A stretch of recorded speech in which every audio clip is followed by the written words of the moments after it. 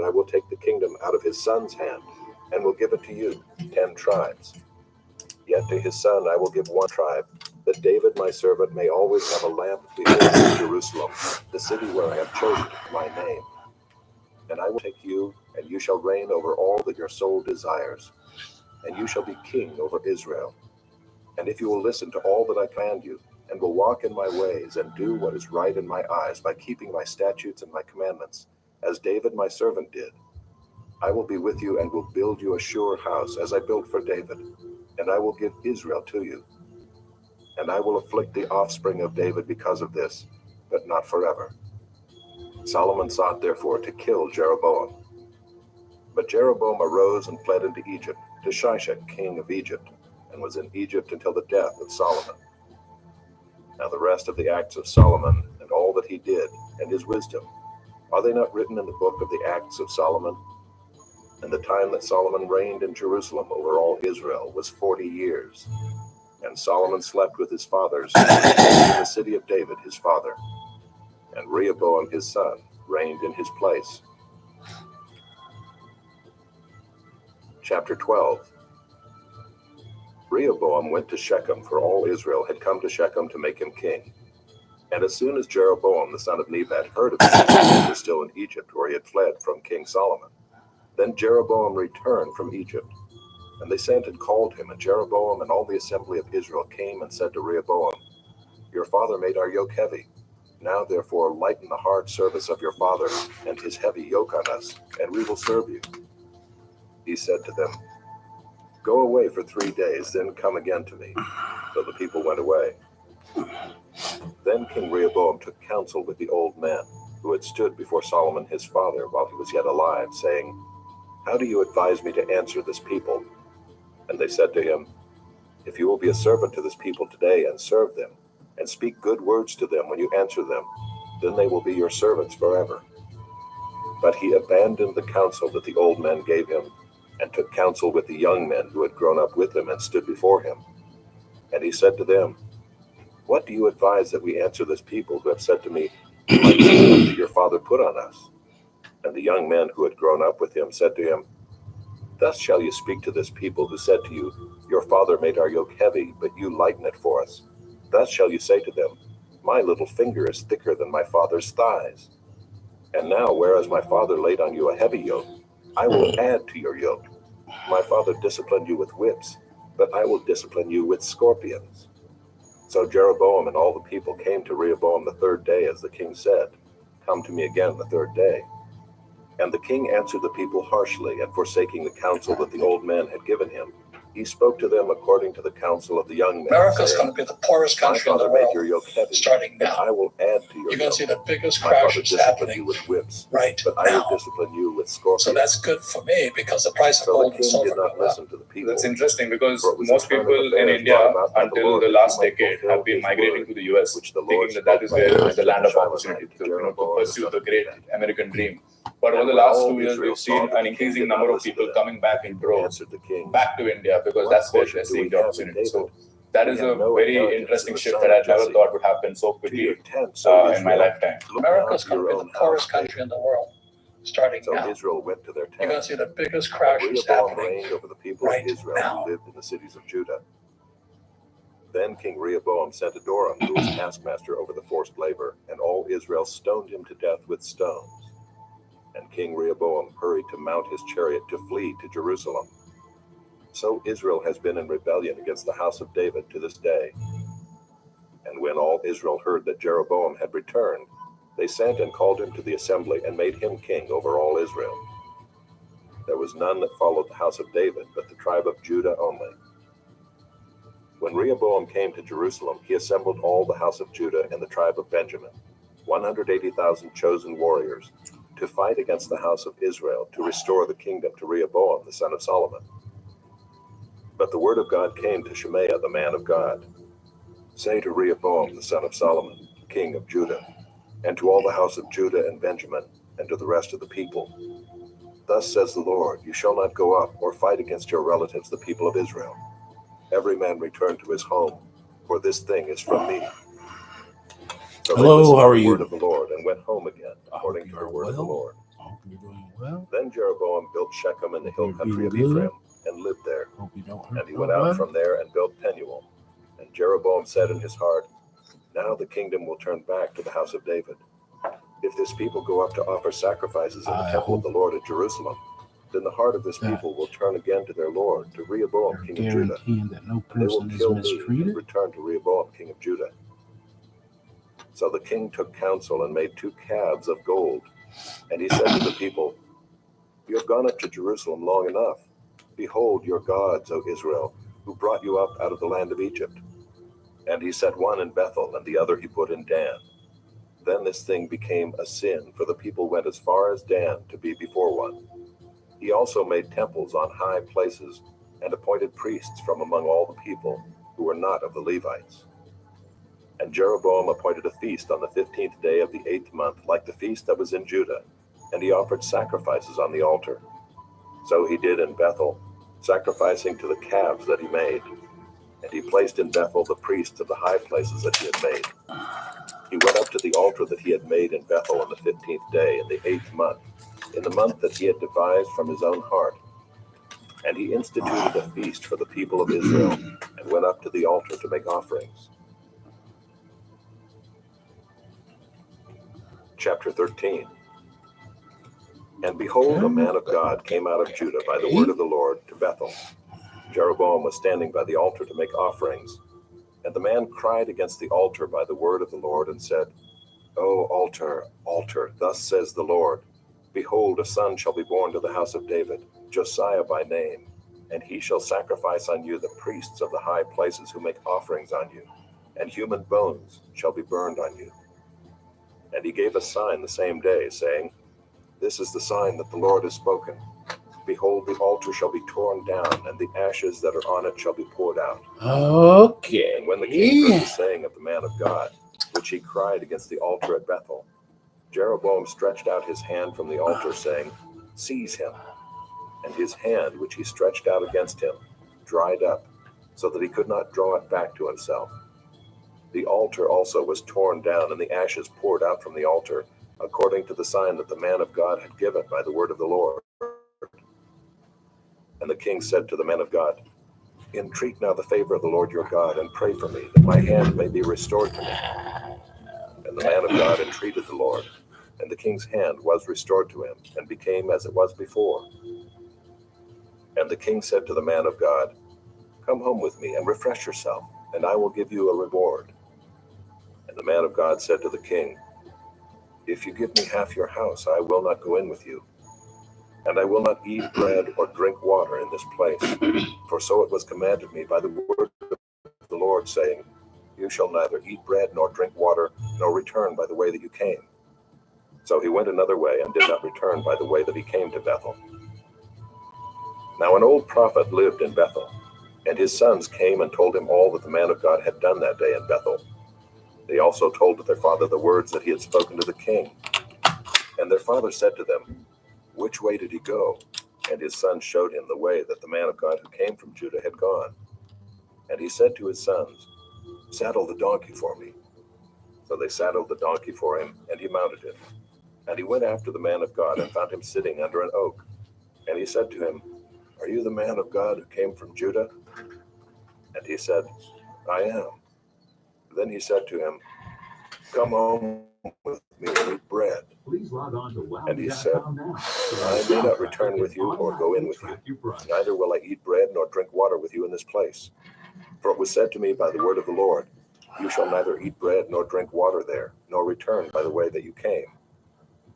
And he said to him, I also am a prophet as you are. And an angel spoke to me by the word of the Lord, saying, bring him back with you into your house, that he may eat bread and drink water. But he lied to him. So he went back with him, and ate bread in his house, and drank water. And as they sat at the table, the word of the Lord came to the prophet who had brought him back.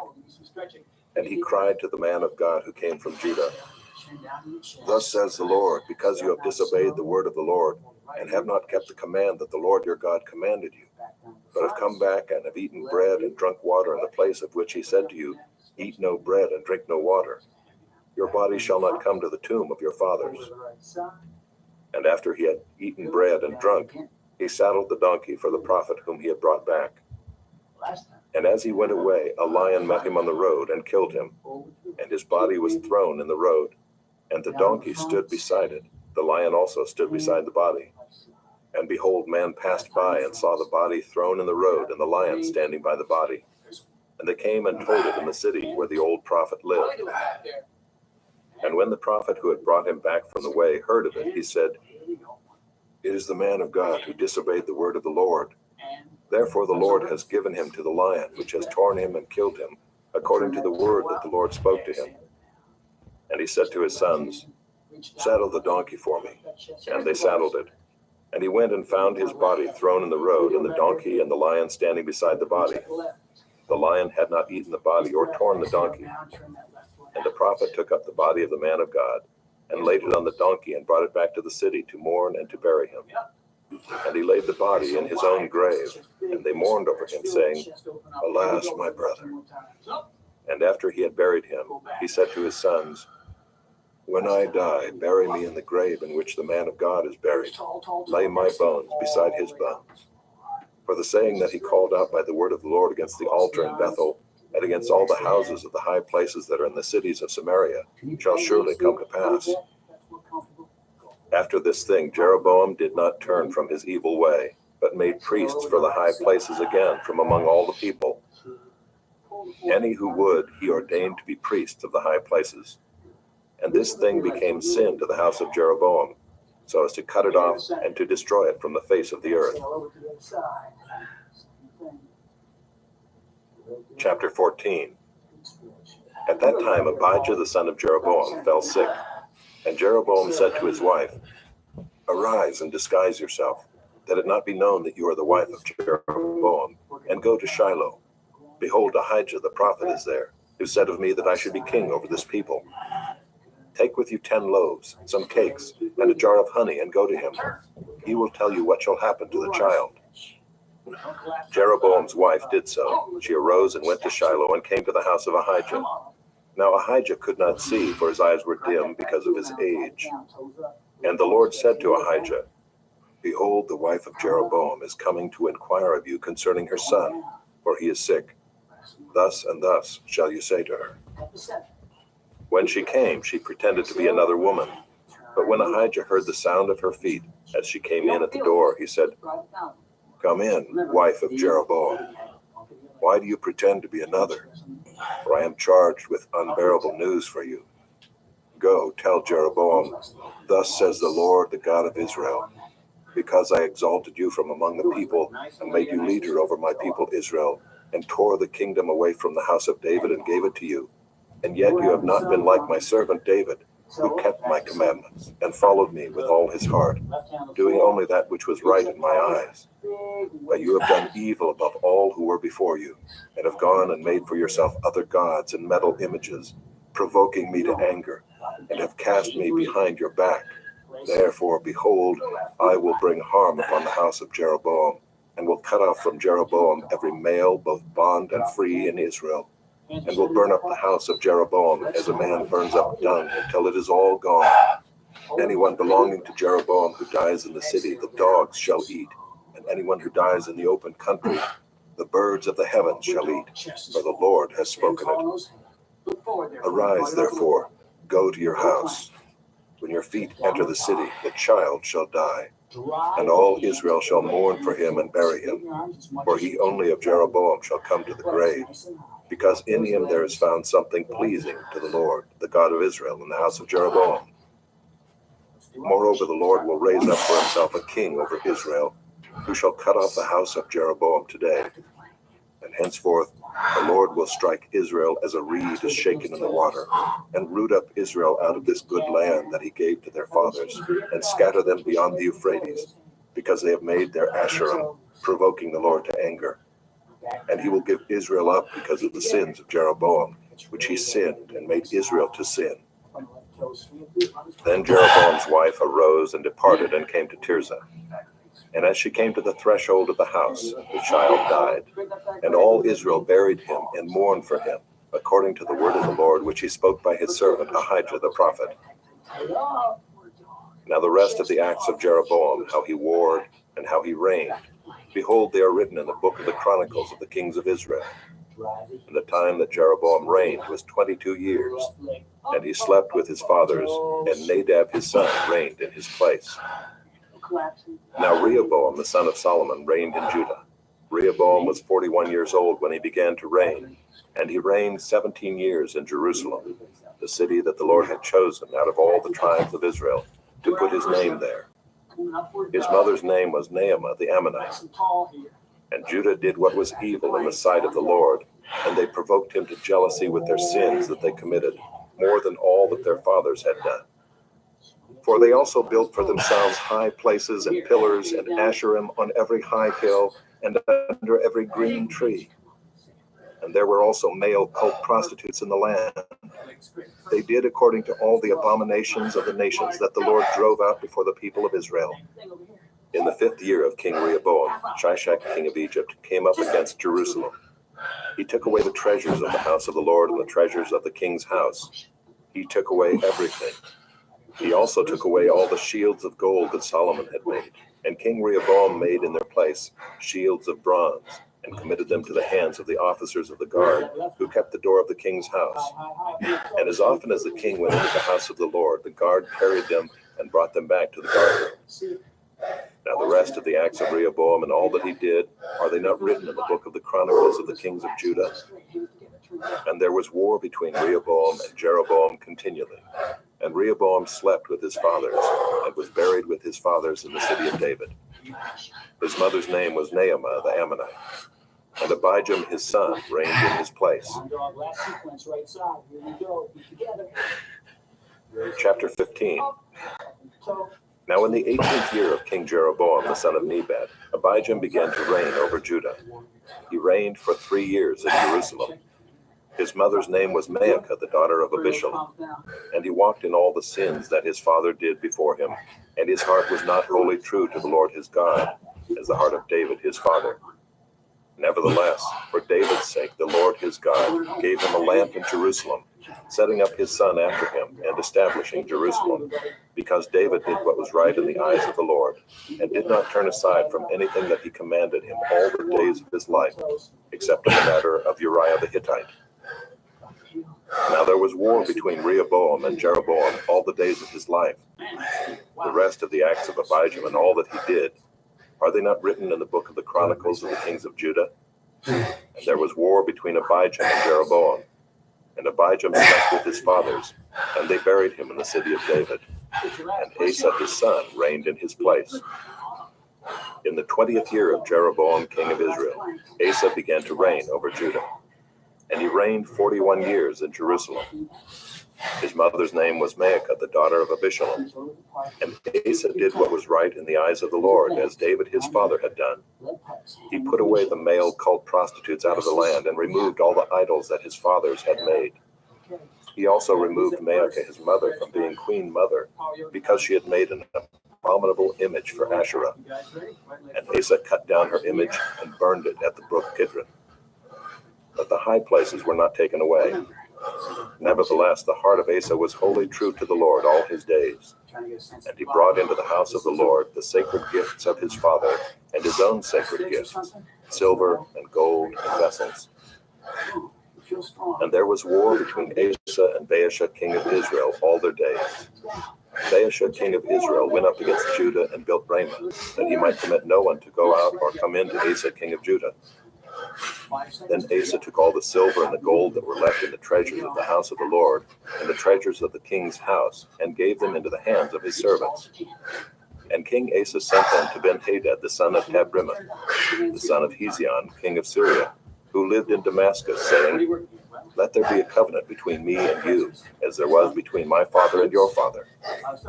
Behold, I am sending to you a present of silver and gold. Go, break your covenant with Baasha, king of Israel, that he may withdraw from me. And Ben-Hadad listened to King Asa, and sent the commanders of his armies against the cities of Israel, and conquered Ijon, Dan, Abel-Beth-Maacah, and all Kinneroth, with all the land of Naphtali. And when Baasha heard of it, he stopped building Ramah, and he lived in Tirzah. Then King Asa made a proclamation to all Judah. None was exempt, and they carried away the stones of Ramah and its timber, with which Baasha had been building, and with them King Asa built Geba, Benjamin, and Mizpah.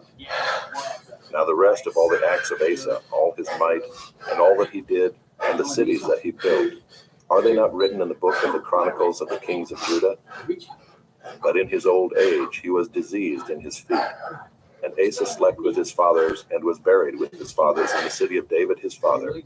And Jehoshaphat his son reigned in his place. Nadab the son of Jeroboam began to reign over Israel in the 2nd year of Asa king of Judah. And he reigned over Israel 2 years.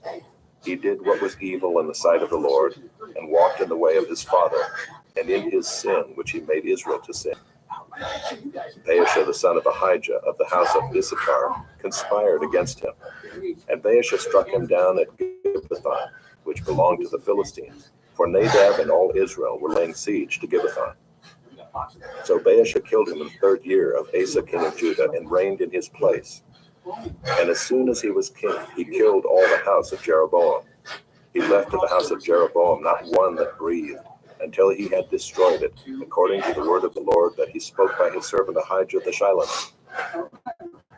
It was for the sins of Jeroboam that he sinned, and that he made Israel to sin, and because of the anger to which he provoked the Lord, the God of Israel. Now the rest of the acts of Nadab and all that he did, are they not written in the book of the Chronicles of the kings of Israel? And there was a war between Asa and Baasha king of Israel all their days. In the 3rd year of Asa king of Judah, Baasha the son of Ahijah began to reign over all Israel at Tirzah, and he reigned 24 years. He did what was evil in the sight of the Lord, and walked in the way of Jeroboam, and in his sin which he made Israel to sin. Chapter 16. And the word of the Lord came to Jehu the son of Hanani against Baasha, saying, Since I exalted you out of the dust, and made you leader over my people Israel, and you have walked in the way of Jeroboam, and have made my people Israel to sin, provoking me to anger with their sins, behold, I will utterly sweep away Baasha and his house, and I will make your house like the house of Jeroboam the son of Nebat. Anyone belonging to Baasha who dies in the city, the dogs shall eat, and any one of his who dies in the field, the birds of the heavens shall eat. Now the rest of the acts of Baasha and what he did and his might, are they not written in the book of the Chronicles of the kings of Israel? And Baasha slept with his fathers, and was buried at Tirzah, and Elah his son reigned in his place. Moreover, the word of the Lord came by the prophet Jehu the son of Hanani against Baasha and his house, both because of all the evil that he did in the sight of the Lord, provoking him to anger with the work of his hands, and being like the house of Jeroboam, and also because he destroyed it. In the 26th year of Asa king of Judah, Elah the son of Baasha began to reign over Israel in Tirzah, and he reigned 2 years. But his servant Zimri, commander of half his chariots, conspired against him. When he was at Tirzah, drinking himself drunk in the house of Arza, who was over the household in Tirzah, Zimri came in and struck him down and killed him in the 22nd year of Asa king of Judah, and reigned in his place. When he began to reign, as soon as he had seated himself on his throne, he struck down all the house of Baasha. He did not leave him a single male of his relatives or his friends. Thus Zimri destroyed all the house of Baasha, the word of the Lord which he spoke against Baasha by Jehu the prophet, for all the sins of Baasha and the sins of Elah his son, which they sinned and which they made Israel to sin, provoking the Lord God of Israel to anger with their idols. Now the rest of the acts of Elah and all that he did, are they not written in the book of the Chronicles of the kings of Israel? In the 27th year of Asa, king of Judah, Zimri reigned 7 days in Tirzah. Now the troops were encamped against Gibbethon, which belonged to the Philistines. And the troops who were encamped heard it said, Zimri has conspired, and he has killed the king. Therefore all Israel made Omri, the commander of the army, king over Israel that day in the camp. So Omri went up from Gibbethon, and all Israel with him, and they besieged Tirzah. And when Zimri saw that the city was taken, he went into the citadel of the king's house and burned the king's house over him with fire, and died, because of his sins that he committed, doing evil in the sight of the Lord, walking in the way of Jeroboam, and for his sin which he committed, making Israel to sin. Now the rest of the acts of Zimri and the conspiracy that he made, are they not written in the book of the Chronicles of the kings of Israel? Then the people of Israel were divided into two parts. Half of the people followed Tibni the son of Ginath to make him king, and half followed Omri. But the people who followed Omri overcame the people who followed Tibni the son of Ginath. So Tibni died, and Omri became king. In the 31st year of Asa, king of Judah, Omri began to reign over Israel, and he reigned for 12 years. 6 years he reigned in Tirzah. He bought the hill of Samaria from Shemer for 2 talents of silver, and he fortified the hill and called the name of the city that he built Samaria, after the name of Shemer, the owner of the hill. Omri did what was evil in the sight of the Lord, and did more evil than all who were before him. For he walked in all the way of Jeroboam the son of Nebat, and in the sins that he made Israel to sin, provoking the Lord, the God of Israel, to anger by their idols. Now the rest of the acts of Omri that he did, and the might that he showed, are they not written in the book of the Chronicles of the kings of Israel? And Omri slept with his fathers and was buried in Samaria, and Ahab his son reigned in his place. In the 38th year of Asa king of Judah, Ahab the son of Omri began to reign over Israel. And Ahab the son of Omri reigned over Israel in Samaria 22 years. And Ahab the son of Omri did evil in the sight of the Lord, more than all who were before him. And as if it had been a light thing for him to walk in the sins of Jeroboam the son of Nebat, he took for his wife Jezebel, the daughter of Ethbaal, king of the Sidonians, and went and served Baal and worshipped him. He erected an altar for Baal in the house of Baal, which he built in Samaria. And Ahab made an Asherah. Ahab did more to provoke the Lord, the God of Israel, to anger than all the kings of Israel who were before him. In his days, Hiel of Bethel built Jericho. He laid its foundation at the cost of Abiram, his firstborn, and set up its gates at the cost of his youngest son, Shechem, according to the word of the Lord, which he spoke by Joshua, the son of Nun. Chapter 17. Now Elijah the Tishbite of Tishbe in Gilead said to Ahab, As the Lord, the God of Israel, lives, before whom I stand, there shall be neither dew nor rain these years, except by my word. And the word of the Lord came to him, Depart from here and turn eastward, and hide yourself by the brook Kerith, which is east of the Jordan. You shall drink from the brook, and I have commanded the ravens to feed you there. So he went and did according to the word of the Lord. He went and lived by the brook Kerith that is east of the Jordan. The ravens brought him bread and meat in the morning, and bread and meat in the evening, and he drank from the brook. And after a while the brook dried up because there was no rain in the land. Then the word of the Lord came to him, Arise, go to Zarephath, which belongs to Sidon, and dwell there. Behold, I have commanded a widow there to feed you. So he arose and went to Zarephath. And when he came to the gate of the city, behold, a widow was there gathering sticks. And he called to her and said, Bring me a little water in a vessel that I may drink. And as she was going to bring it, he called to her and said, Bring me a morsel of bread in your hand. And she said, As the Lord your God lives, I have nothing baked, only a handful of flour in a jar, and a little oil in a jug. And now I am gathering a couple of sticks that I may go in and prepare it for myself and my son, that we may eat it and die. And Elijah said to her, Do not fear, go and do as you have said. But first make me a little cake of it, and bring it to me, and afterward make something for yourself and your son. For thus says the Lord, the God of Israel, The jar of flour shall not be spent, and the jug of oil shall not be empty, until the day that the Lord sends rain upon the earth. And she went and did as Elijah said, and she and he and her household ate for many days. The jar of flour was not spent, neither did the jug of oil become empty, according to the word of the Lord that he spoke by Elijah. After this, the son of the woman, the mistress of the house, became ill, and his illness was so severe that there was no breath left in him. And she said to Elijah, What have you against me, O man of God? You have come to me to bring my sin to remembrance, and to cause the death of my son. And he said to her, "Give me your son." And he took him from her arms and carried him up into the upper chamber where he lodged, and laid him on his own bed. And he cried to the Lord, "O Lord, my God, have you brought calamity even upon the widow with whom I sojourn by killing her son?"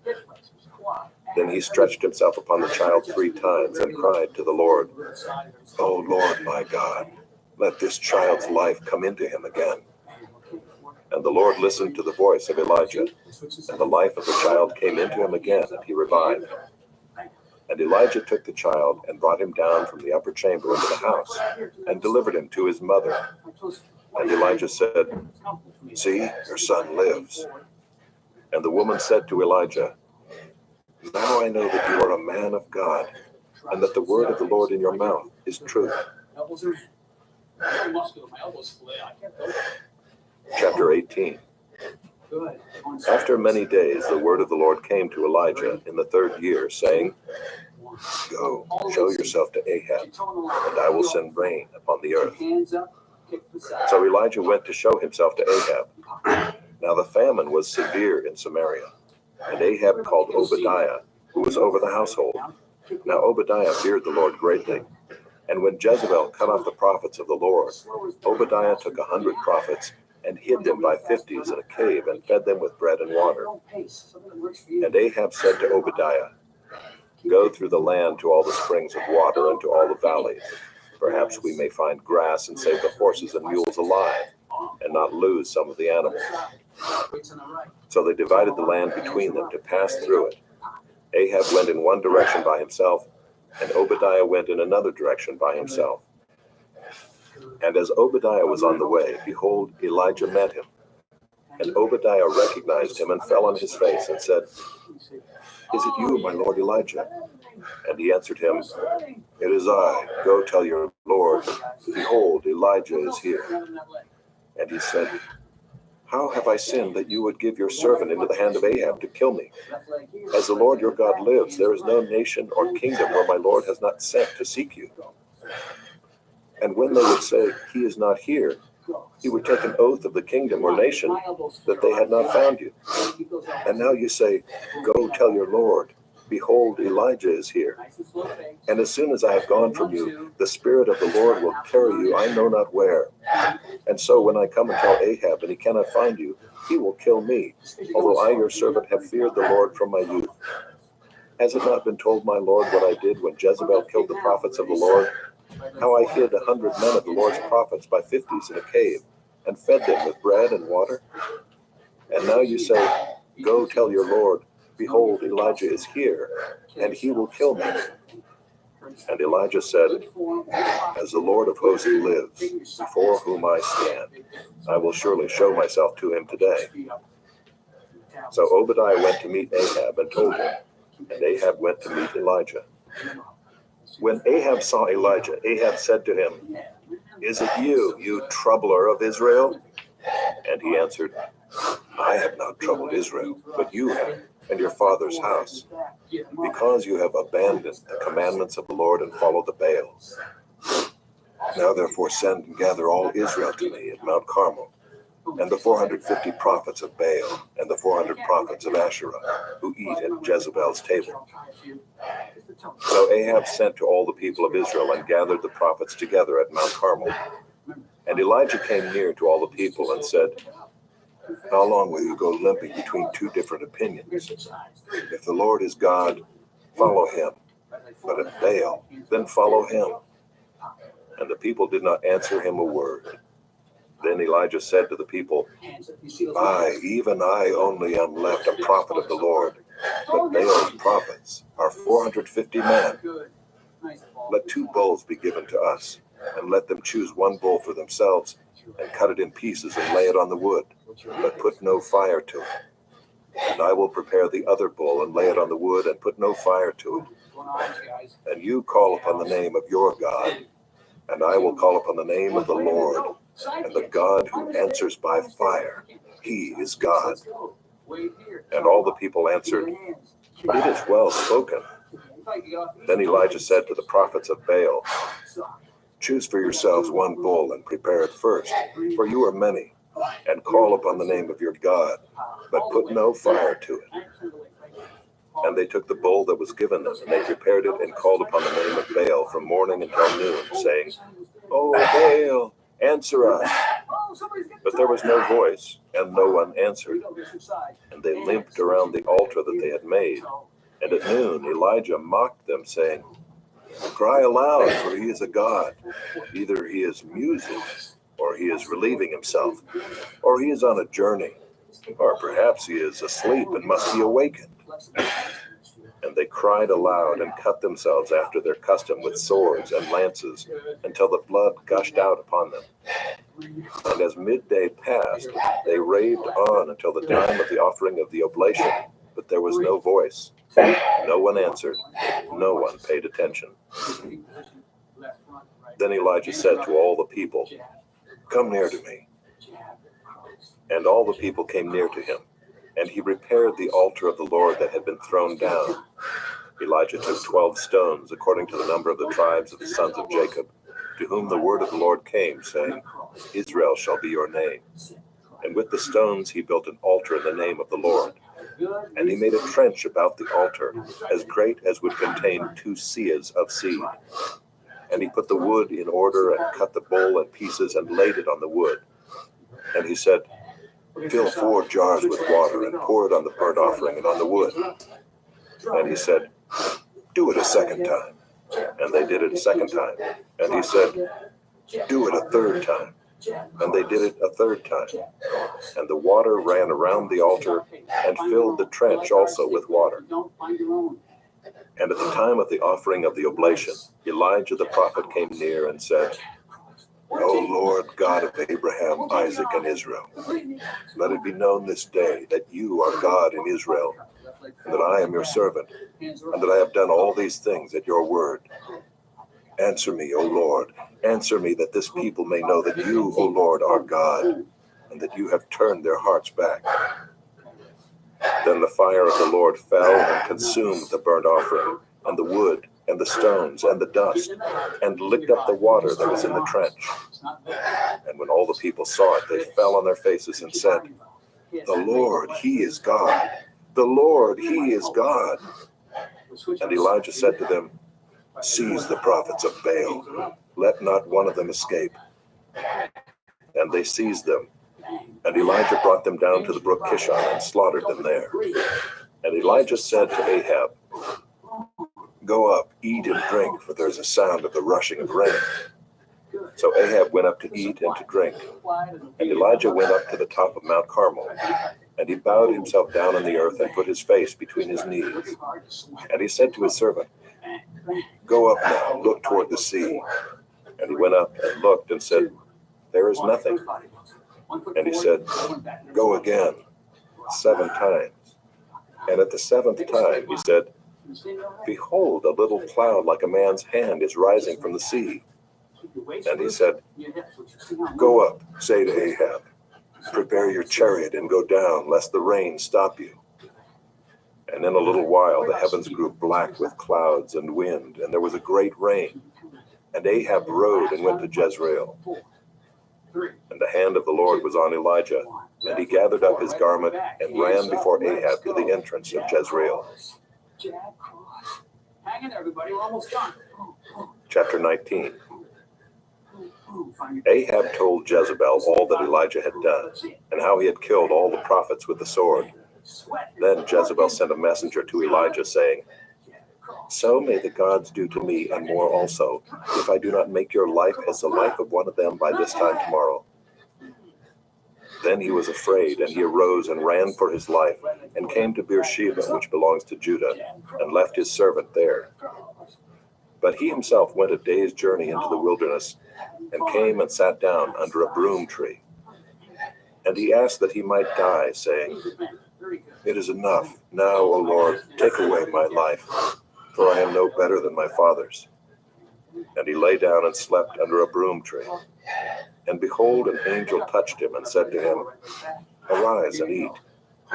And he looked, and behold, there was at his head a cake baked on hot stones and a jar of water. And he ate and drank and lay down again. And the angel of the Lord came again a second time and touched him and said, Arise and eat, for the journey is too great for you. And he arose and ate and drank, and went in the strength of that food 40 days and 40 nights to Horeb, the mount of God. There he came to a cave and lodged in it. And behold, the word of the Lord came to him, and he said to him, What are you doing here, Elijah? He said, I have been very jealous for the Lord, the God of hosts, for the people of Israel have forsaken your covenant, thrown down your altars, and killed your prophets with the sword. And I, even I only, am left, and they seek my life to take it away. And he said, Go out and stand on the mount before the Lord. And behold, the Lord passed by, and a great and strong wind tore the mountains and broke in pieces the rocks before the Lord.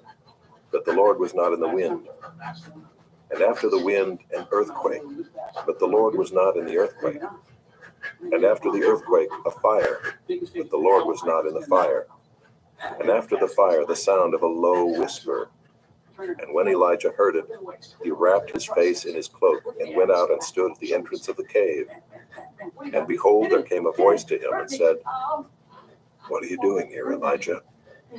He said, I have been very jealous for the Lord, the God of hosts, for the people of Israel have forsaken your covenant, thrown down your altars, and killed your prophets with the sword. And I, even I only, am left, and they seek my life to take it away. And the Lord said to him, Go, return on your way to the wilderness of Damascus, and when you arrive, you shall anoint Hazael to be king over Syria.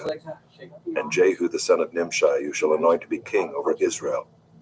And Elisha the son of Shaphat of Abel-Maholah you shall anoint to be prophet in your place. And the one who escapes from the sword of Hazael shall Jehu put to death. And the one who escapes from the sword of Jehu shall Elisha put to death. Yet I will leave 7,000 in Israel, all the knees that have not bowed to Baal, and every mouth that has not kissed him.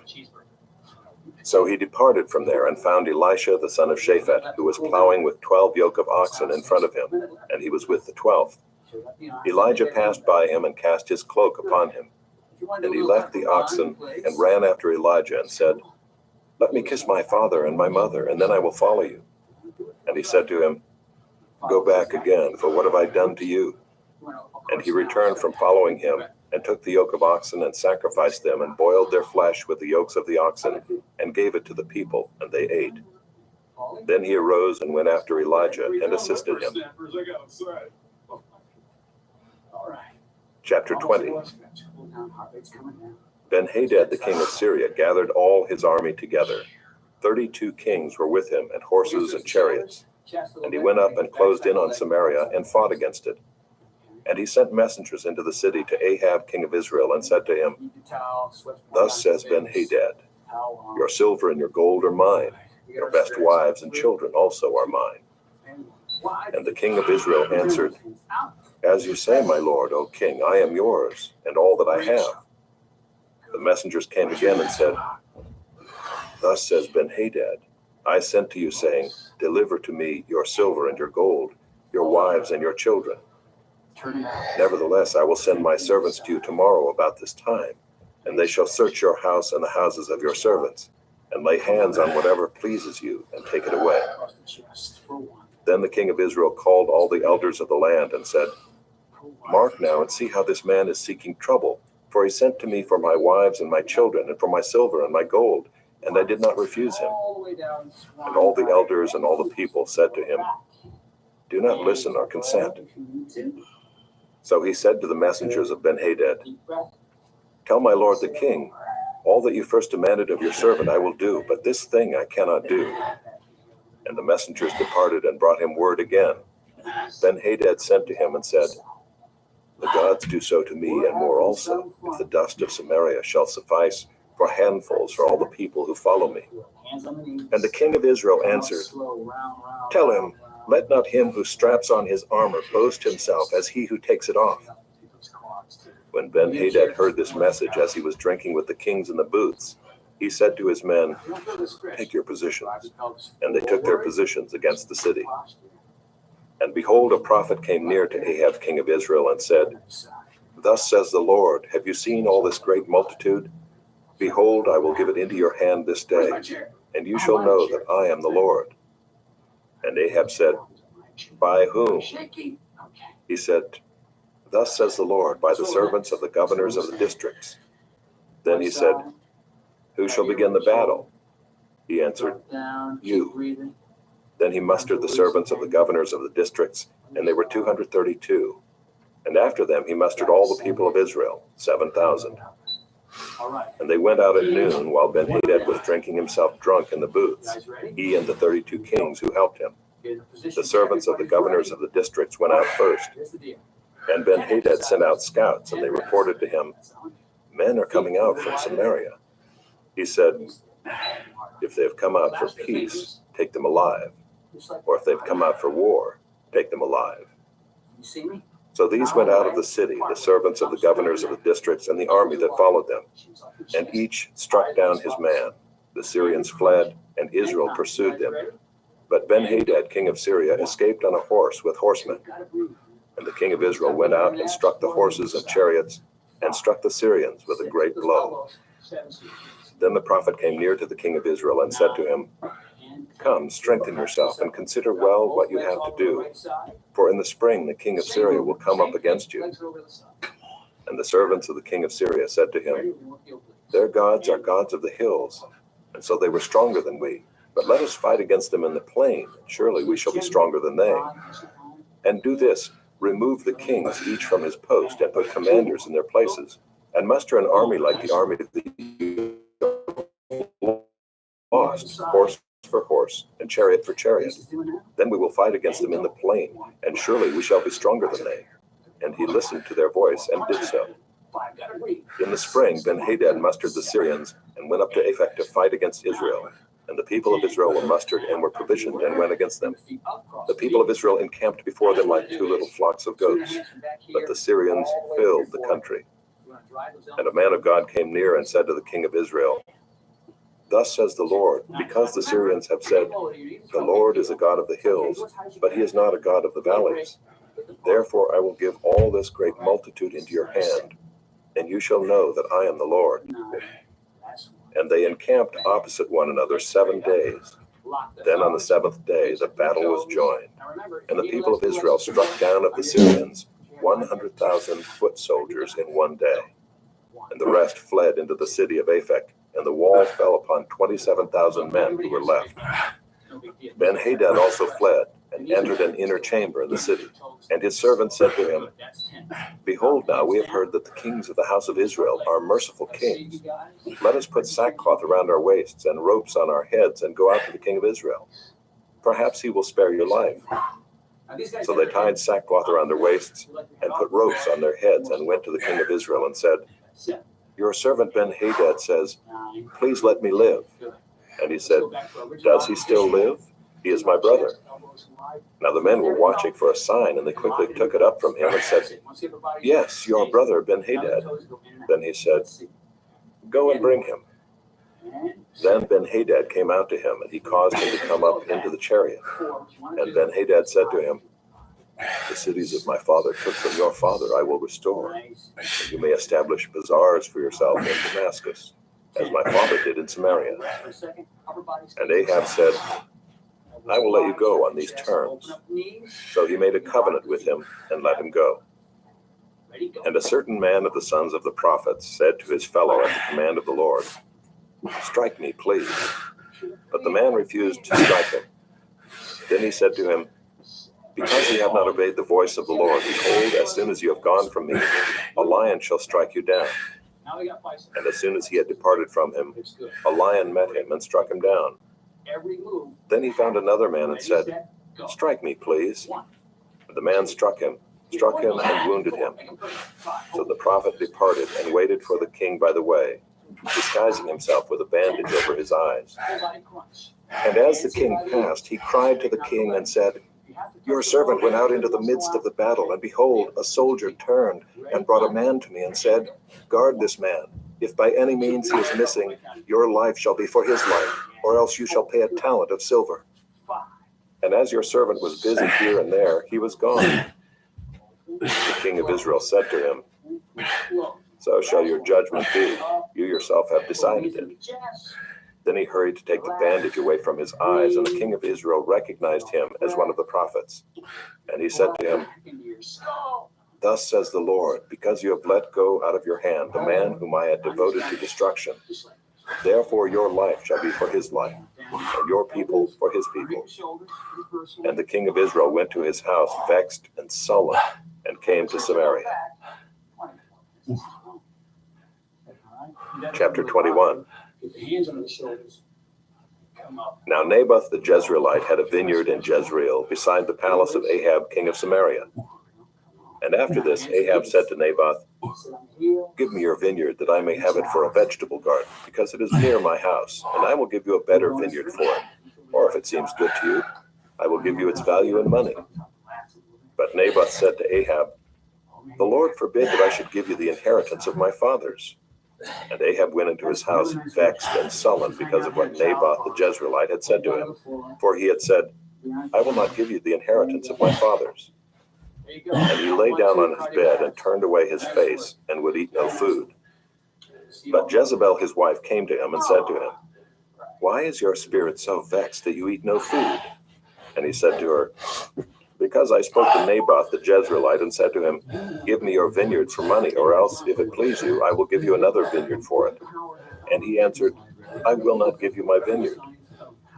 And Jezebel his wife said to him, 'Do you now govern Israel? Arise and eat bread, and let your heart be cheerful. I will give you the vineyard of Naboth the Jezreelite.'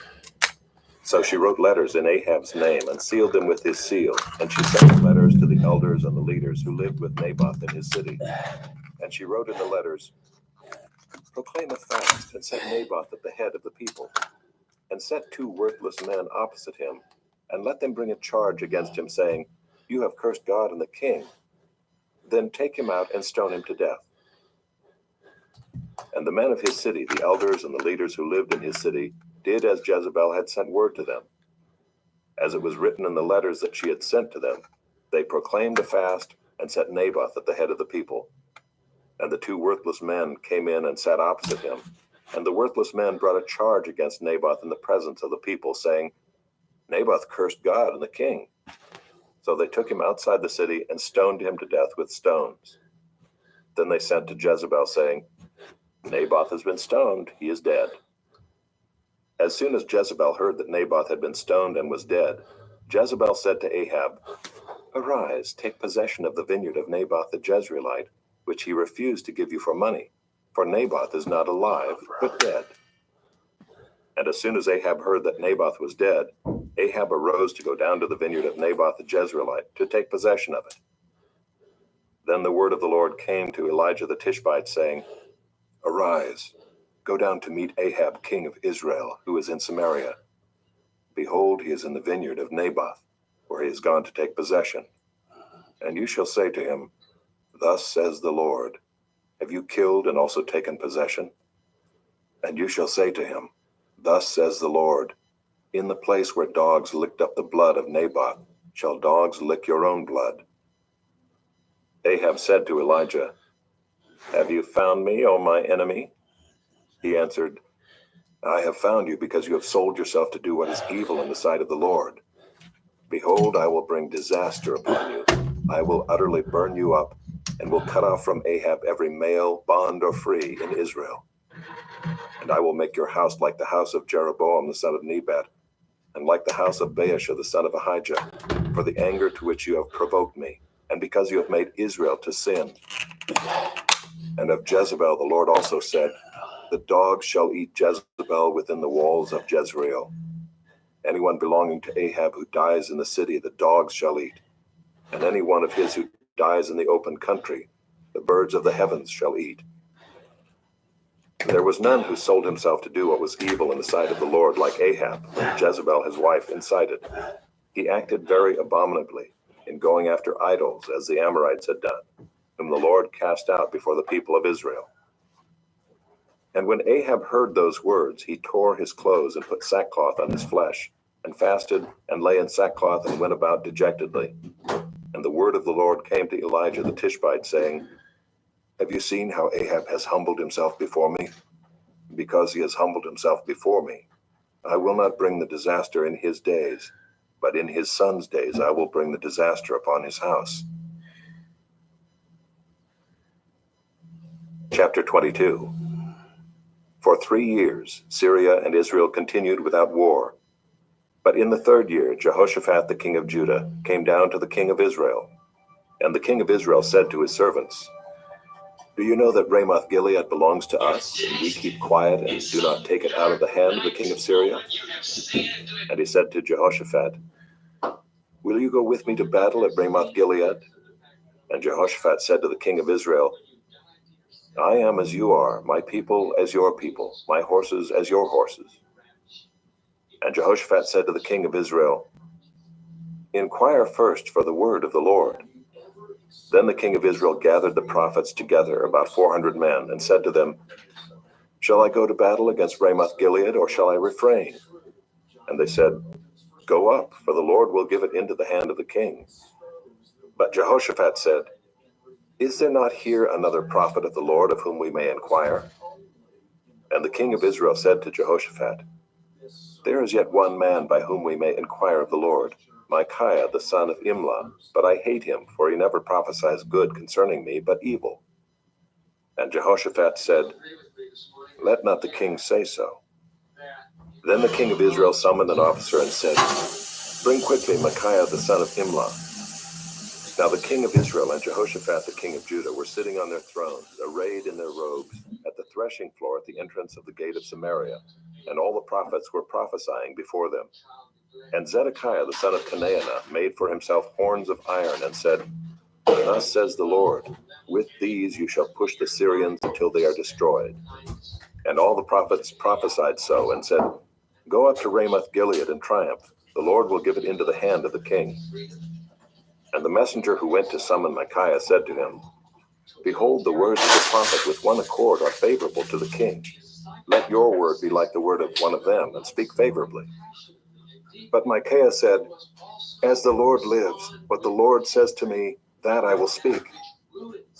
And when he had come to the king said to him, Micaiah, shall we go to Ramoth Gilead to battle, or shall we refrain? And he answered him, Go up and triumph. The Lord will give it into the hand of the king. But the king said to him, How many times shall I make you swear that you speak to me nothing but the truth in the name of the Lord? And he said, I saw all Israel scattered on the mountains as sheep that have no shepherd. And the Lord said, These have no master, let each return to his home in peace. And the king of Israel said to Jehoshaphat, Did I not tell you that he would not prophesy good concerning me, but evil? And Micaiah said, Therefore hear the word of the Lord.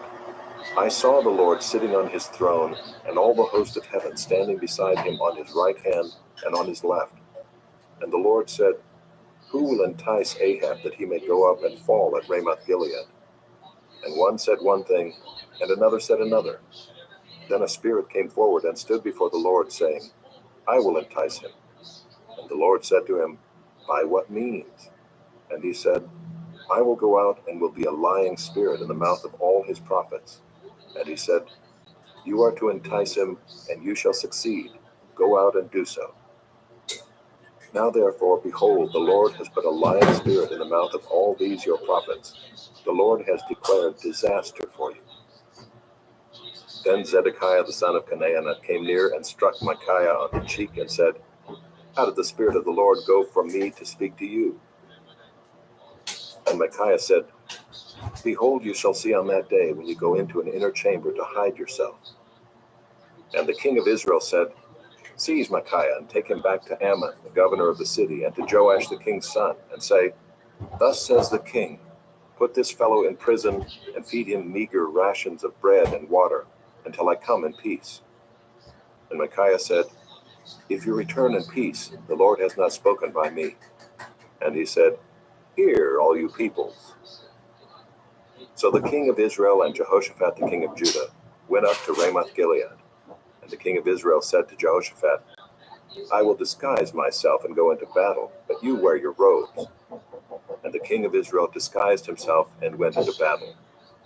Now the king of Syria had commanded the 32 captains of his chariots, fight with neither small nor great, but only with the king of Israel. And when the captains of the chariots saw Jehoshaphat, they said, "It is surely the king of Israel." So they turned to fight against him. And Jehoshaphat cried out. And when the captains of the chariots saw that it was not the king of Israel, they turned back from pursuing him. But a certain man drew his bow at random and struck the king of Israel between the scale armor and the breastplate. Therefore he said to the driver of his chariot, "Turn around and carry me out of the battle, for I am wounded." And the battle continued that day, and the king was propped up in his chariot facing the Syrians, until at evening he died. And the blood of the wound flowed into the bottom of the chariot. And about sunset a cry went through the army, "Every man to his city, and every man to his country." So the king died and was brought to Samaria. And they buried the king in Samaria. And they washed the chariot by the pool of Samaria, and the dogs licked up his blood. And the prostitutes washed themselves in it, according to the word of the Lord that he had spoken. Now the rest of the acts of Ahab and all that he did, and the ivory house that he built, and all the cities that he built, are they not written in the book of the Chronicles of the kings of Israel? So Ahab slept with his fathers, and Ahaziah his son reigned in his place. Jehoshaphat the son of Asa began to reign over Judah in the 4th year of Ahab king of Israel. Jehoshaphat was 35 years old when he began to reign, and he reigned 25 years in Jerusalem. His mother's name was Azubah, the daughter of Shilhi. He walked in all the way of Asa his father. He did not turn aside from it, doing what was right in the sight of the Lord. Yet the high places were not taken away, and the people still sacrificed and made offerings on the high places. Jehoshaphat also made peace with the king of Israel. Now the rest of the acts of Jehoshaphat and his might that he showed, and how he warred, are they not written in the book of the Chronicles of the kings of Judah? And from the land he exterminated the remnant of the male cult prostitutes who remained in the days of his father Asa. There was no king in Edom, a deputy was king. Jehoshaphat made ships of Tarshish to go to Ophir for gold, but they did not go, for the ships were wrecked at Ezion-Geber. Then Ahaziah the son of Ahab said to Jehoshaphat, "Let my servants go with your servants in the ships." But Jehoshaphat was not willing. And Jehoshaphat slept with his fathers and was buried with his fathers in the city of David his father, and Jehoram his son reigned in his place. Ahaziah the son of Ahab began to reign over Israel in Samaria in the 17th year of Jehoshaphat king of Judah, and he reigned 2 years over Israel. He did what was evil in the sight of the Lord, and walked in the way of his father and in the way of his mother, and in the way of Jeroboam the son of Nebat, who made Israel to sin. He served Baal and worshipped him, and provoked the Lord, the God of Israel, to anger in every way that his father had done.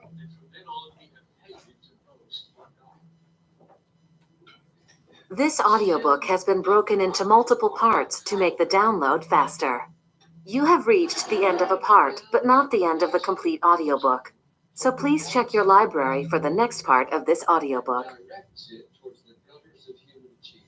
You are listening to the ESV Hear the Word Audio Bible, read by David Cochran Heath, produced in 2008 by Crossway Bibles.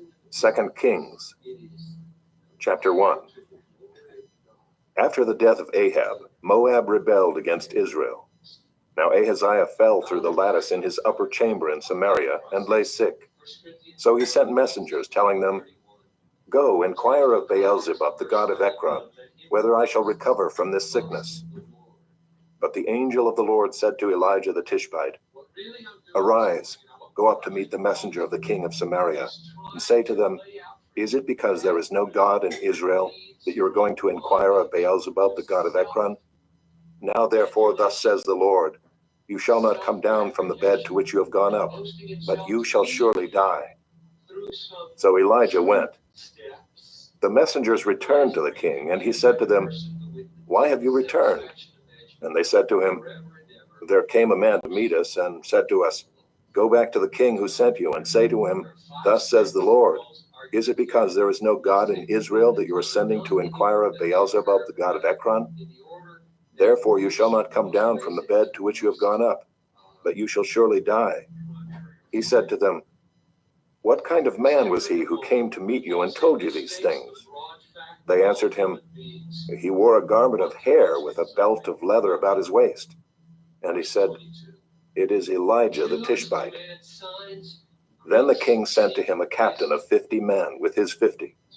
He went up to Elijah, who was sitting on the top of a hill, and said to him, "O man of God, the king says, 'Come down.'"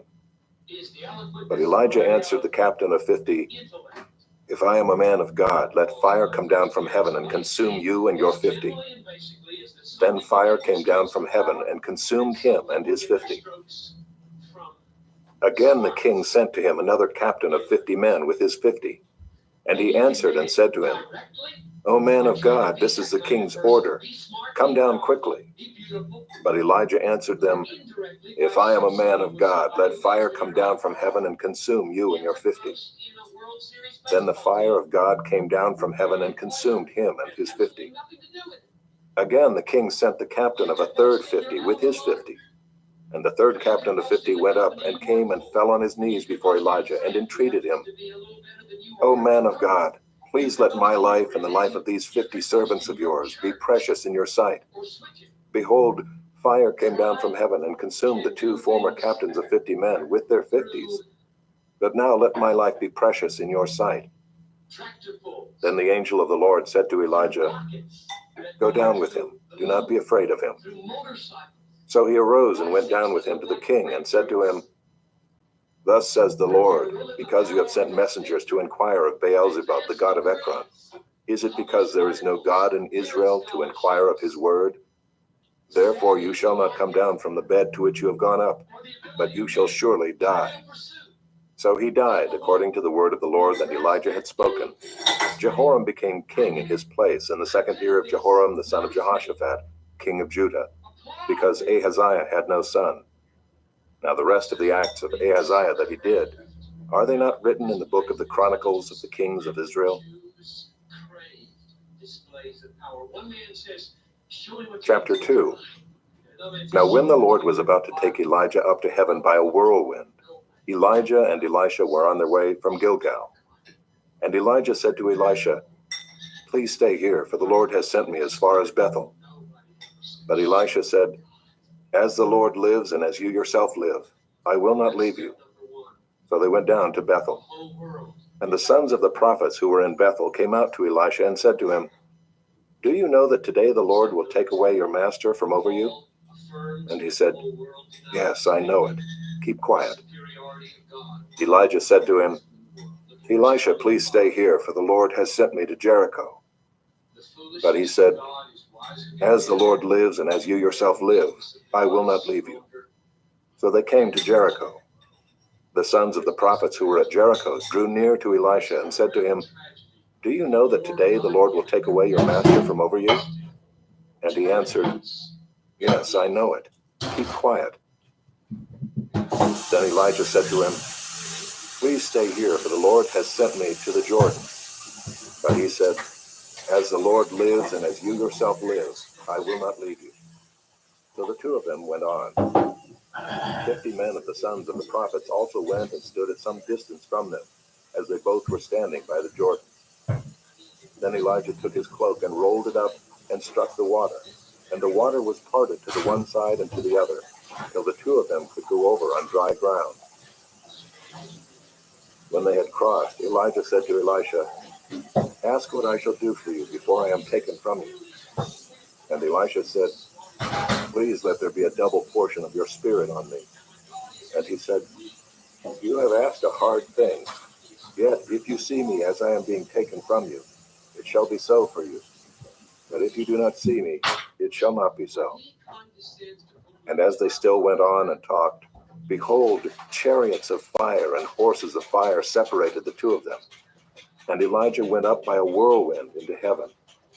And Elisha saw it, and he cried, my father, the chariots of Israel and its horsemen." And he saw him no more. Then he took hold of his own clothes and tore them in 2 pieces. And he took up the cloak of Elijah that had fallen from him, and went back and stood on the bank of the Jordan. Then he took the cloak of Elijah that had fallen from him, and struck the water, saying, "Where is the Lord, the God of Elijah?" And when he had struck the water was parted to the one side and to the other, and Elisha went over. Now when the sons of the prophets who were at Jericho saw him opposite them, they said, "The spirit of Elijah rests on Elisha." And they came to meet him and bowed to the ground before him. And they said to him, "Behold now, there are with your servants 50 strong men. Please let them go and seek your master. It may be that the Spirit of the Lord has caught him up and cast him upon some mountain or into some valley." And he said, "You shall not send." But when they urged him till he was ashamed, he said, "Send." They sent therefore 50 men, and for 3 days they sought him, but did not find him. And they came back to him while he was staying at Jericho, and he said to them, "Did I not say to you, do not go?" Now the men of the city said to Elisha, "Behold, the situation of this city is pleasant, as my Lord sees, but the water is bad, and the land is unfruitful." He said, "Bring me a new bowl and put salt in it." So they brought it to him. Then he went to the spring of water and threw salt in it and said, "Thus says the Lord, I have healed this water. From now on, neither death nor miscarriage shall come from it." So the water has been healed to this day, according to the word that Elisha spoke. He went up from there to Bethel, and while he was going up on the way, some small boys came out of the city and jeered at him, saying, "Go up, you bald head! Go up, you bald head!" And he turned around, and when he saw them, he cursed them in the name of the Lord. And 2 she-bears came out of the woods and tore 42 of the boys. From there he went on to Mount Carmel, and from there he returned to Samaria.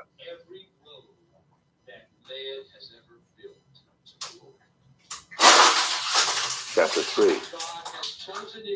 In the 18th year of Jehoshaphat, king of Judah, Jehoram the son of Ahab became king over Israel and Samaria, and he reigned 12 years. He did what was evil in the sight of the Lord, though not like his father and mother, for he put away the pillar of Baal that his father had made. Nevertheless, he clung to the sin of Jeroboam the son of Nebat, which he made Israel to sin. He did not depart from it. Now Mesha, king of Moab, was a sheep breeder, and he had to deliver to the king of Israel 100,000 lambs and the wool of 100,000 rams. But when Ahab died, the king of Moab rebelled against the king of Israel. So King Jehoram marched out of Samaria at that time and mustered all Israel. And he went and sent word to Jehoshaphat, king of Judah, "The king of Moab has rebelled against me. Will you go with me to battle against Moab?" And he said, "I will go. I am as you are, my people as your people, my horses as your horses." Then he said, "By which way shall we march?" Jehoram answered, "By the way of the wilderness of Edom." So the king of Israel went with the king of Judah and the king of Edom. And when they had made a circuitous march of 7 days, there was no water for the army or for the animals that followed them. Then the king of Israel said, "Alas, the Lord has called these 3 kings to give them into the hand of Moab." And Jehoshaphat said, "Is there no prophet of the Lord here, through whom we may inquire of the Lord?" Then one of the king of Israel's servants answered, "Elisha the son of Shaphat is here, who poured water on the hands of Elijah." And Jehoshaphat said, "The word of the Lord is with him."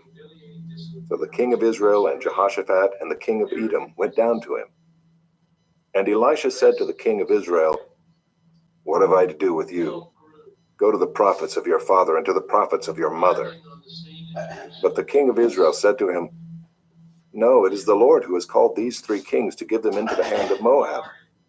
And Elisha said, "As the Lord of hosts lives, before whom I stand, were it not that I have regard for Jehoshaphat the king of Judah, I would neither look at you nor see you. But now bring me a musician." And when the musician played, the hand of the Lord came upon him. And he said, "Thus says the Lord, I will make this dry stream bed full of pools. For thus says the Lord, you shall not see wind or rain, but that stream bed shall be filled with water, so that you shall drink, you, your livestock, and your animals. This is a light thing in the sight of the Lord. He will also give the Moabites into your hand, And you shall attack every fortified city and every choice city, and shall fell every good tree, and stop up all springs of water, and ruin every good piece of land with stones. The next morning, about the time of offering the sacrifice, behold, water came from the direction of Edom, till the country was filled with water. When all the Moabites heard that the kings had come up to fight against them, all who were able to put on armor, from the youngest to the oldest, were called out and were drawn up at the border. And when they rose early in the morning and the sun shone on the water, the Moabites saw the water opposite them as red as blood. And they said, "This is blood. The kings have surely fought together and struck one another down. Now then, Moab, to the spoil." But when they came to the camp of Israel, the Israelites rose and struck the Moabites till they fled before them. And they went forward, striking the Moabites as they went. And they overthrew the cities, and on every good piece of land every man threw a stone until it was covered. They stopped every spring of water and felled all the good trees, till only its stones were left in Kir Hareseth, and the slingers surrounded and attacked it. When the king of Moab saw that the battle was going against him, he took with him 700 swordsmen to break through opposite the king of Edom, but they could not. Then he took his oldest son, who was to reign in his place, and offered him for a burnt offering on the wall. And there came great wrath against Israel, and they withdrew from him and returned to their own land. Chapter 4. Now the wife of one of the sons of the prophets cried to Elisha, "Your servant, my husband, is dead, and you know that your servant feared the Lord, but the creditor has come to take my 2 children to be his slaves." And Elisha said to her, "What shall I do for you? Tell me, what have you in the house?" And she said, "Your servant has nothing in the house except a jar of oil." Then he said, "Go outside, borrow vessels from all your neighbors, empty vessels, and not too few. Then go in and shut the door behind yourself and your sons, and pour into all these vessels. And when one is full, set it aside." So she went from him and shut the door behind herself and her sons. And as she poured, they brought the vessels to her. When the vessels were full, she said to her son, "Bring me another vessel."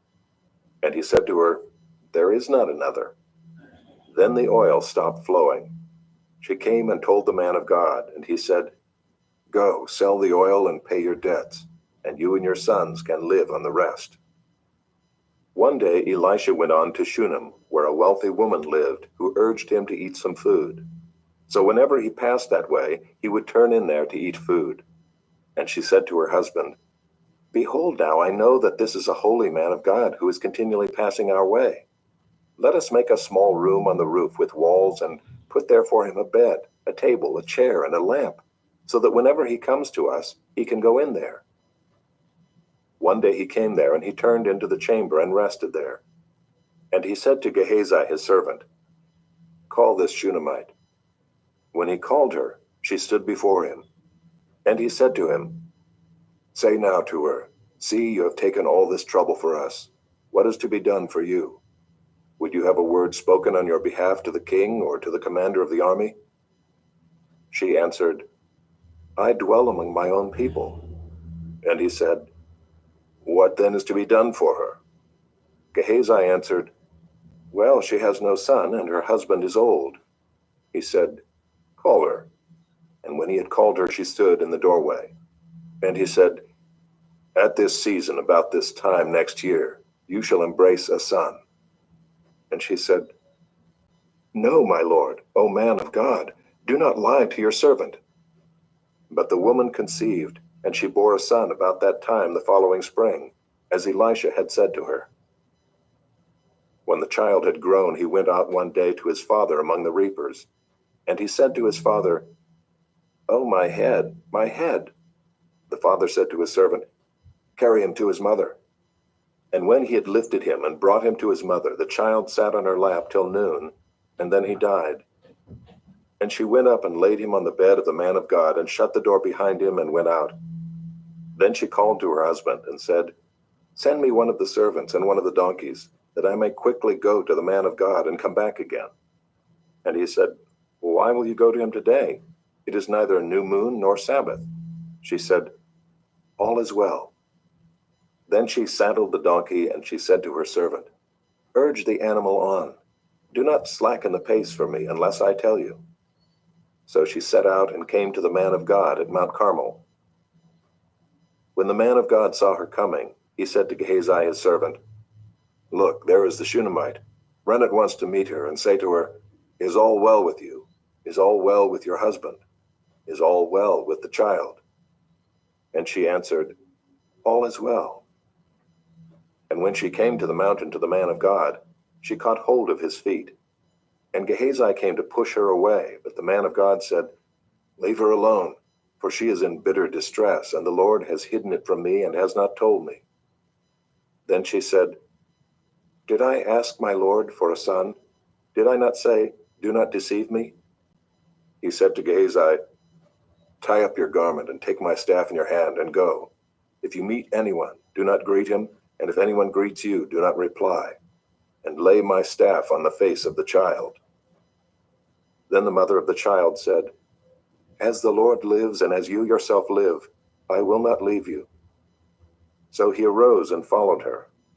Gehazi went on ahead and laid the staff on the face of the child, but there was no sound or sign of life.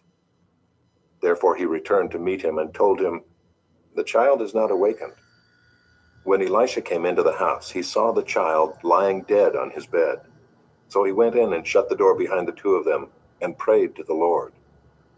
Then he went up and lay on the child, putting his mouth on his mouth, his eyes on his eyes, and his hands on his hands. And as he stretched himself upon him, the flesh of the child became warm.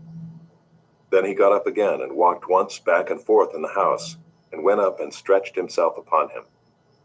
The child sneezed 7 times, and the child opened his eyes.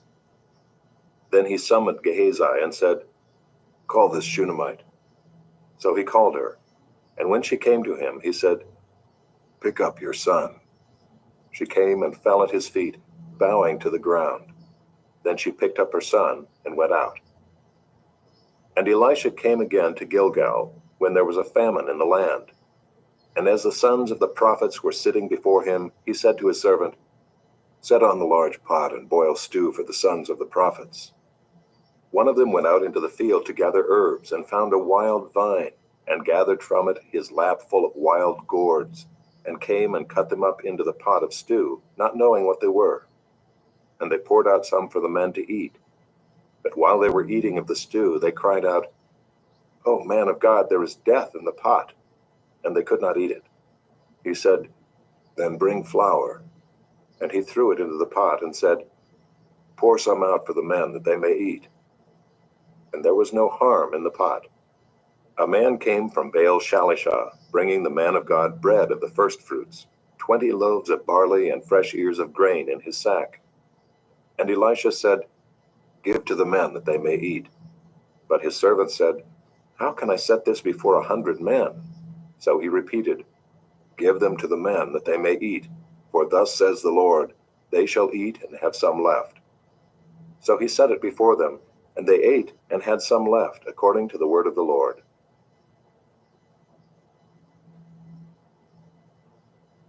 Chapter 5. Naaman, commander of the army of the king of Syria, was a great man with his master and in high favor, because by him the Lord had given victory to Syria. He was a mighty man of valor, but he was a leper. Now the Syrians, on one of their raids, had carried off a little girl from the land of Israel, and she worked in the service of Naaman's wife. She said to her mistress, "Would that my lord were with the prophet who is in Samaria. He would cure him of his leprosy." So Naaman went in and told his lord, "Thus and so spoke the girl from the land of Israel." And the king of Syria said, "Go now, and I will send a letter to the king of Israel." So he went, taking with him 10 talents of silver, 6,000 shekels of gold, and 10 changes of clothing. And he brought the letter to the king of Israel, which read, "When this letter reaches you, know that I have sent to you Naaman my servant, that you may cure him of his leprosy." And when the king of Israel read the letter, he tore his clothes and said, "Am I God to kill and to make alive, that this man sends word to me to cure a man of his leprosy?" Only consider and see how he is seeking a quarrel with me." But when Elisha the man of God heard that the king of Israel had torn his clothes, he sent to the king, saying, "Why have you torn your clothes? Let him come now to me, that he may know that there is a prophet in Israel." So Naaman came with his horses and chariots and stood at the door of Elisha's house. And Elisha sent a messenger to him, saying, "Go and wash in the Jordan 7 times, and your flesh shall be restored, and you shall be clean." But Naaman was angry and went away, saying, "Behold, I thought that he would surely come out to me and stand and call upon the name of the Lord his God, and wave his hand over the place and cure the leper. Are not Abana and Pharpar, the rivers of Damascus, better than all the waters of Israel? Could I not wash in them and be clean?" So he turned and went away in a rage. But his servants came near and said to him, "My father, it is a great word the prophet has spoken to you. Will you not do it? Has he actually said to you, 'Wash and be clean'?" So he went down and dipped himself 7 times in the Jordan, according to the word of the man of God. And his flesh was restored, like the flesh of a little child, and he was clean. Then he returned to the man of God, he and all his company, and he came and stood before him. And he said, "Behold, I know that there is no God in all the earth but in Israel. So accept now a present from your servant." But he said, "As the Lord lives before whom I stand, I will receive none." And he urged him to take it, but he refused. Then Naaman said, "If not, please let there be given to your servant 2 mule loads of earth. For from now on your servant will not offer burnt offering or sacrifice to any god but the Lord. In this matter may the Lord pardon your servant, when my master goes into the house of Rimmon to worship there, leaning on my arm, and I bow myself in the house of Rimmon. When I bow myself in the house of Rimmon, the Lord pardon your servant in this matter." He said to him, "Go in peace." But when Naaman had gone from him a short distance, Gehazi, the servant of Elisha the man of God, said, "See, my master has spared this Naaman the Syrian, in not accepting from his hand what he brought. As the Lord lives, I will run after him and get something from him." So Gehazi followed Naaman. And when Naaman saw someone running after him, he got down from the chariot to meet him and said, "Is all well?" And he said, "All is well. My master has sent me to say, there have just come now to me from the hill country of Ephraim 2 young men of the sons of the prophets. Please give them a talent of silver and 2 changes of clothing." And Naaman said, "Be pleased to accept 2 talents. And he urged him and tied up 2 talents of silver in 2 bags with 2 changes of clothing, and laid them on 2 of his servants. And they carried them before Gehazi. And when he came to the hill, he took them from their hand and put them in the house, and he sent the men away, and they departed. He went in and stood before his master, and Elisha said to him, "Where have you been, Gehazi?" And he said, "Your servant went nowhere." But he said to him, "Did not my heart go when the man turned from his chariot to meet you? Was it a time to accept money and garments, olive orchards and vineyards, sheep and oxen, male servants and female servants? Therefore the leprosy of Naaman shall cling to you and to your descendants forever." So he went out from his presence a leper like snow.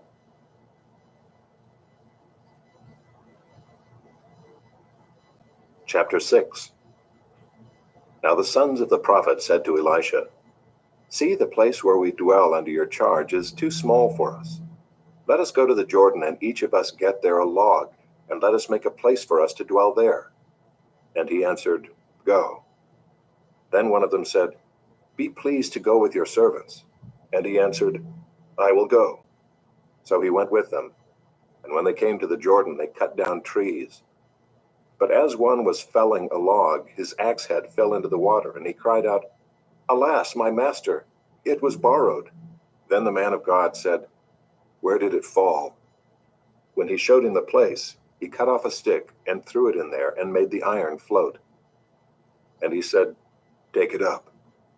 So he reached out his hand and took it. Once when the king of Syria was warring against Israel, he took counsel with his servants, saying, "At such and such a place shall be my camp." But the man of God sent word to the king of Israel, "Beware that you do not pass this place, for the Syrians are going down there." And the king of Israel sent to the place about which the man of God told him. Thus he used to warn him, so that he saved himself there more than once or twice. And the mind of the king of Syria was greatly troubled because of this thing. And he called his servants and said to them, "Will you not show me who of us is for the king of Israel?" And one of his servants said, "None, my lord, O king, but Elisha the prophet who is in Israel tells the king of Israel the words that you speak in your bedroom." And he said, "Go and see where he is, that I may send and seize him." It was told him, "Behold, he is in Dothan." So he sent their horses and chariots and a great army, and they came by night and surrounded the city. When the servant of the man of God rose early in the morning and went out, behold, an army with horses and chariots was all around the city.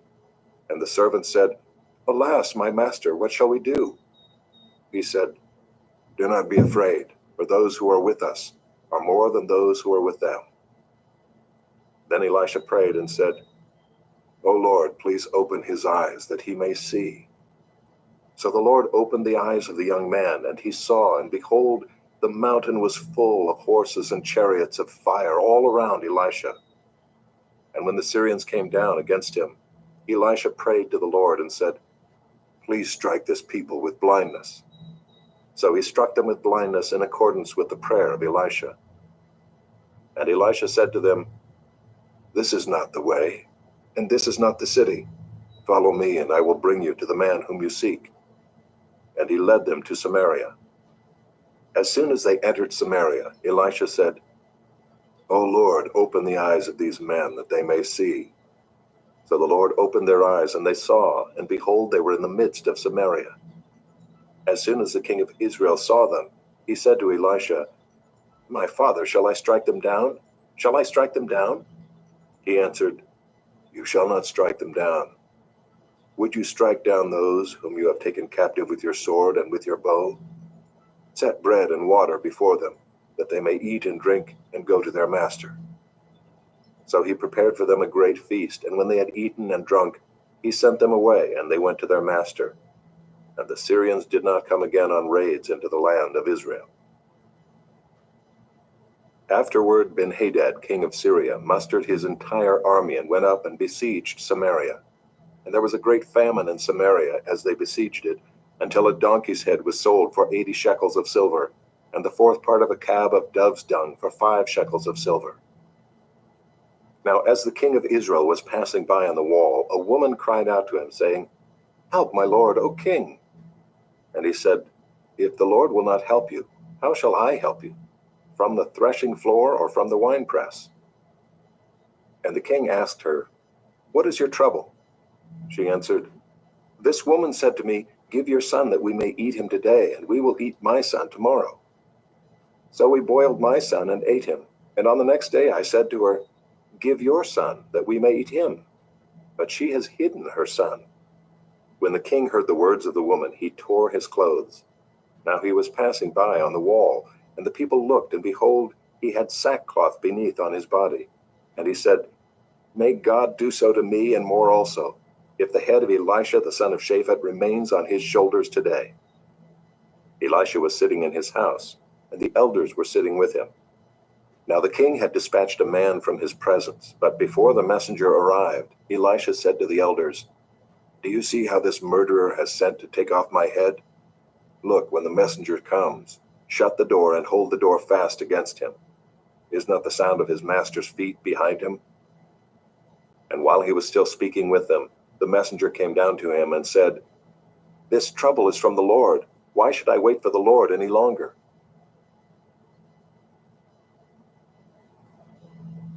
Chapter 7.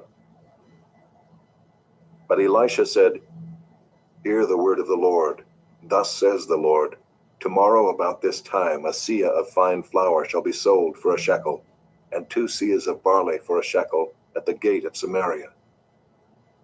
Then the captain on whose hand the king leaned said to the man of God, "If the Lord himself should make windows in heaven, could this thing be?" But he said, "You shall see it with your own eyes, but you shall not eat of it. Now there were 4 men who were lepers at the entrance to the gate, and they said to one another, Why are we sitting here until we die? If we say, Let us enter the city, the famine is in the city, and we shall die there. And if we sit here, we die also. So now come, let us go over to the camp of the Syrians. If they spare our lives, we shall live, and if they kill us, we shall but die. So they arose at twilight to go to the camp of the Syrians. But when they came to the edge of the camp of the Syrians, behold, there was no one there. For the Lord had made the army of the Syrians hear the sound of chariots and of horses, the sound of a great army, so that they said to one another, Behold, the king of Israel has hired against us the kings of the Hittites and the kings of Egypt to come against us. So they fled away in the twilight and abandoned their tents, their horses, and their donkeys, leaving the camp as it was, and fled for their lives. And when these lepers came to the edge of the camp, they went into a tent and ate and drank, and they carried off silver and gold and clothing and went and hid them. Then they came back and entered another tent and carried off things from it and went and hid them. Then they said to one another, We are not doing right. This day is a day of good news. If we are silent and wait until the morning light, punishment will overtake us. Now therefore come, let us go and tell the king's household. So they came and called to the gatekeepers of the city and told them, We came to the camp of the Syrians, and behold, there was no one to be seen or heard there, nothing but the horses tied and the donkeys tied and the tents as they were. Then the gatekeepers called out, and it was told within the king's household. And the king rose in the night and said to his servants, I will tell you what the Syrians have done to us. They know that we are hungry. Therefore they have gone out of the camp to hide themselves in the open country, thinking, When they come out of the city, we shall take them alive and get into the city. And one of his servants said, Let some men take 5 of the remaining horses, seeing that those who are left here will fare like the whole multitude of Israel who have already perished. Let us send and see. So they took 2 horsemen, and the king sent them after the army of the Syrians, saying, Go and see. So they went after them as far as the Jordan, and behold, all the way was littered with garments and equipment that the Syrians had thrown away in their haste. And the messengers returned and told the king. Then the people went out and plundered the camp of the Syrians. So a seah of fine flour was sold for a shekel, and 2 seahs of barley for a shekel, according to the word of the Lord. Now the king had appointed the captain on whose hand he leaned to have charge of the gate. And the people trampled him in the gate, so that he died, as the man of God had said when the king came down to him. For when the man of God had said to the king, 2 seahs of barley shall be sold for a shekel, and a seah of fine flour for a shekel about this time tomorrow in the gate of Samaria, the captain had answered the man of God, If the Lord himself should make windows in heaven, could such a thing be? And he had said, You shall see it with your own eyes, but you shall not eat of it. And so it happened to him, for the people trampled him in the gate, and he died. Chapter 8. Now Elisha had said to the woman whose son he had restored to life, Arise and depart with your household, and sojourn wherever you can, for the Lord has called for a famine, and it will come upon the land for 7 years. So the woman arose and did according to the word of the man of God. She went with her household, and sojourned in the land of the Philistines 7 years. At the end of the 7 years, when the woman returned from the land of the Philistines, she went to appeal to the king for her house and her land. Now the king was talking with Gehazi, the servant of the man of God, saying, Tell me all the great things that Elisha has done. And while he was telling the king how Elisha had restored the dead to life, behold, the woman whose son he had restored to life appealed to the king for her house and her land. And Gehazi said, My lord, O king, here is the woman, and here is her son, whom Elisha restored to life. And when the king asked the woman, she told him. So the king appointed an official for her, saying, Restore all that was hers, together with all the produce of the fields, from the day that she left the land until now. Now Elisha came to Damascus. Ben-Hadad, the king of Syria, was sick. And when it was told him, The man of God has come here, the king said to Hazael, Take a present with you and go to meet the man of God, and inquire of the Lord through him, saying, Shall I recover from this sickness? So Hazael went to meet him, and took a present with him, all kinds of goods of Damascus, 40 camels' loads. When he came and stood before him, he said, Your son Ben-Hadad, king of Syria, has sent me to you, saying, Shall I recover from this sickness? And Elisha said to him, Go, say to him, You shall certainly recover. But the Lord has shown me that he shall certainly die. And he fixed his gaze and stared at him until he was embarrassed. And the man of God wept. And Hazael said, Why does my Lord weep? He answered, Because I know the evil that you will do to the people of Israel. You will set on fire their fortresses, and you will kill their young men with the sword, and dash in pieces their little ones, and rip open their pregnant women. And Hazael said, What is your servant, who is but a dog, that he should do this great thing? Elisha answered, The Lord has shown me that you are to be king over Syria. Then he departed from Elisha and came to his master, who said to him, What did Elisha say to you? And he answered, He told me that you would certainly recover. But the next day he took the bedcloth and dipped it in water and spread it over his face till he died. And Hazael became king in his place. In the 5th year of Joram the son of Ahab, king of Israel, when Jehoshaphat was king of Judah, Jehoram the son of Jehoshaphat, king of Judah, began to reign. He was 32 years old when he became king, and he reigned 8 years in Jerusalem. And he walked in the way of the kings of Israel, as the house of Ahab had done, for the daughter of Ahab was his wife. And he did what was evil in the sight of the Lord. Yet the Lord was not willing to destroy Judah for the sake of David his servant, since he promised to give a lamp to him and to his sons forever.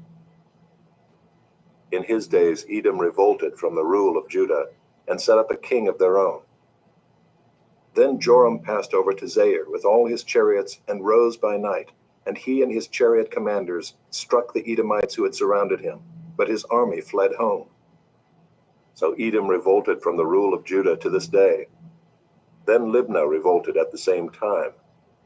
Now the rest of the acts of Joram and all that he did, are they not written in the book of the Chronicles of the kings of Judah? So Joram slept with his fathers, and was buried with his fathers in the city of David. And Ahaziah his son reigned in his place.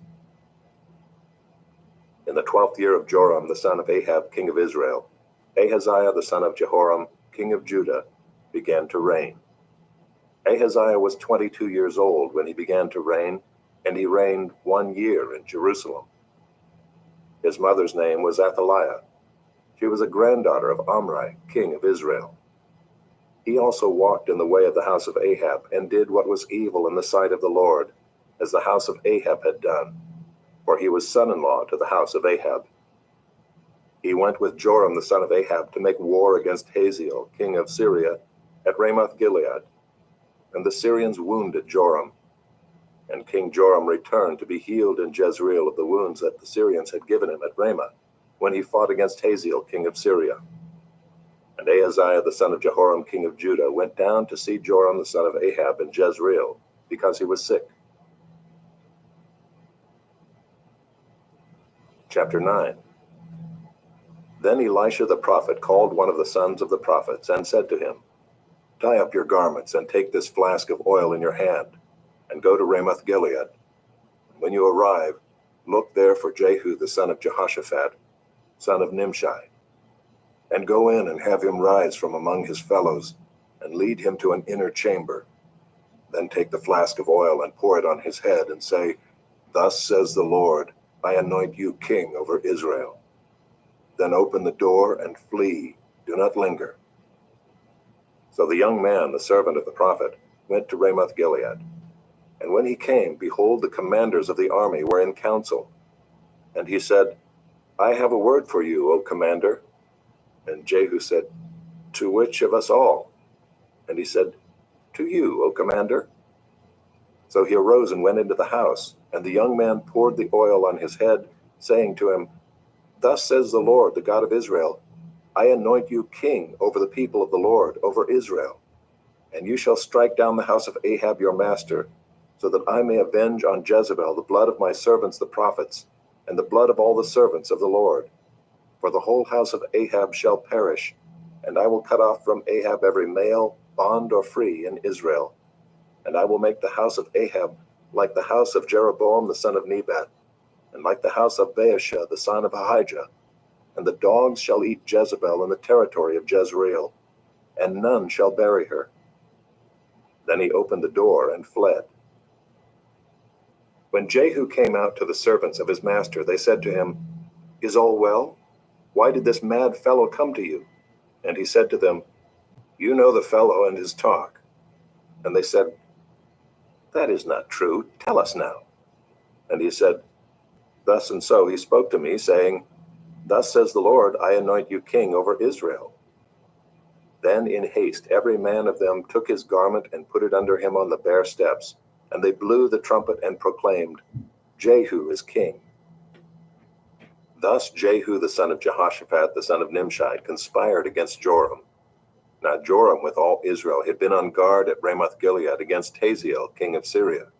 But King Joram had returned to be healed in Jezreel of the wounds that the Syrians had given him, when he fought with Hazael king of Syria.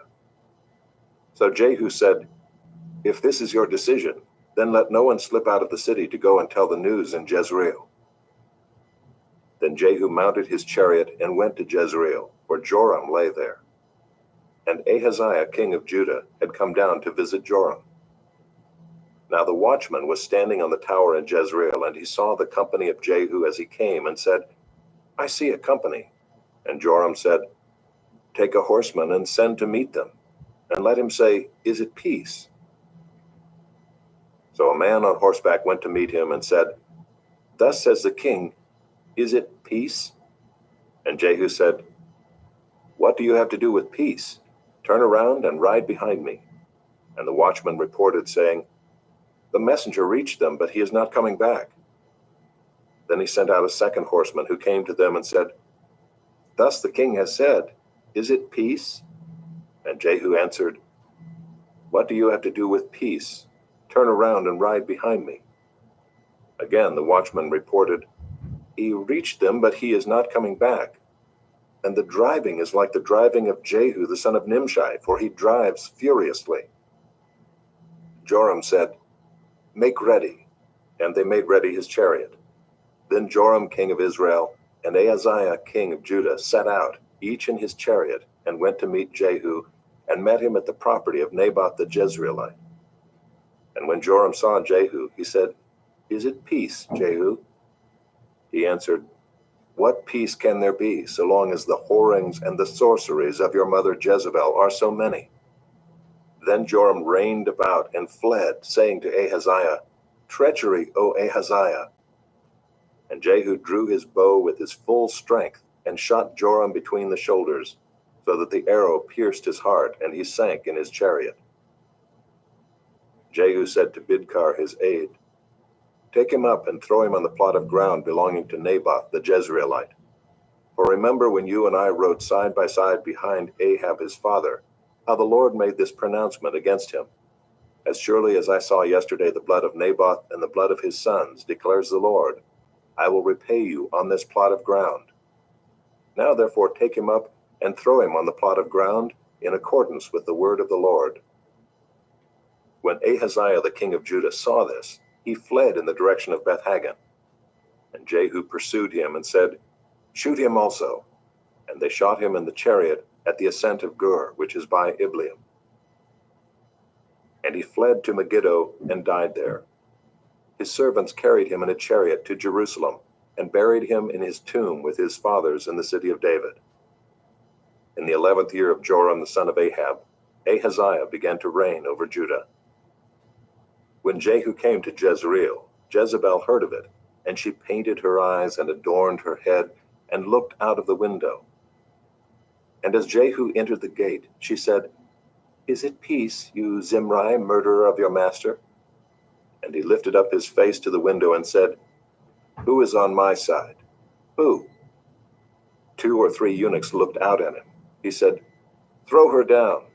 So they threw her down, and some of her blood spattered on the wall and on the horses, and they trampled on her.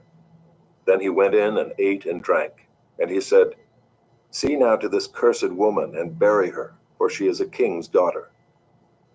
But when they went to bury her, they found no more of her than the skull and the feet and the palms of her hands. When they came back and told him, he said, "This is the word of the Lord which he spoke by his servant Elijah the Tishbite. In the territory of Jezreel, the dogs shall eat the flesh of Jezebel, and the corpse of Jezebel shall be as dung on the face of the field in the territory of Jezreel, so that no one can say, 'This is Jezebel.'" Chapter 10. Now Ahab had 70 sons in Samaria.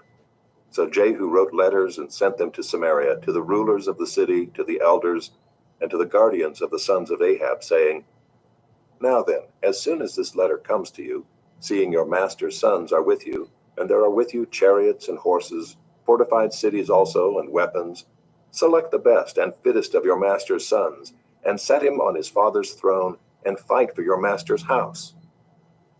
But they were exceedingly afraid, and said, "Behold, the 2 kings could not stand before him. How then can we stand?"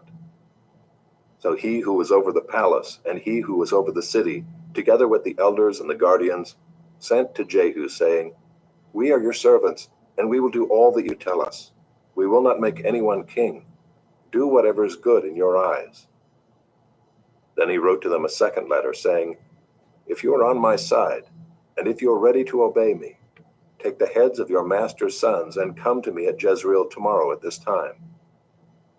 Now the king's sons, 70 persons, were with the great men of the city, who were bringing them up.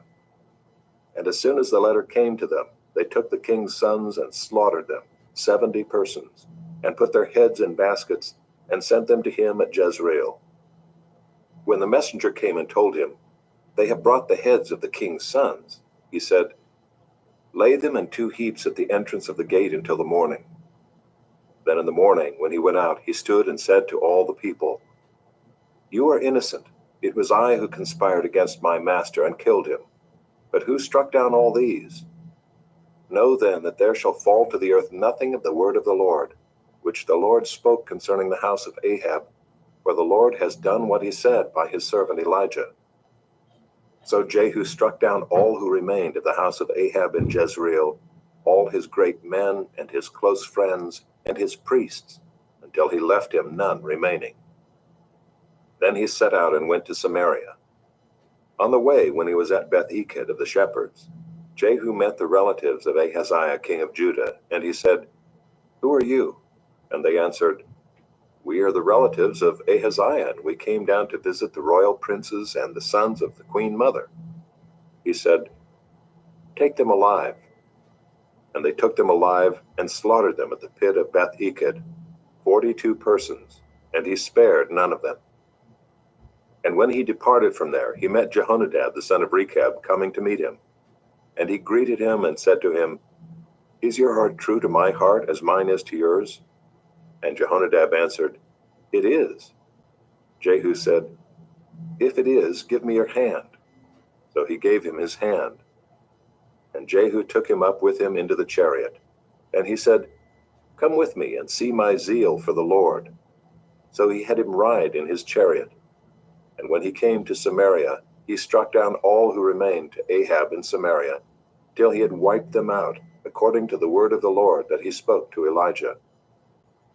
Then Jehu assembled all the people and said to them, "Ahab served Baal a little, but Jehu will serve him much. Now therefore call to me all the prophets of Baal, all his worshippers and all his priests.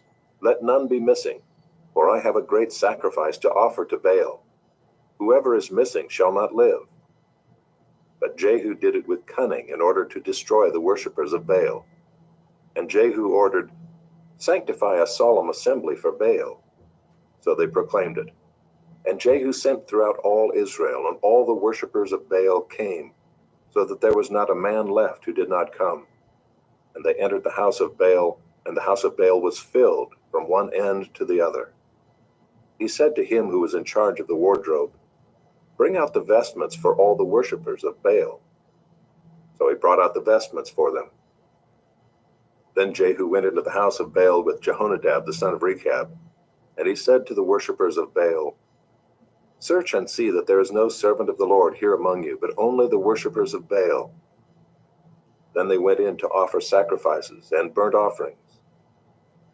Now Jehu had stationed 80 men outside and said, "The man who allows any of those whom I give into your hands to escape shall forfeit his life." So as soon as he had made an end of offering the burnt offering, Jehu said to the guard and to the officers, "Go in and strike them down, let not a man escape." So when they put them to the sword, the guard and the officers cast them out and went into the inner room of the house of Baal. And they brought out the pillar that was in the house of Baal and burned it. And they demolished the pillar of Baal and demolished the house of Baal and made it a latrine to this day. Thus Jehu wiped out Baal from Israel. But Jehu did not turn aside from the sins of Jeroboam the son of Nebat, which he made Israel to sin, that is, the golden calves that were in Bethel and in Dan. And the Lord said to Jehu, "Because you have done well in carrying out what is right in my eyes, and have done to the house of Ahab according to all that was in my heart, your sons of the 4th generation shall sit on the throne of Israel." But Jehu was not careful to walk in the law of the Lord, the God of Israel, with all his heart. He did not turn from the sins of Jeroboam, which he made Israel to sin. In those days the Lord began to cut off parts of Israel. Hazael defeated them throughout the territory of Israel, from the Jordan eastward, all the land of Gilead, the Gadites and the Reubenites and the Manassites, from Aroer, which is by the valley of the Arnon, that is, Gilead and Bashan. Now the rest of the acts of Jehu and all that he did, and all his might, are they not written in the book of the Chronicles of the kings of Israel? So Jehu slept with his fathers, and they buried him in Samaria. And Jehoahaz his son reigned in his place. The time that Jehu reigned over Israel in Samaria was 28 years.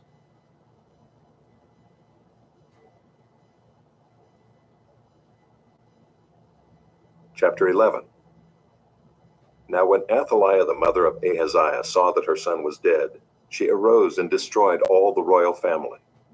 But Jehosheba, the daughter of King Joram, sister of Ahaziah, took Joash the son of Ahaziah and stole him away from among the king's sons who were being put to death, and she put him and his nurse in a bedroom. Thus they hid him from Athaliah so that he was not put to death. And he remained with her 6 years, hidden in the house of the Lord, while Athaliah reigned over the land. But in the 7th year Jehoiada sent and brought the captains of the Kerites and of the guards, and had them come to him in the house of the Lord. And he made a covenant with them, and put them under oath in the house of the Lord, and he showed them the king's son. And he commanded them, "This is the thing that you shall do. 1/3 of you, those who come off duty on the Sabbath and guard the king's house, another third being at the gate Sur, and a third at the gate behind the guards, shall guard the palace. And the 2 divisions of you, which come on duty in force on the Sabbath and guard the house of the Lord on behalf of the king, shall surround the king, each with his weapons in his hand. And whoever approaches the ranks is to be put to death. Be with the king when he goes out and when he comes in." The captains did according to all that Jehoiada the priest commanded, and they each brought his men who were to go off duty on the Sabbath, with those who were to come on duty on the Sabbath, and they came to Jehoiada the priest. And the priest gave to the captains the spears and shields that had been King David's, which were in the house of the Lord. And the guards stood, every man with his weapons in his hand, from the south side of the house to the north side of the house, around the altar and the house on behalf of the king.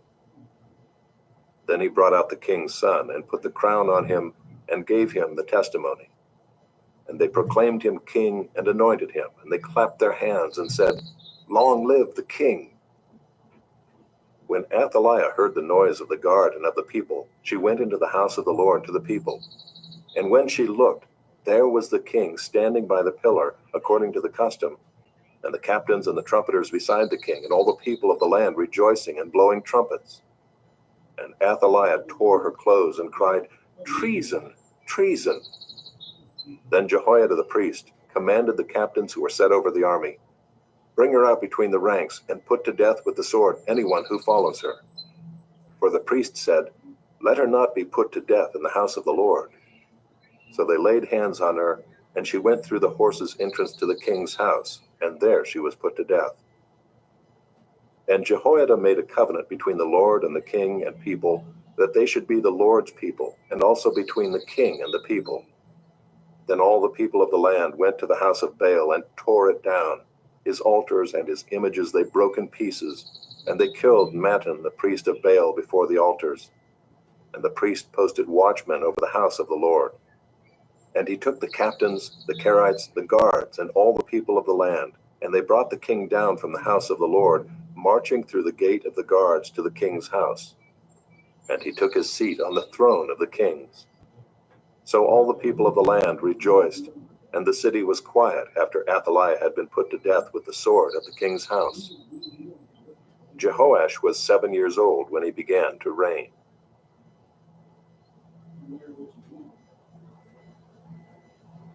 Chapter 12. In the 7th year of Jehu, Jehoash began to reign, and he reigned 40 years in Jerusalem. His mother's name was Zibiah of Beersheba. And Jehoash did what was right in the eyes of the Lord all his days, because Jehoiada the priest instructed him. Nevertheless, the high places were not taken away. The people continued to sacrifice and make offerings on the high places. Jehoash said to the priests, "All the money of the holy things that is brought into the house of the Lord, the money for which each man is assessed, the money from the assessment of persons, and the money that a man's heart prompts him to bring into the house of the Lord, let the priests take, each from his donor, and let them repair the house wherever any need of repairs is discovered." But by the 23rd year of King Jehoash, the priests had made no repairs on the house. Therefore King Jehoash summoned Jehoiada the priest and the other priests and said to them, "Why are you not repairing the house? Now therefore take no more money from your donors, but hand it over for the repair of the house." So the priests agreed that they should take no more money from the people, and that they should not repair the house. Then Jehoiada the priest took a chest and bored a hole in the lid of it, and set it beside the altar on the right side as one entered the house of the Lord. And the priests who guarded the threshold put in it all the money that was brought into the house of the Lord.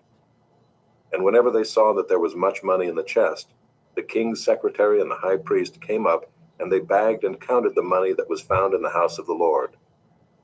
Then they would give the money that was weighed out into the hands of the workmen who had the oversight of the house of the Lord. And they paid it out to the carpenters and the builders who worked on the house of the Lord, and to the masons and the stone cutters, as well as to buy timber and quarried stone for making repairs on the house of the Lord, and for any outlay for the repairs of the house. But there were not made for the house of the Lord basins of silver, snuffers, bowls, trumpets, or any vessels of gold or of silver from the money that was brought into the house of the Lord, for that was given to the workmen who were repairing the house of the Lord with it. And they did not ask for an accounting from the men into whose hand they delivered the money to pay out to the workmen, for they dealt honestly. The money from the guilt offerings and the money from the sin offerings was not brought into the house of the Lord. It belonged to the priests. At that time Hazael king of Syria went up and fought against Gath and took it. But when Hazael set his face to go up against Jerusalem, Jehoash king of Judah took all the sacred gifts that Jehoshaphat and Jehoram and Ahaziah his fathers, the kings of Judah, had dedicated, and his own sacred gifts, and all the gold that was found in the treasuries of the house of the Lord and of the king's house, and sent these to Hazael king of Syria. Then Hazael went away from Jerusalem. Now the rest of the acts of Joash and all that he did, are they not written in the book of the Chronicles of the kings of Judah? His servants arose and made a conspiracy, and struck down Joash in the house of Millo, on the way that goes down to Silla. It was Josachar the son of Shimeath, and Jehozabad the son of Shomer, his servants, who struck him down so that he died. And they buried him with his fathers in the city of David, and Amaziah his son reigned in his place. Chapter 13. In the 23rd year of Joash, the son of Ahaziah, king of Judah, Jehoahaz, the son of Jehu, began to reign over Israel in Samaria, and he reigned 17 years. He did what was evil in the sight of the Lord, and followed the sins of Jeroboam the son of Nebat, which he made Israel to sin. He did not depart from them. And the anger of the Lord was kindled against Israel, and he gave them continually into the hand of Hazael king of Syria, and into the hand of Benhadad the son of Hazael. Then Jehoahaz sought the favor of the Lord, and the Lord listened to him, for he saw the oppression of Israel, how the king of Syria oppressed them. Therefore the Lord gave Israel a savior, so that they escaped from the hand of the Syrians, and the people of Israel lived in their homes as formerly. Nevertheless, they did not depart from the sins of the house of Jeroboam, which he made Israel to sin, but walked in them. And the Asherah also remained in Samaria. For there was not left to Jehoahaz an army of more than 50 horsemen and 10 chariots and 10,000 footmen, for the king of Syria had destroyed them and made them like the dust at threshing. Now the rest of the acts of Jehoahaz and all that he did, and his might, are they not written in the book of the Chronicles of the kings of Israel? So Jehoahaz slept with his fathers, and they buried him in Samaria, and Joash his son reigned in his place. In the 37th year of Joash king of Judah, Jehoash the son of Jehoahaz began to reign over Israel in Samaria, and he reigned 16 years. He also did what was evil in the sight of the Lord. He did not depart from all the sins of Jeroboam the son of Nebat, which he made Israel to sin, but he walked in them. Now the rest of the acts of Joash and all that he did, and the might with which he fought against Amaziah king of Judah, are they not written in the book of the Chronicles of the kings of Israel? So Joash slept with his fathers, and Jeroboam sat on his throne. And Joash was buried in Samaria with the kings of Israel. Now when Elisha had fallen sick with the illness of which he was to die, Joash king of Israel went down to him and wept before him, crying, my father, the chariots of Israel and its horsemen. And Elisha said to him, take a bow and arrows. So he took a bow and arrows. Then he said to the king of Israel, draw the bow. And he drew it. And Elisha laid his hands on the king's hands. And he said, open the window eastward. And he opened it. Then Elisha said, shoot. And he shot. And he said, the Lord's arrow of victory, the arrow of victory over Syria. For you shall fight the Syrians in Aphek until you have made an end of them. And he said, take the arrows. And he took them. And he said to the king of Israel, strike the ground with them. And he struck 3 times and stopped. Then the man of God was angry with him and said, you should have struck 5 or 6 times. Then you would have struck down Syria until you had made an end of it. But now you will strike down Syria only 3 times. So Elisha died, and they buried him. Now bands of Moabites used to invade the land in the spring of the year. And as a man was being buried, behold, a marauding band was seen, and the man was thrown into the grave of Elisha. And as soon as the man touched the bones of Elisha, he revived and stood on his feet. Now Hazael king of Syria oppressed Israel all the days of Jehoahaz.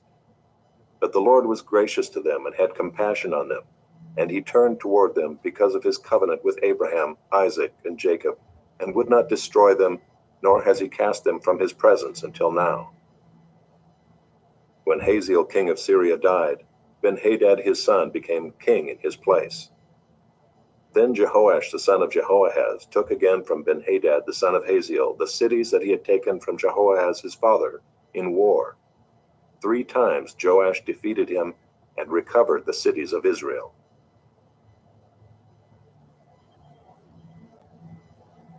Chapter 14. In the 2nd year of Joash the son of Joahaz king of Israel, Amaziah the son of Joash king of Judah began to reign. He was 25 years old when he began to reign, and he reigned 29 years in Jerusalem. His mother's name was Jehoaddin of Jerusalem. And he did what was right in the eyes of the Lord, yet not like David his father. He did in all things as Joash his father had done. But the high places were not removed. The people still sacrificed and made offerings on the high places. And as soon as the royal power was firmly in his hand, he struck down his servants who had struck down the king his father. But he did not put to death the children of the murderers, according to what is written in the book of the law of Moses, where the Lord commanded, Fathers shall not be put to death because of their children, nor shall children be put to death because of their fathers, but each one shall die for his own sin. He struck down 10,000 Edomites in the valley of Salt, and took Selah by storm, and called it Joktheel, which is its name to this day. Then Amaziah sent messengers to Jehoash, the son of Jehoahaz, son of Jehu, king of Israel, saying, Come, let us look one another in the face. And Jehoash, king of Israel, sent word to Amaziah, king of Judah, A thistle on Lebanon sent to a cedar on Lebanon, saying, Give your daughter to my son for a wife. And a wild beast of Lebanon passed by and trampled down the thistle. You have indeed struck down Edom, and your heart has lifted you up. Be content with your glory and stay at home. For why should you provoke trouble so that you fall, you and Judah with you? But Amaziah would not listen. So Jehoash king of Israel went up, and he and Amaziah king of Judah faced one another in battle at Bethshemesh, which belongs to Judah. And Judah was defeated by Israel, and every man fled to his home. And Jehoash king of Israel captured Amaziah king of Judah, the son of Jehoash, son of Ahaziah, at Bethshemesh, and came to Jerusalem and broke down the wall of Jerusalem for 400 cubits, from the Ephraim gate to the corner gate. And he seized all the gold and silver and all the vessels that were found in the house of the Lord and in the treasuries of the king's house, also hostages, and he returned to Samaria. Now the rest of the acts of Jehoash that he did, and his might, and how he fought with Amaziah king of Judah, are they not written in the book of the Chronicles of the kings of Israel? And Jehoash slept with his fathers and was buried in Samaria with the kings of Israel. And Jeroboam his son reigned in his place. Amaziah the son of Joash king of Judah lived 15 years after the death of Jehoash son of Jehoahaz king of Israel. Now the rest of the deeds of Amaziah, are they not written in the book of the Chronicles of the kings of Judah? And they made a conspiracy against him in Jerusalem, and he fled to Lachish. But they sent after him to Lachish and put him to death there. And they brought him on horses, and he was buried in Jerusalem with his fathers in the city of David. And all the people of Judah took Azariah, who was 16 years old, and made him king instead of his father Amaziah. He built Elath, and restored it to Judah, after the king slept with his fathers. In the 15th year of Amaziah the son of Joash king of Judah, Jeroboam the son of Joash king of Israel began to reign in Samaria, and he reigned 41 years. And he did what was evil in the sight of the Lord. He did not depart from all the sins of Jeroboam the son of Nebat, which he made Israel to sin. He restored the border of Israel from Lebo-Hamath as far as the sea of the Arabah, according to the word of the Lord, the God of Israel, which he spoke by his servant Jonah the son of Amittai, the prophet, who was from Gath-Hepher. For the Lord saw that the affliction of Israel was very bitter, for there was none left, bond or free, and there was none to help Israel. But the Lord had not said that he would blot out the name of Israel from under heaven, so he saved them by the hand of Jeroboam the son of Joash. Now the rest of the acts of Jeroboam and all that he did, and his might, how he fought, and how he restored Damascus and Hamath to Judah in Israel, are they not written in the book of the Chronicles of the kings of Israel? And Jeroboam slept with his fathers, the kings of Israel, and Zechariah his son reigned in his place.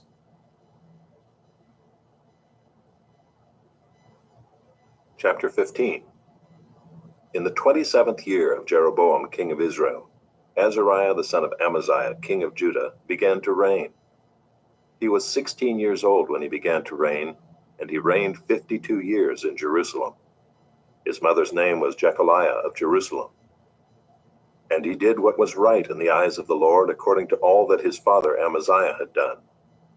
Nevertheless, the high places were not taken away. The people still sacrificed and made offerings on the high places.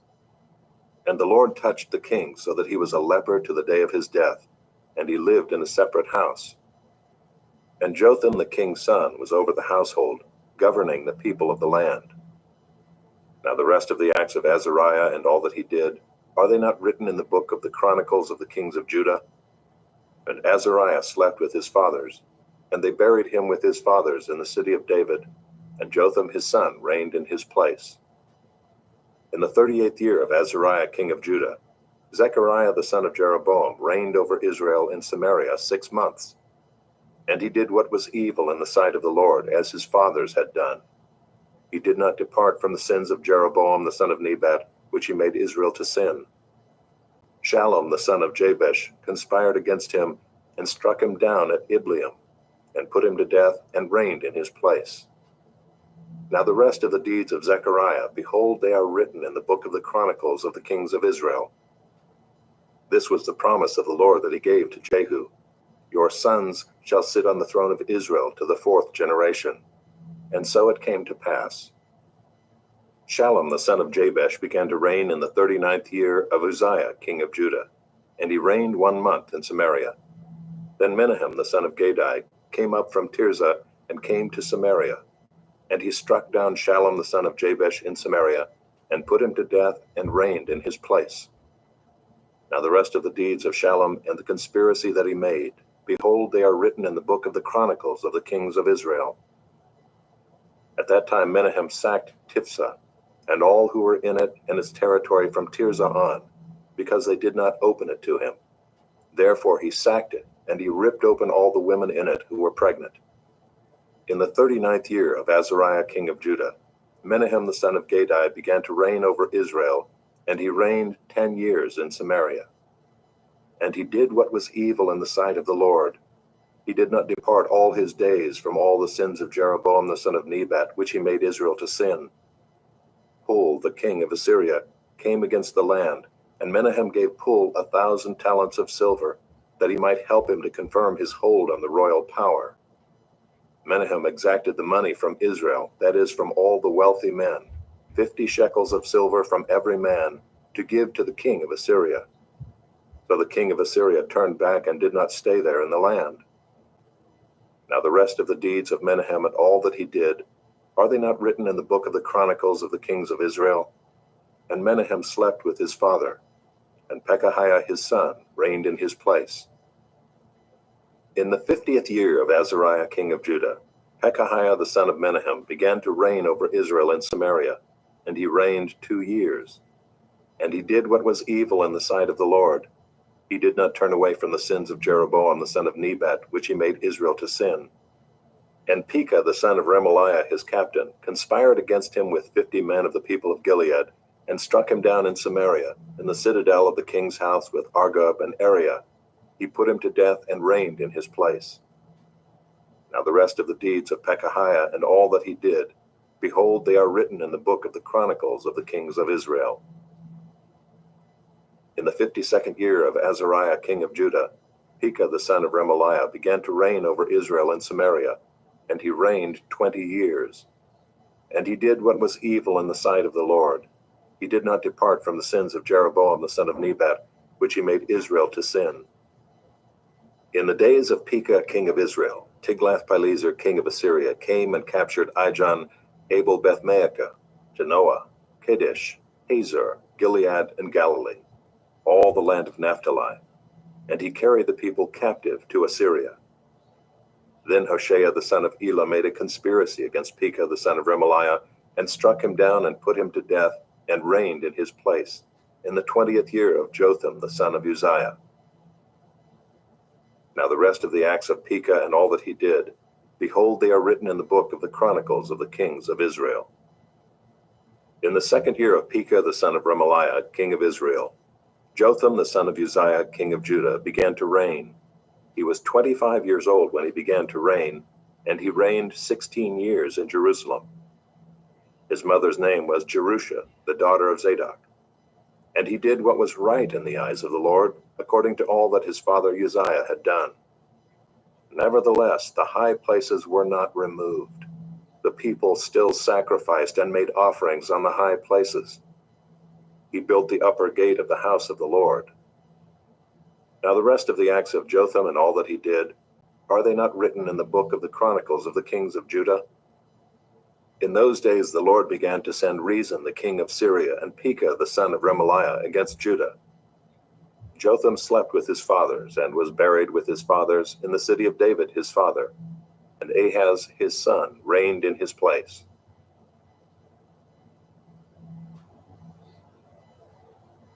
Chapter 16. In the 17th year of Pekah the son of Remaliah, Ahaz the son of Jotham, king of Judah, began to reign. Ahaz was 20 years old when he began to reign, and he reigned 16 years in Jerusalem. And he did not do what was right in the eyes of the Lord his God, as his father David had done, but he walked in the way of the kings of Israel. He even burned his son as an offering, according to the despicable practices of the nations whom the Lord drove out before the people of Israel. And he sacrificed and made offerings on the high places and on the hills and under every green tree. Then Rezin king of Syria and Pekah the son of Remaliah king of Israel came up to wage war on Jerusalem, and they besieged Ahaz, but could not conquer him.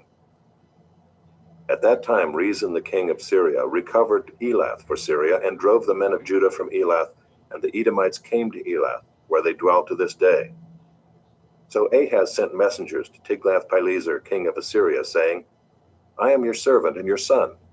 Come up and rescue me from the hand of the king of Syria and from the hand of the king of Israel, who are attacking me. Ahaz also took the silver and gold that was found in the house of the Lord and in the treasures of the king's house, and sent a present to the king of Assyria. And the king of Assyria listened to him. The king of Assyria marched up against Damascus and took it, carrying its people captive to Kir, and he killed Rezin. When King Ahaz went to Damascus to meet Tiglath-Pileser king of Assyria, he saw the altar that was at Damascus.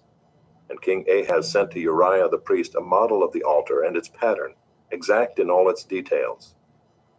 And Uriah the priest built the altar in accordance with all that King Ahaz had sent from Damascus. So Uriah the priest made it, before King Ahaz arrived from Damascus. And when the king came from Damascus, the king viewed the altar. Then the king drew near to the altar and went up on it, and burned his burnt offering and his grain offering, and poured his drink offering, and threw the blood of his peace offerings on the altar. And the bronze altar that was before the Lord he removed from the front of the house, from the place between his altar and the house of the Lord, and put it on the north side of his altar.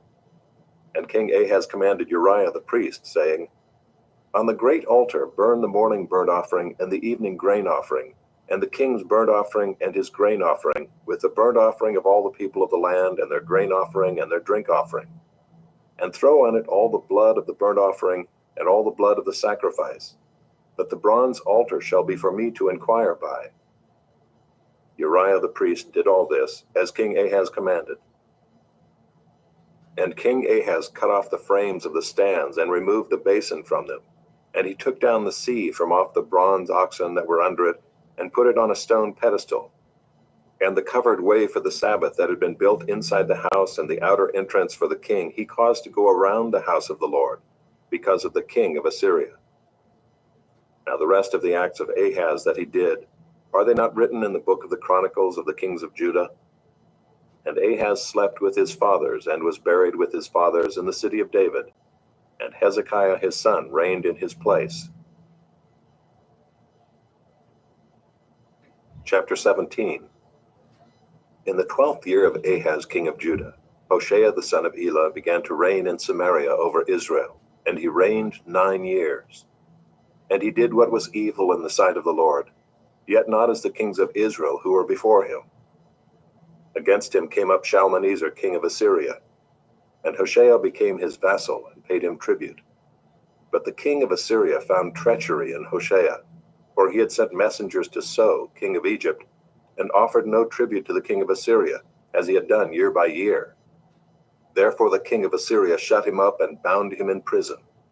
Then the king of Assyria invaded all the land and came to Samaria, and for 3 years he besieged it. In the 9th year of Hoshea, the king of Assyria captured Samaria, and he carried the Israelites away to Assyria, and placed them in Halah, and on the Habor, the river of Gozan, and in the cities of the Medes. And this occurred because the people of Israel had sinned against the Lord their God, who had brought them up out of the land of Egypt from under the hand of Pharaoh, king of Egypt, and had feared other gods, and walked in the customs of the nations whom the Lord drove out before the people of Israel, and in the customs that the kings of Israel had practiced. And the people of Israel did secretly against the Lord their God things that were not right. They built for themselves high places in all their towns, from watchtower to fortified city.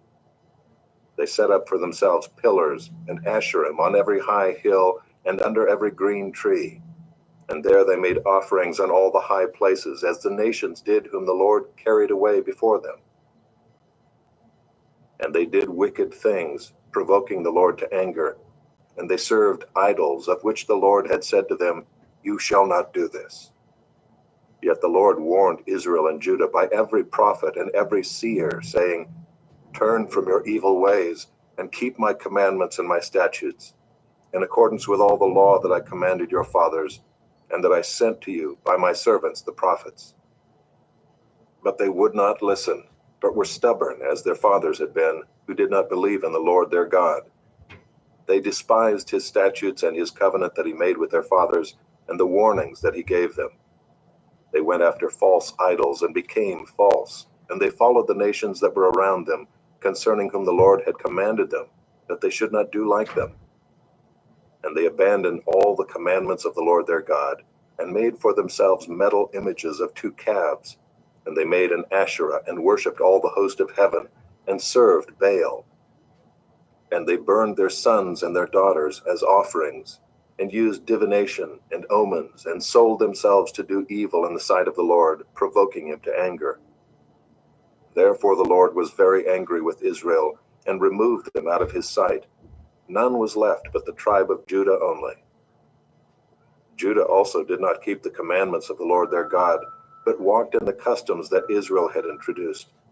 And the Lord rejected all the descendants of Israel, and afflicted them, and gave them into the hand of plunderers, until he had cast them out of his sight. When he had torn Israel from the house of David, they made Jeroboam the son of Nebat king. And Jeroboam drove Israel from following the Lord, and made them commit great sin. The people of Israel walked in all the sins that Jeroboam did. They did not depart from them, until the Lord removed Israel out of his sight, as he had spoken by all his servants the prophets. So Israel was exiled from their own land to Assyria until this day. And the king of Assyria brought people from Babylon, Cutha, Ava, Hamath, and Sepharvaim, and placed them in the cities of Samaria instead of the people of Israel. And they took possession of Samaria and lived in its cities.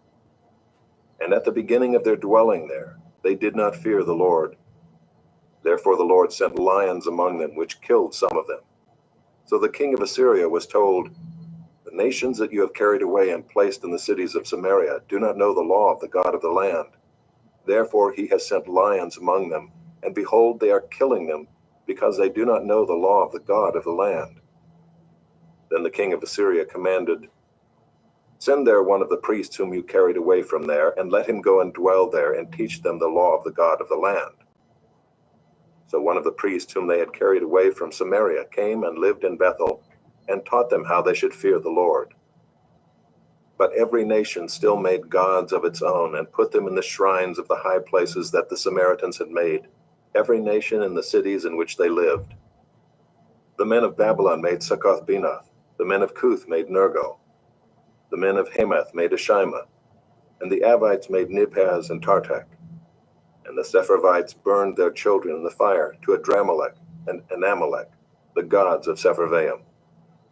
They also feared the Lord, and appointed from among themselves all sorts of people as priests of the high places, who sacrificed for them in the shrines of the high places. So they feared the Lord, but also served their own gods, after the manner of the nations from among whom they had been carried away. To this day they do according to the former manner. They do not fear the Lord, and they do not follow the statutes or the rules or the law or the commandment that the Lord commanded the children of Jacob, whom he named Israel. The Lord made a covenant with them and commanded them, "You shall not fear other gods or bow yourselves to them or serve them or sacrifice to them. But you shall fear the Lord, who brought you out of the land of Egypt with great power and with an outstretched arm. You shall bow yourselves to him, and to him you shall sacrifice. And the statutes and the rules and the law and the commandment that he wrote for you, you shall always be careful to do. You shall not fear other gods, and you shall not forget the covenant that I have made with you. You shall not fear other gods, but you shall fear the Lord your God, and he will deliver you out of the hand of all your enemies. However, they would not listen, but they did according to their former manner. So these nations feared the Lord and also served their carved images. Their children did likewise, and their children's children. As their fathers did, so they do to this day.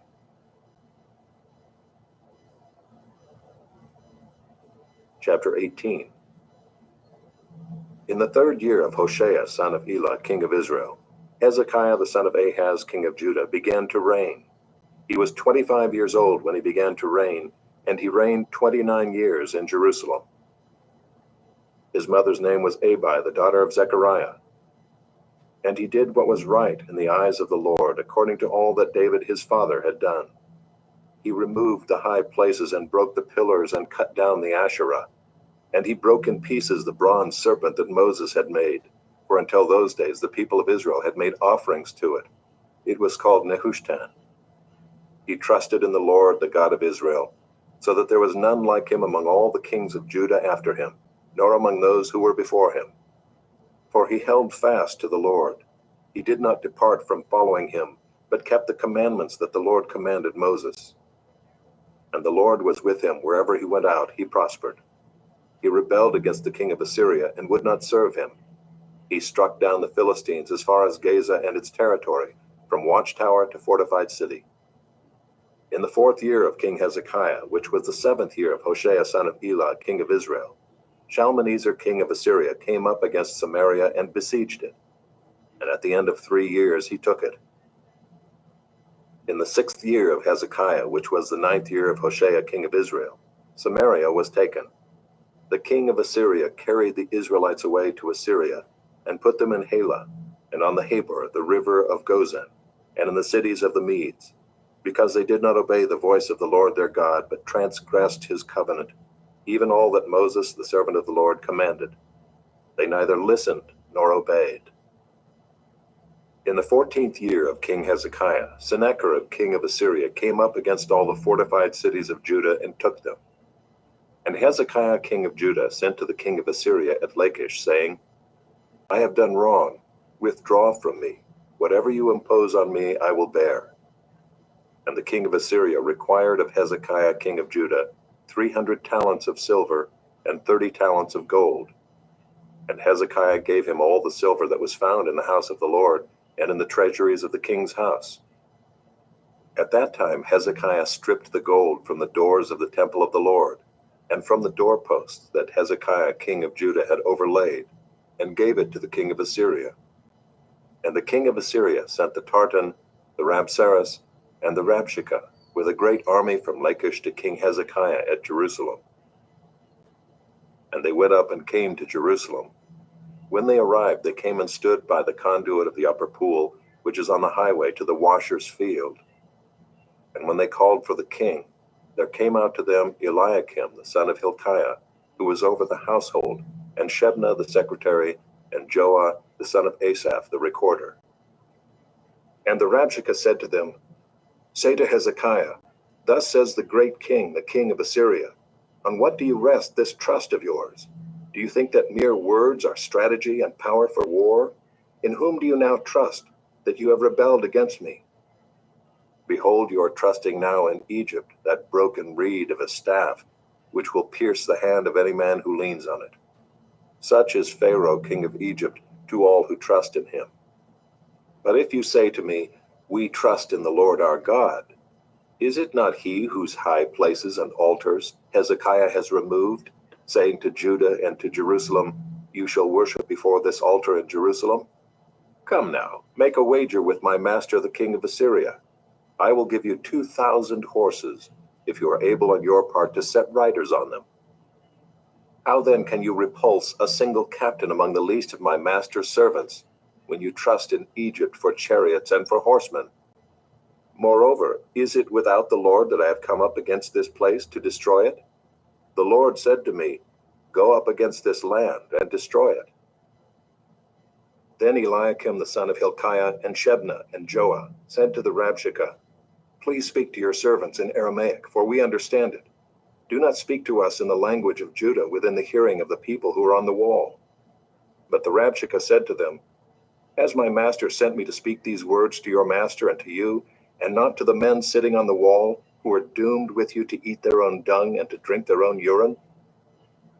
Then the Rabshakeh stood and called out in a loud voice in the language of Judah, "Hear the word of the great king, the king of Assyria. Thus says the king, do not let Hezekiah deceive you, for he will not be able to deliver you out of my hand. Do not let Hezekiah make you trust in the Lord by saying, the Lord will surely deliver us, and this city will not be given into the hand of the king of Assyria. Do not listen to Hezekiah, for thus says the king of Assyria, make your peace with me and come out to me. Then each one of you will eat of his own vine, and each one of his own fig tree, and each one of you will drink the water of his own cistern, until I come and take you away to a land like your own land, a land of grain and wine, a land of bread and vineyards, a land of olive trees and honey, that you may live and not die. And do not listen to Hezekiah when he misleads you by saying, the Lord will deliver us. Has any of the gods of the nations ever delivered his land out of the hand of the king of Assyria? Where are the gods of Hamath and Arpad? Where are the gods of Sepharvaim, Hena, and Ivah? Have they delivered Samaria out of my hand? Who among all the gods of the lands have delivered their lands out of my hand, that the Lord should deliver Jerusalem out of my hand? But the people were silent and answered him not a word, for the king's command was, do not answer him. Then Eliakim the son of Hilkiah, who was over the household, and Shebna the secretary, and Joah the son of Asaph the recorder, came to Hezekiah with their clothes torn, and told him the words of the Rabshakeh. Chapter 19. As soon as King Hezekiah heard it, he tore his clothes and covered himself with sackcloth, and went into the house of the Lord. And he sent Eliakim, who was over the household, and Shebna the secretary, and the senior priests, covered with sackcloth, to the prophet Isaiah the son of Amoz. They said to him, thus says Hezekiah, this day is a day of distress, of rebuke, and of disgrace. Children have come to the point of birth, and there is no strength to bring them forth. It may be that the Lord your God heard all the words of the Rabshakeh, whom his master the king of Assyria has sent to mock the living God, and will rebuke the words that the Lord your God has heard. Therefore lift up your prayer for the remnant that is left. When the servants of King Hezekiah came to Isaiah, Isaiah said to them, say to your master, thus says the Lord, do not be afraid because of the words that you have heard, with which the servants of the king of Assyria have reviled me. Behold, I will put a spirit in him, so that he shall hear a rumor and return to his own land. And I will make him fall by the sword in his own land. The Rabshakeh returned and found the king of Assyria fighting against Libnah, for he heard that the king had left Lachish. Now the king heard concerning Tirhakah, king of Cush, behold, he has set out to fight against you. So he sent messengers again to Hezekiah, saying, thus shall you speak to Hezekiah, king of Judah. Do not let your God in whom you trust deceive you by promising that Jerusalem will not be given into the hand of the king of Assyria. Behold, you have heard what the kings of Assyria have done to all lands, devoting them to destruction. And shall you be delivered?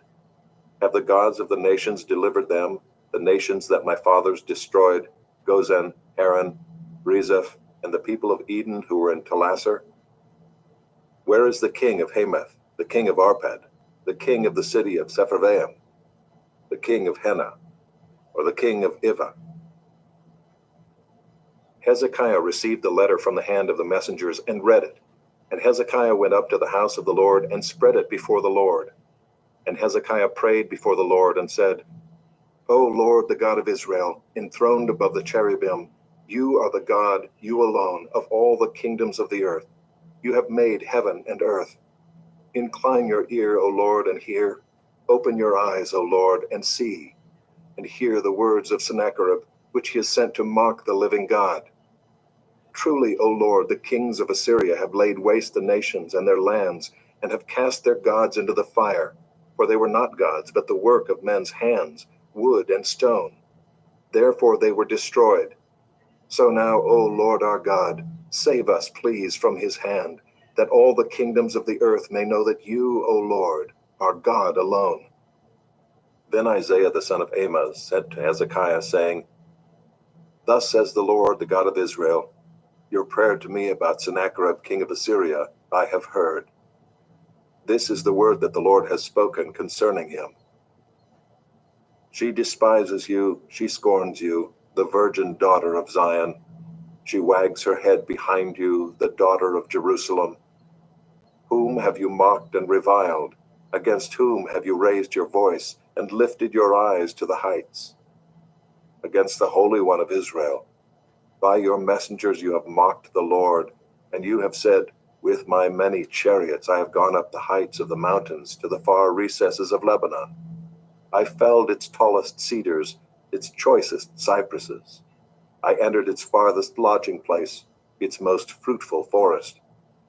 I dug wells and drank foreign waters, and I dried up with the sole of my foot all the streams of Egypt. Have you not heard that I determined it long ago? I planned from days of old what now I bring to pass, that you should turn fortified cities into heaps of ruins, while their inhabitants, shorn of strength, are dismayed and confounded, and have become like plants of the field and like tender grass, like grass on the housetops, blighted before it is grown. But I know you're sitting down, and you're going out and coming in, and you're raging against me. Because you have raged against me, and your complacency has come into my ears, I will put my hook in your nose and my bit in your mouth, and I will turn you back on the way by which you came. And this shall be the sign for you. This year eat what grows of itself, and in the second year what springs of the same. Then in the third year sow and reap and plant vineyards and eat their fruit. And the surviving remnant of the house of Judah shall again take root downward and bear fruit upward. For out of Jerusalem shall go a remnant, and out of Mount Zion a band of survivors. The zeal of the Lord will do this. Therefore thus says the Lord concerning the king of Assyria, he shall not come into this city or shoot an arrow there, or come before it with a shield, or cast up a siege mound against it. By the way that he came, by the same he shall return, and he shall not come into this city, declares the Lord. For I will defend this city to save it, for my own sake, and for the sake of my servant David. And that night the angel of the Lord went out and struck down 185,000 in the camp of the Assyrians. And when people arose early in the morning, behold, these were all dead bodies. Then Sennacherib king of Assyria departed and went home and lived at Nineveh. And as he was worshipping in the house of Nisroch his god, Adramelech and Sharezer his sons struck him down with the sword and escaped into the land of Ararat. And Esarhaddon his son reigned in his place.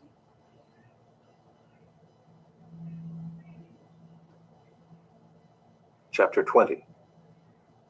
In those days Hezekiah became sick and was at the point of death. And Isaiah the prophet, the son of Amoz, came to him and said to him, Thus says the Lord, set your house in order, for you shall die. You shall not recover. Then Hezekiah turned his face to the wall and prayed to the Lord, saying, Now, O Lord, please remember how I have walked before you in faithfulness and with a whole heart, and have done what is good in your sight. And Hezekiah wept bitterly. And before Isaiah had gone out of the middle court, the word of the Lord came to him.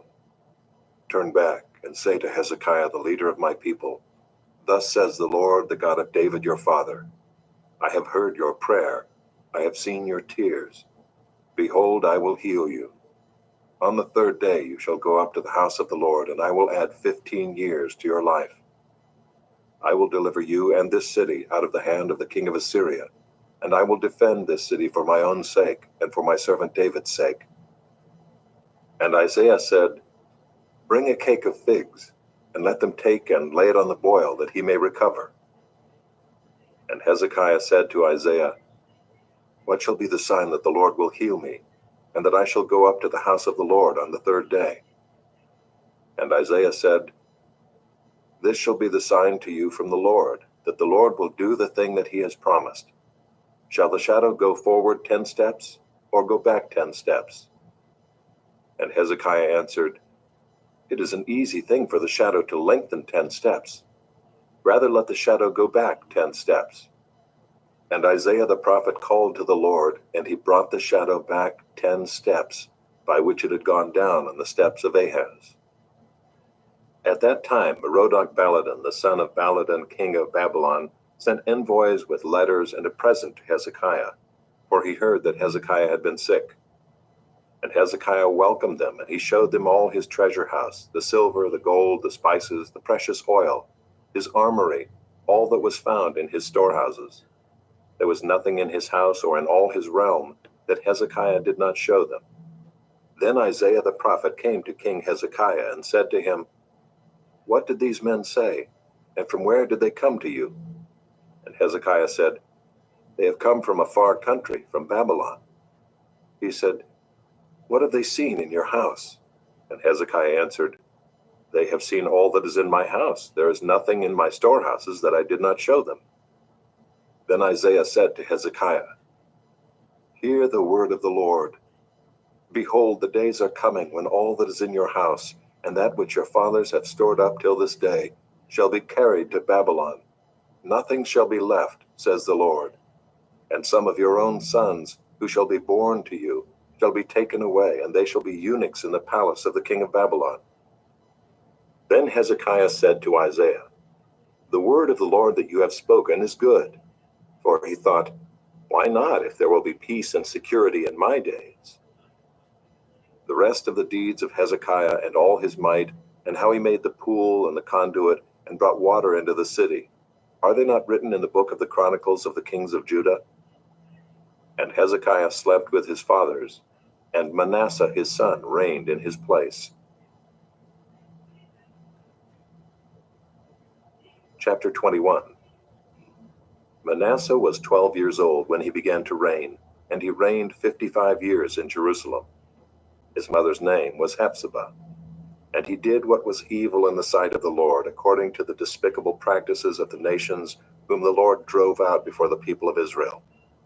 For he rebuilt the high places that Hezekiah his father had destroyed, and he erected altars for Baal and made an Asherah, as Ahab king of Israel had done, and worshipped all the host of heaven and served them.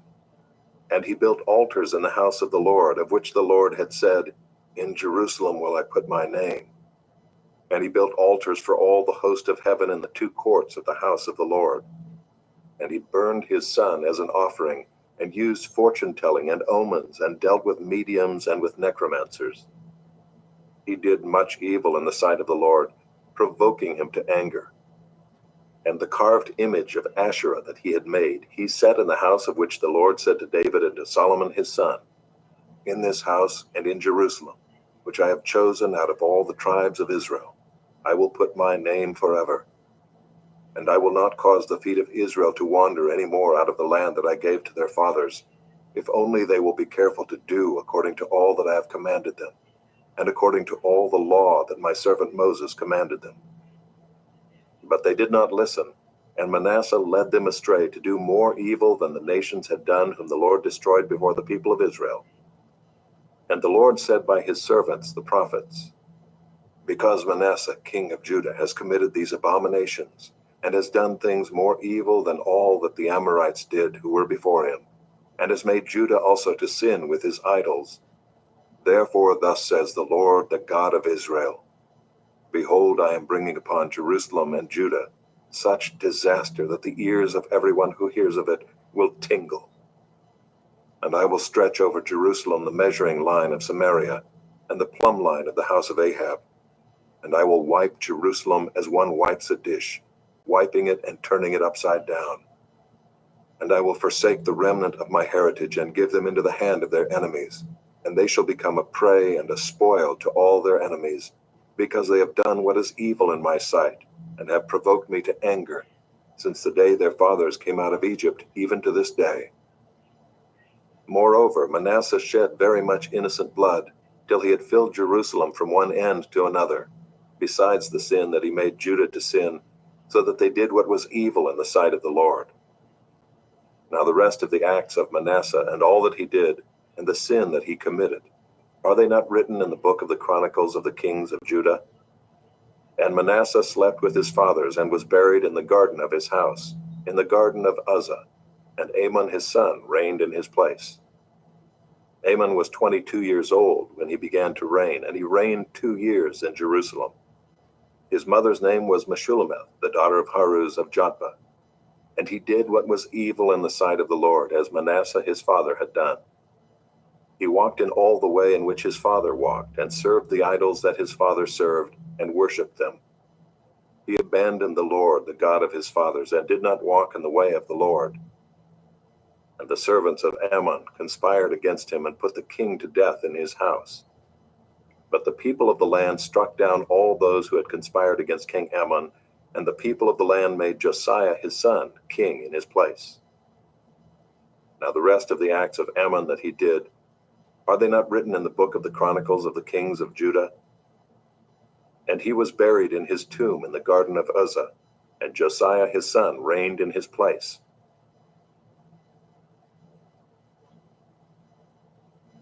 Chapter 22. Josiah was 8 years old when he began to reign, and he reigned 31 years in Jerusalem. His mother's name was Jedidah, the daughter of Adaiah of Bozkath. And he did what was right in the eyes of the Lord, and walked in all the way of David his father, and he did not turn aside to the right or to the left. In the 18th year of King Josiah, the king sent Shaphan the son of Azaliah, son of Meshullam, the secretary, to the house of the Lord, saying, Go up to Hilkiah the high priest, that he may count the money that has been brought into the house of the Lord, which the keepers of the threshold have collected from the people. And let it be given into the hand of the workmen, who have the oversight of the house of the Lord, and let them give it to the workmen who are at the house of the Lord, repairing the house, that is, to the carpenters, and to the builders, and to the masons. And let them use it for buying timber and quarried stone to repair the house. But no accounting shall be asked from them for the money that is delivered into their hand, for they deal honestly. And Hilkiah the high priest said to Shaphan the secretary, I have found the book of the law in the house of the Lord. And Hilkiah gave the book to Shaphan, and he read it. And Shaphan the secretary came to the king and reported to the king, Your servants have emptied out the money that was found in the house, and have delivered it into the hand of the workmen who have the oversight of the house of the Lord. Then Shaphan the secretary told the king, Hilkiah the priest has given me a book. And Shaphan read it before the king. When the king heard the words of the book of the law, he tore his clothes. And the king commanded Hilkiah the priest, and Ahikam the son of Shaphan, and Achbor the son of Micaiah, and Shaphan the secretary, and Isaiah the king's servant, saying, Go inquire of the Lord for me, and for the people, and for all Judah, concerning the words of this book that has been found. For great is the wrath of the Lord that is kindled against us, because our fathers have not obeyed the words of this book, to do according to all that is written concerning us. So Hilkiah the priest, and Ahikam, and Achbor, and Shaphan, and Isaiah went to Huldah the prophetess, the wife of Shallum, the son of Tikvah, son of Harhas, keeper of the wardrobe. Now she lived in Jerusalem in the 2nd quarter, and they talked with her. And she said to them, Thus says the Lord, the God of Israel, Tell the man who sent you to me, Thus says the Lord, Behold, I will bring disaster upon this place and upon its inhabitants, all the words of the book that the king of Judah has read, because they have forsaken me and have made offerings to other gods, that they might provoke me to anger with all the work of their hands. Therefore my wrath will be kindled against this place, and it will not be quenched.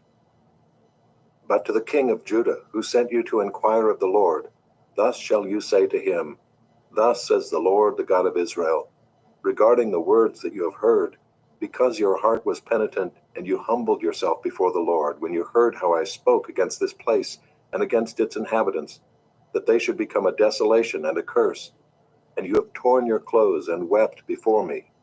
I also have heard you, declares the Lord. Therefore, behold, I will gather you to your fathers, and you shall be gathered to your grave in peace, and your eyes shall not see all the disaster that I will bring upon this place. And they brought back word to the king.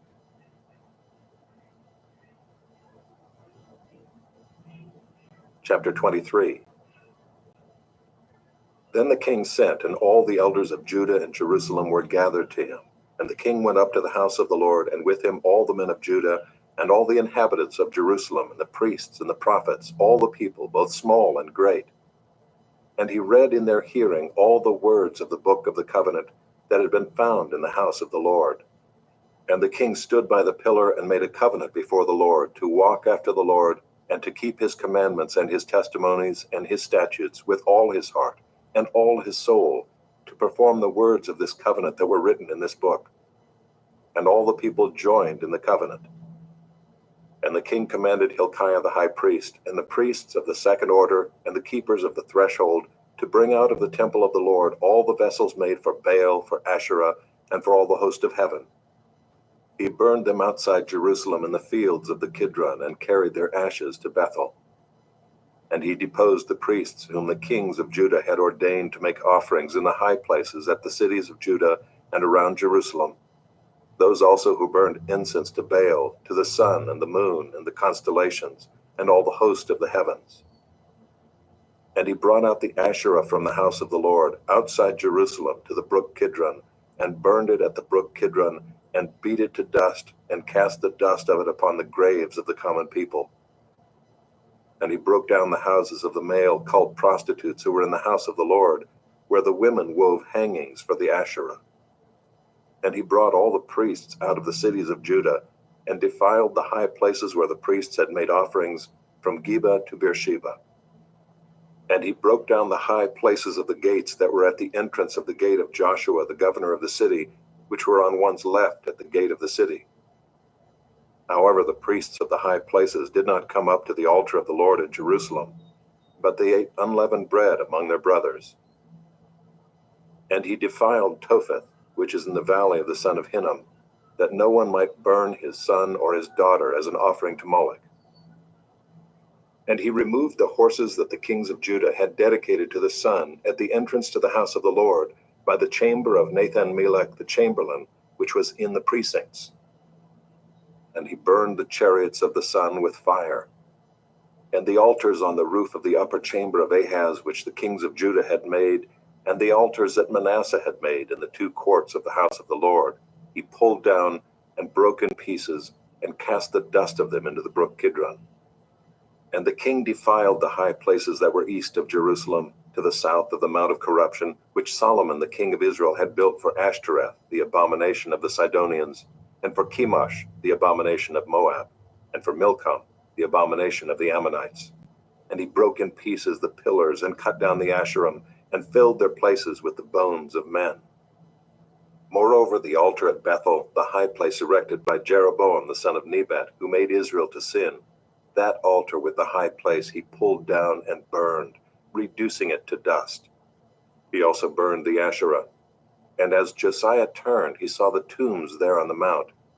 And he sent and took the bones out of the tombs, and burned them on the altar, and defiled it, according to the word of the Lord that the man of God proclaimed, who had predicted these things. Then he said, "What is that monument that I see?" And the men of the city told him, "It is the tomb of the man of God who came from Judah and predicted these things that you have done against the altar at Bethel." And he said, "Let him be. Let no man move his bones." So they let his bones alone, with the bones of the prophet who came out of Samaria. And Josiah removed all the shrines also of the high places that were in the cities of Samaria, which kings of Israel had made, provoking the Lord to anger. He did to them according to all that he had done at Bethel, and he sacrificed all the priests of the high places who were there on the altars, and burned human bones on them. Then he returned to Jerusalem. And the king commanded all the people, "Keep the Passover to the Lord your God, as it is written in this book of the covenant." For no such Passover had been kept since the days of the judges who judged Israel, or during all the days of the kings of Israel, or of the kings of Judah. But in the 18th year of King Josiah, this Passover was kept to the Lord in Jerusalem. Moreover, Josiah put away the mediums and the necromancers and the household gods and the idols and all the abominations that were seen in the land of Judah and in Jerusalem, that he might establish the words of the law that were written in the book that Hilkiah the priest found in the house of the Lord. Before him there was no king like him, who turned to the Lord with all his heart, and with all his soul, and with all his might, according to all the law of Moses, nor did any like him arise after him. Still the Lord did not turn from the burning of his great wrath, by which his anger was kindled against Judah, because of all the provocations with which Manasseh had provoked him. And the Lord said, I will remove Judah also out of my sight, as I have removed Israel, and I will cast off this city that I have chosen, Jerusalem, and the house of which I said, my name shall be there. Now the rest of the acts of Josiah and all that he did, are they not written in the book of the Chronicles of the kings of Judah? In his days Pharaoh Necho, king of Egypt, went up to the king of Assyria to the river Euphrates. King Josiah went to meet him, and Pharaoh Necho killed him at Megiddo as soon as he saw him. And his servants carried him dead in a chariot from Megiddo and brought him to Jerusalem, and buried him in his own tomb. And the people of the land took Jehoahaz the son of Josiah, and anointed him, and made him king in his father's place. Jehoahaz was 23 years old when he began to reign, and he reigned 3 months in Jerusalem. His mother's name was Hamutal, the daughter of Jeremiah of Libnah. And he did what was evil in the sight of the Lord, according to all that his fathers had done. And Pharaoh Necho put him in bonds at Riblah in the land of Hamath, that he might not reign in Jerusalem, and laid on the land a tribute of 100 talents of silver and a talent of gold. And Pharaoh Necho made Eliakim the son of Josiah king in the place of Josiah his father, and changed his name to Jehoiakim. But he took Jehoahaz away, and he came to Egypt and died there. And Jehoiakim gave the silver and the gold to Pharaoh, but he taxed the land to give the money according to the command of Pharaoh. He exacted the silver and the gold of the people of the land, from everyone according to his assessment, to give it to Pharaoh Necho. Jehoiakim was 25 years old when he began to reign, and he reigned 11 years in Jerusalem. His mother's name was Zebidah, the daughter of Pedaiah of Rumah. And he did what was evil in the sight of the Lord, according to all that his fathers had done.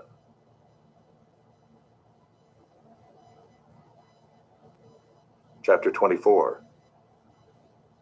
In his days Nebuchadnezzar king of Babylon came up, and Jehoiakim became his servant for 3 years. Then he turned and rebelled against him. And the Lord sent against him bands of the Chaldeans, and bands of the Syrians, and bands of the Moabites, and bands of the Ammonites, and sent them against Judah to destroy it, according to the word of the Lord that he spoke by his servants the prophets. Surely this came upon Judah at the command of the Lord, to remove them out of his sight for the sins of Manasseh, according to all that he had done, and also for the innocent blood that he had shed. For he filled Jerusalem with innocent blood, and the Lord would not pardon. Now the rest of the deeds of Jehoiakim and all that he did, are they not written in the book of the Chronicles of the kings of Judah? So Jehoiakim slept with his fathers, and Jehoiakim his son reigned in his place. And the king of Egypt did not come again out of his land, for the king of Babylon had taken all that belonged to the king of Egypt from the brook of Egypt to the river Euphrates. Jehoiakim was 18 years old when he became king, and he reigned 3 months in Jerusalem. His mother's name was Nehushta, the daughter of Elnathan of Jerusalem. And he did what was evil in the sight of the Lord, according to all that his father had done. At that time the servants of Nebuchadnezzar king of Babylon came up to Jerusalem, and the city was besieged. And Nebuchadnezzar king of Babylon came to the city while his servants were besieging it. And Jehoiakim the king of Judah gave himself up to the king of Babylon, himself and his mother and his servants and his officials and his palace officials. The king of Babylon took him prisoner in the 8th year of his reign, and carried off all the treasures of the house of the Lord and the treasures of the king's house, and cut in pieces all the vessels of gold in the temple of the Lord, which Solomon king of Israel had made, as the Lord had foretold. He carried away all Jerusalem, and all the officials and all the mighty men of valor, 10,000 captives, and all the craftsmen and the smiths. None remained except the poorest people of the land. And he carried away Jehoiakim to Babylon, the king's mother, the king's wives, his officials, and the chief men of the land he took into captivity from Jerusalem to Babylon. And the king of Babylon brought captive to Babylon all the men of valor, 7,000, and the craftsmen and the metalworkers, 1,000, all of them strong and fit for war. And the king of Babylon made Mattaniah, Jehoiakim's uncle, king in his place, and changed his name to Zedekiah. Zedekiah was 21 years old when he became king, and he reigned 11 years in Jerusalem. His mother's name was Hamutal, the daughter of Jeremiah of Libnah. And he did what was evil in the sight of the Lord, according to all that Jehoiakim had done. For because of the anger of the Lord, it came to the point in Jerusalem and Judah that he cast them out from his presence. And Zedekiah rebelled against the king of Babylon. Chapter 25. And in the 9th year of his reign, in the 10th month, on the 10th day of the month, Nebuchadnezzar king of Babylon came with all his army against Jerusalem and laid siege to it. And they built siege works all around it. So the city was besieged till the 11th year of King Zedekiah. On the 9th day of the 4th month, the famine was so severe in the city that there was no food for the people of the land. Then a breach was made in the city, and all the men of war fled by night by the way of the gate between the two walls by the king's garden. And the Chaldeans were around the city, and they went in the direction of the Arabah. But the army of the Chaldeans pursued the king and overtook him in the plains of Jericho, and all his army was scattered from him. Then they captured the king and brought him up to the king of Babylon at Riblah, and they passed sentence on him. They slaughtered the sons of Zedekiah before his eyes, and put out the eyes of Zedekiah, and bound him in chains, and took him to Babylon.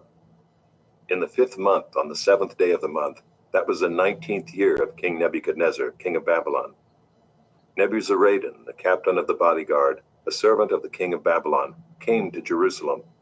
And he burned the house of the Lord and the king's house and all the houses of Jerusalem. Every great house he burned down. And all the army of the Chaldeans who were with the captain of the guard broke down the walls around Jerusalem. And the rest of the people who were left in the city and the deserters who had deserted to the king of Babylon, together with the rest of the multitude, Nebuzaradan, the captain of the guard, carried into exile. But the captain of the guard left some of the poorest of the land to be vine dressers and plowmen.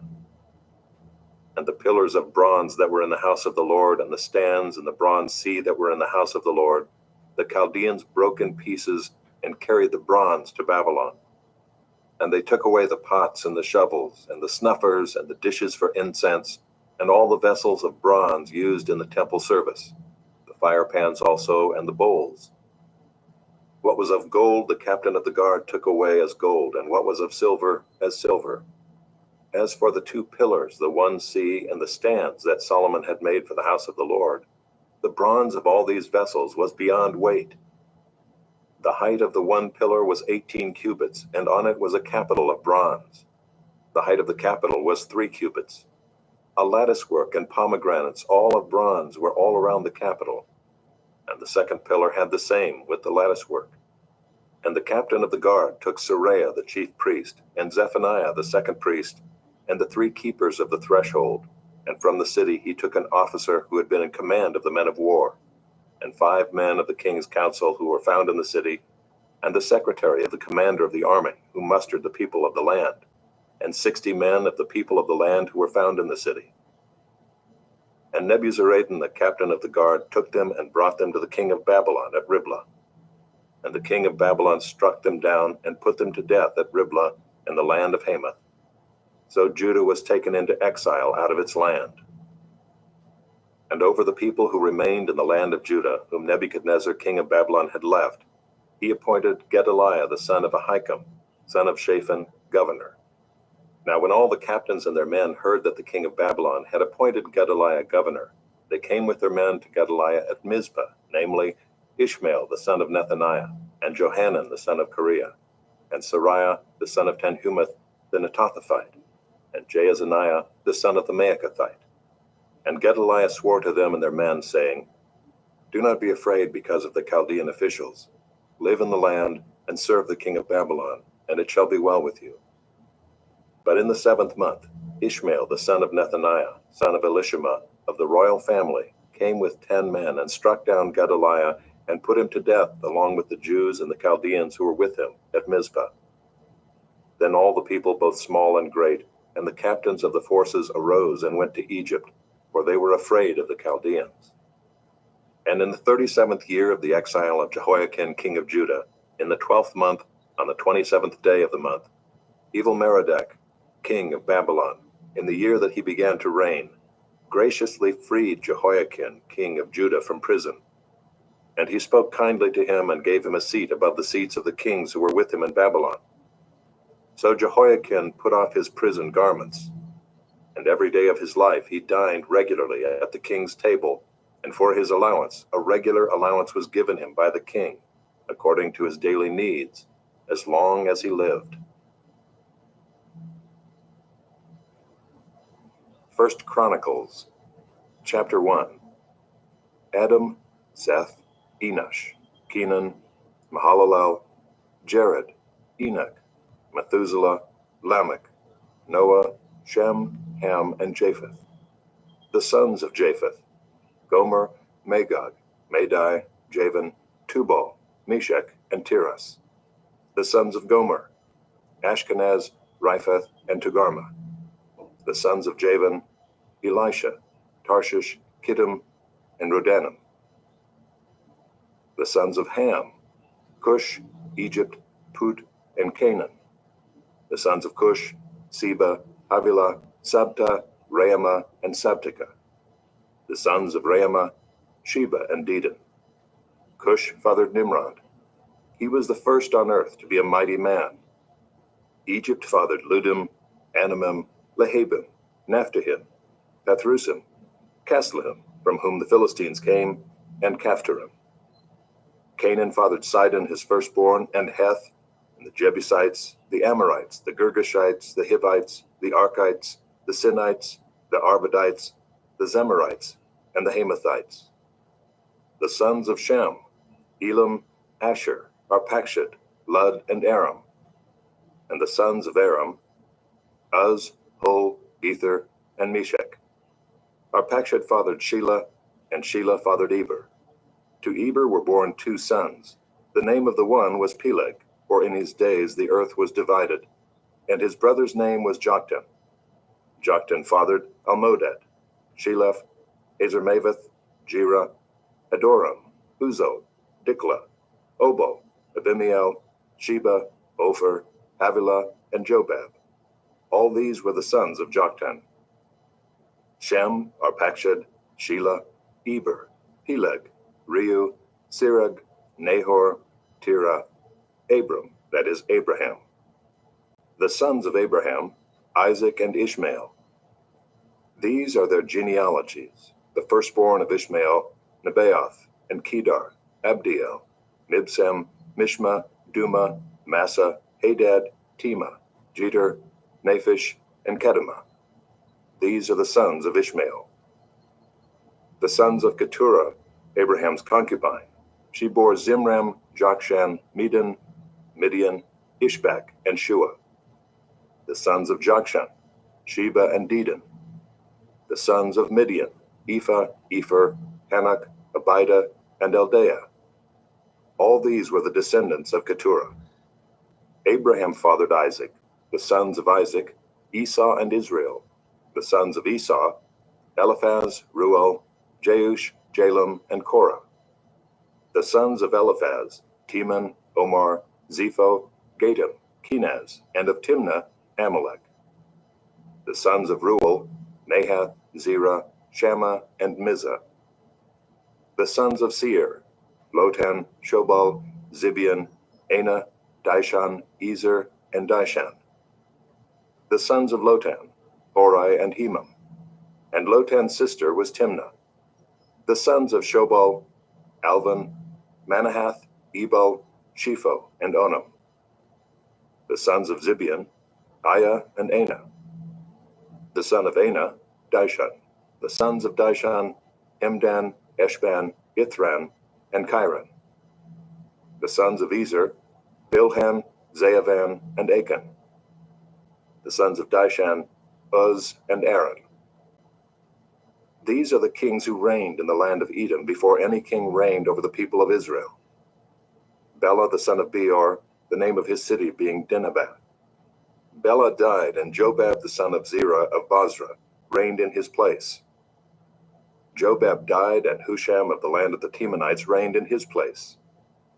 Husham died, and Hadad the son of Bedad, who defeated Midian in the country of Moab, reigned in his place, the name of his city being Avith. Hadad died, and Samlah of Masrekah reigned in his place. Samlah died, and Shaul of Rehoboth on the Euphrates reigned in his place. Shaul died, and Baal-Hanan the son of Achbor reigned in his place. Baal-Hanan died, and Hadad reigned in his place, the name of his city being Pai. And his wife's name was Mehetabel, the daughter of Matred, the daughter of Mezahab. And Hadad died. The chiefs of Edom were chiefs Timnah, Alva, Jetheth, Aholibamah, Elah, Pinon, Kenaz, Teman, Mibzar, Magdiel, and Iram. These are the chiefs of Edom. Chapter 2.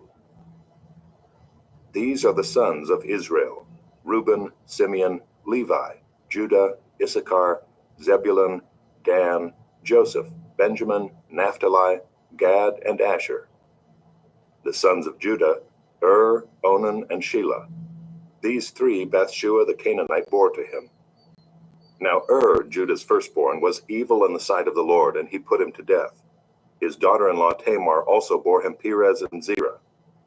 Judah had 5 sons in all. The sons of Perez: Hezron and Hamul. The sons of Zerah: Zimri, Ethan, Heman, Calcol, and Dara, 5 in all. The son of Carmi: Achan the troubler of Israel, who broke faith in the matter of the devoted thing, and Ethan's son was Azariah.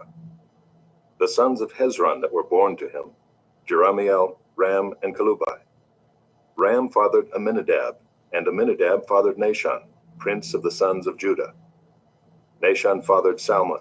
Salmon fathered Boaz. Boaz fathered Obed. Obed fathered Jesse. Jesse fathered Eliab his firstborn, Abinadab the second, Shimeah the third, Nathanael the fourth, Radai the fifth, Ozem the sixth, David the seventh. And their sisters were Zeruiah and Abigail. The sons of Zeruiah: Abishai, Joab, and Asahel, 3. Abigail bore Amasa, and the father of Amasa was Jether the Ishmaelite. Caleb the son of Hezron fathered children by his wife Azubah and by Jerioth, and these were her sons: Jesher, Shobab, and Ardon. When Azubah died, Caleb married Ephrath, who bore him Hur. Hur fathered Uri, and Uri fathered Bezalel. Afterward Hezron went in to the daughter of Machir the father of Gilead, whom he married when he was 60 years old, and she bore him Segub. And Segub fathered Jair, who had 23 cities in the land of Gilead. But Gesher and Aram took from them Havoth-Jair, Kenath, and its villages, 60 towns. All these were descendants of Machir the father of Gilead. After the death of Hezron, Caleb went in to Ephrathah the wife of Hezron his father, and she bore him Asher, the father of Tekoa. The sons of Jerahmeel, the firstborn of Hezron: Ram his firstborn, Bunah, Oren, Ozem, and Ahijah. Jerahmeel also had another wife, whose name was Atarah. She was the mother of Onam. The sons of Ram, the firstborn of Jerahmeel: Maaz, Jamin, and Eker. The sons of Onam: Shammai and Jada. The sons of Shammai: Nadab and Abishur. The name of Abishur's wife was Abihail, and she bore him Aban and Molid. The sons of Nadab: Seled and Appiam, and Seled died childless. The son of Appiam: Ishai. The son of Ishai: Shishan. The son of Shishan: Ali. The sons of Jada, Shammai's brother: Jether and Jonathan. And Jether died childless. The sons of Jonathan: Peleth and Zazah. These were the descendants of Jerahmeel. Now Shishan had no sons, only daughters, but Shishan had an Egyptian slave whose name was Jarrah. So Shishan gave his daughter in marriage to Jarrah his slave, and she bore him Attai. Attai fathered Nathan, and Nathan fathered Zabad. Zabad fathered Ephlal, and Ephlal fathered Obed. Obed fathered Jehu, and Jehu fathered Azariah. Azariah fathered Helez, and Helez fathered Eleasa. Eleasa fathered Sismai, and Sismai fathered Shallum. Shallum fathered Jechemiah, and Jechemiah fathered Elishama. The sons of Caleb the brother of Jerahmeel. Marisha his firstborn, who fathered Ziph. The son of Marisha, Hebron. The sons of Hebron, Korah, Tapua, Rechem, and Shema. Shema fathered Ream, the father of Jorkeam, and Rechem fathered Shammai. The son of Shammai, Maon, and Maon fathered Beth-zur. Ephah also, Caleb's concubine, bore Haran, Moza, and Gazez, and Haran fathered Gazez. The sons of Jaddai, Regem, Jotham, Geshan, Pelet, Ephah, and Sheaph. Maacah, Caleb's concubine, bore Sheber and Tirhana. She also bore Sheaph the father of Madmannah, Sheva the father of Machbenah, and the father of Gibeah, and the daughter of Caleb was Achsah. These were the descendants of Caleb. The sons of Hur, the firstborn of Ephrathah, Shobal the father of Kiriath Jearim, Salma the father of Bethlehem, and Hareph the father of Beth-gader. Shobal the father of Kiriath Jearim had other sons, Haroah half of the Menuhath, and the clans of Kiriath Jearim, the Ithrites, the Puthites, the Shumathites, and the Mishraites. From these came the Zorathites and the Eshtaolites. The sons of Salma, Bethlehem, the Netophathites, Atroth Beth-joab and half of the Manahathites, the Zorites. The clans also of the scribes who lived at Jabez, the Tirathites, the Shemaathites, and the Sukathites. These are the Kenites who came from Hamath, the father of the house of Rechab. Chapter 3. These are the sons of David who were born to him in Hebron. The firstborn, Amnon, by Ahinoam the Jezreelite. The second, Daniel, by Abigail the Carmelite. The third, Absalom, whose mother was Maacah, the daughter of Talmai, king of Geshur. The fourth, Adonijah, whose mother was Haggith. The fifth, Shephatiah, by Abital. The sixth, Ithream, by his wife Eglah. 6 were born to him in Hebron, where he reigned for 7 years and 6 months. And he reigned 33 years in Jerusalem. These were born to him in Jerusalem: Shimeah, Shobab, Nathan, and Solomon.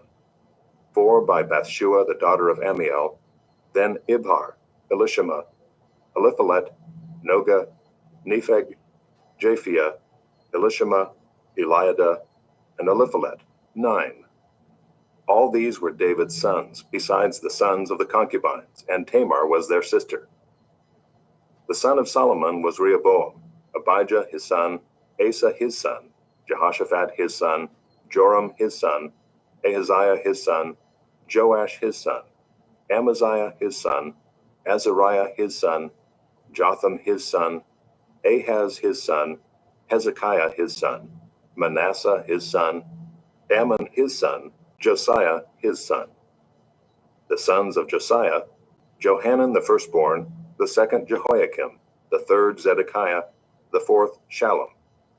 The descendants of Jehoiakim: Jeconiah his son, Zedekiah his son, and the sons of Jeconiah the captive: Shealtiel his son, Malchiram, Pedaiah, Shenazar, Jechemiah, Hoshama, and Nedabiah.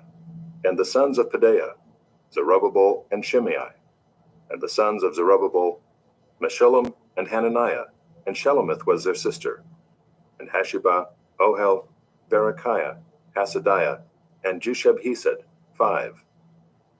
The sons of Hananiah: Pelatiah and Jeshaiah, his son Rephaiah, his son Arnan, his son Obadiah, his son Shechaniah. The son of Shechaniah, Shemaiah. And the sons of Shemaiah: Hattush, Igal, Beriah, Neariah, and Shaphat, 6. The sons of Neariah: Elioenai, Hizkiah, and Azrikam, 3. The sons of Elioenai: Hodaviah, Eliashib, Pelaiah, Akab, Johanan, Delaiah, and Anani, 7. Chapter 4. The sons of Judah: Perez, Hezron, Carmi, Hur, and Shobal. Reaiah, the son of Shobal, fathered Jahath, and Jahath fathered Ahumai and Lahad. These were the clans of the Zorathites.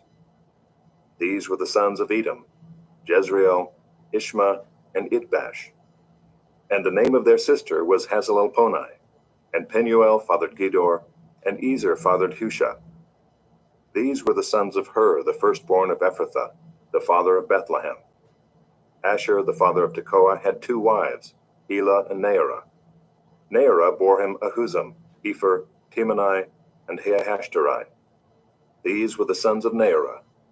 The sons of Helah, Zereth, Izhar, and Ethnan. Kaz fathered Enab, Zobeba, and the clans of Aharlel, the son of Haram. Jabez was more honorable than his brothers, and his mother called his name Jabez, saying, "Because I bore him in pain."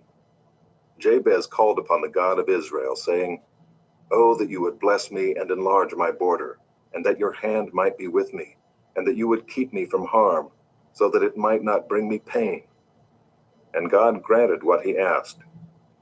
Caleb, the brother of Shua, fathered Mehir, who fathered Eshton. Eshton fathered Bethrapha, Hasiah, and Tehinnah, the father of Ir-Nahash. These are the men of Rechah. The sons of Kenaz, Othniel and Sariah, and the sons of Othniel, Hathath and Meonothai. Meonothai fathered Ophrah, and Sariah fathered Joab, the father of Geharashim, so called because they were craftsmen.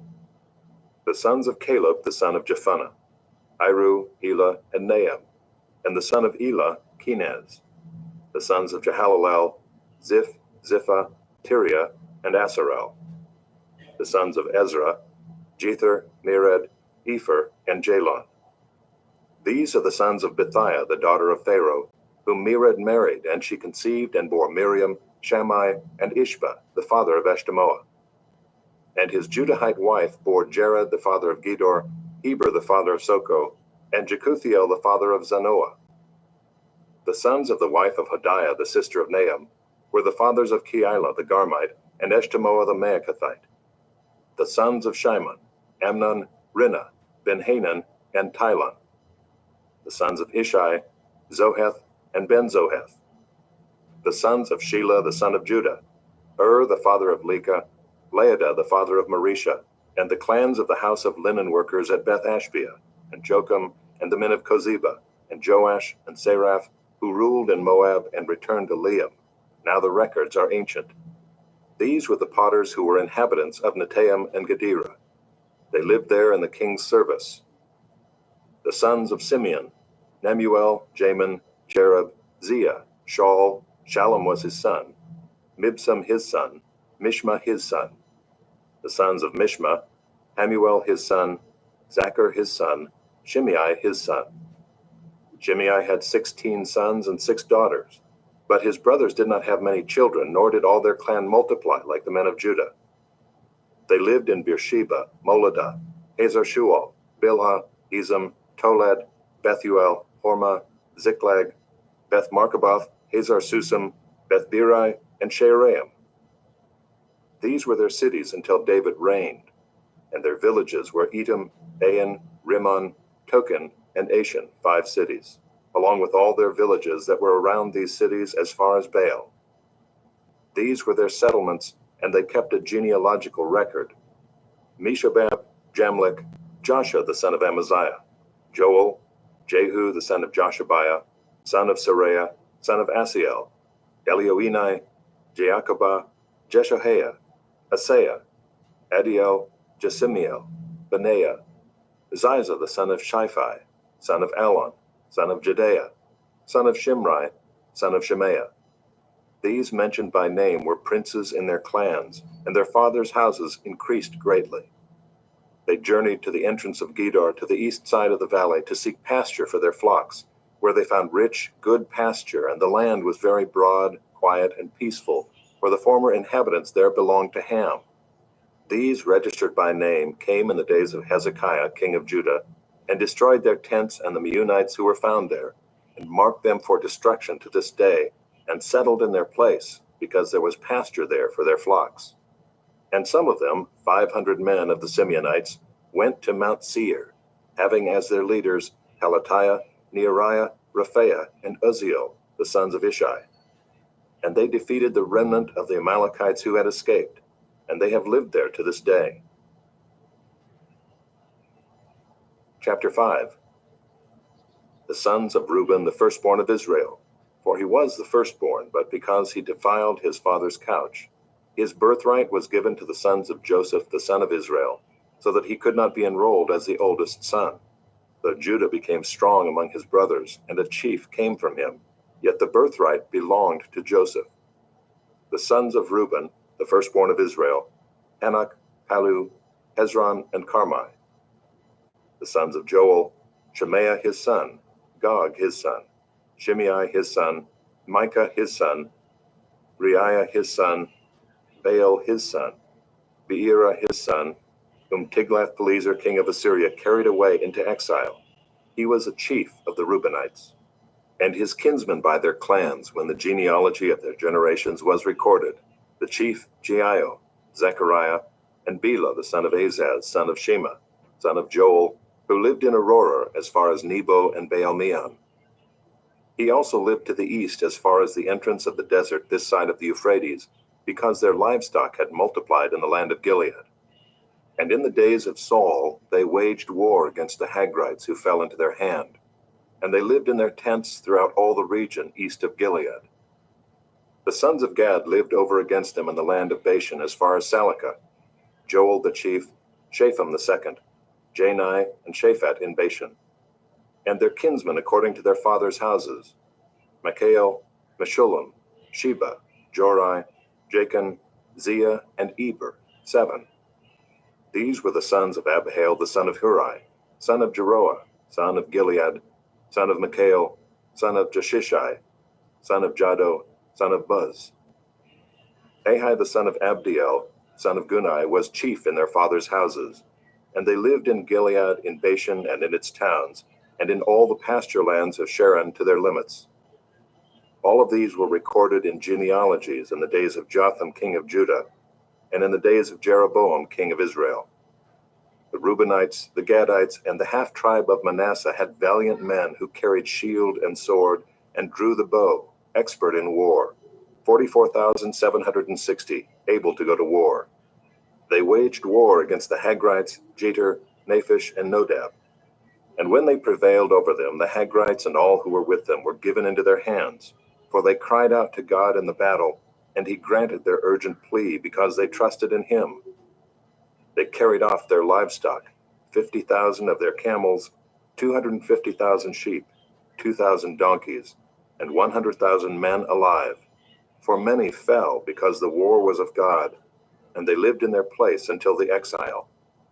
The members of the half-tribe of Manasseh lived in the land. They were very numerous, from Bashan to Baal-Hermon, Senir, and Mount Hermon. These were the heads of their fathers' houses: Epher, Ishai, Eliel, Azriel, Jeremiah, Hodaviah, and Jadiel, mighty warriors, famous men, heads of their fathers' houses. But they broke faith with the God of their fathers and whored after the gods of the peoples of the land, whom God had destroyed before them.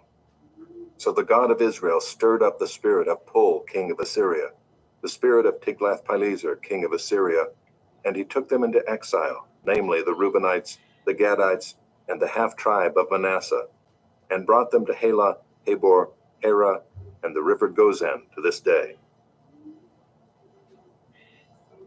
Chapter 6. The sons of Levi: Gershon, Kohath, and Merari. The sons of Kohath: Amram, Izhar, Hebron, and Uzziel. The children of Amram: Aaron, Moses, and Miriam. The sons of Aaron: Nadab, Abihu, Eleazar, and Ithamar. Eleazar fathered Phinehas. Phinehas fathered Abishua. Abishua fathered Buckai. Buckai fathered Uzai. Uzai fathered Zerahiah. Zerahiah fathered Meraioth.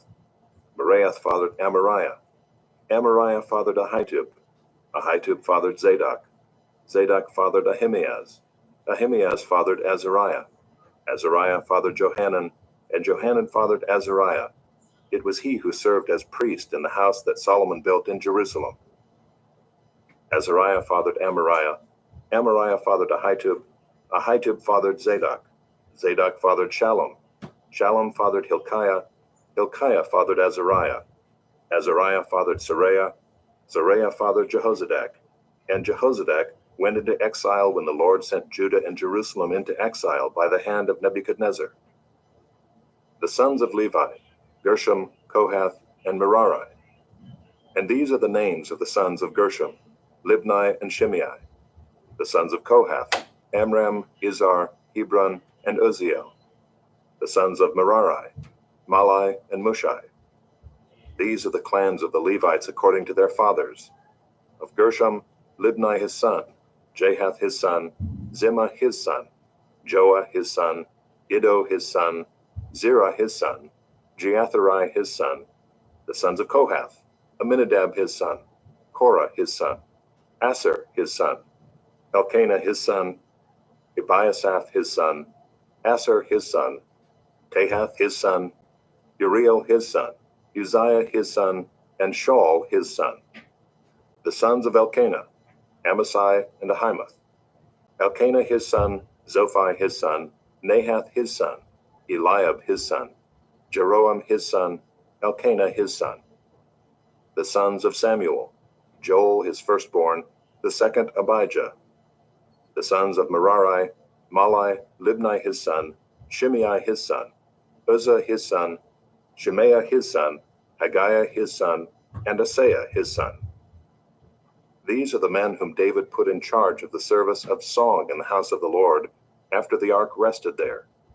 They ministered with song before the tabernacle of the tent of meeting until Solomon built the house of the Lord in Jerusalem, and they performed their service according to their order. These are the men who served and their sons.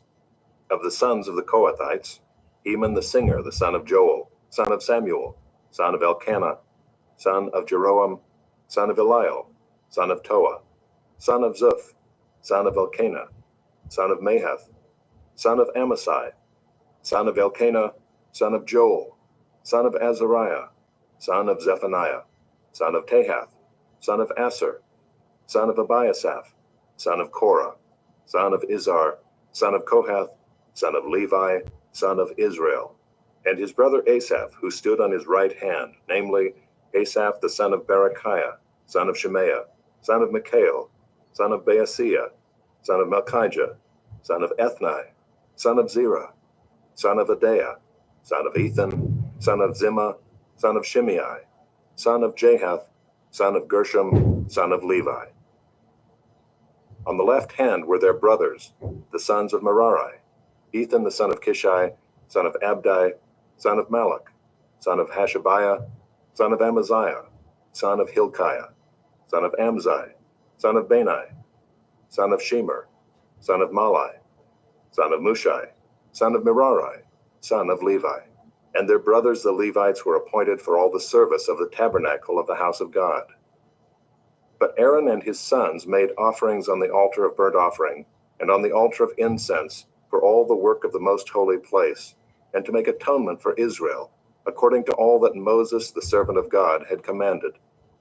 These are the sons of Aaron: Eleazar his son, Phinehas his son, Abishua his son, Buckai his son, Uzzi his son, Zerahiah his son, Meraioth his son, Amariah his son, Ahitub his son, Zadok his son, Ahimaaz his son.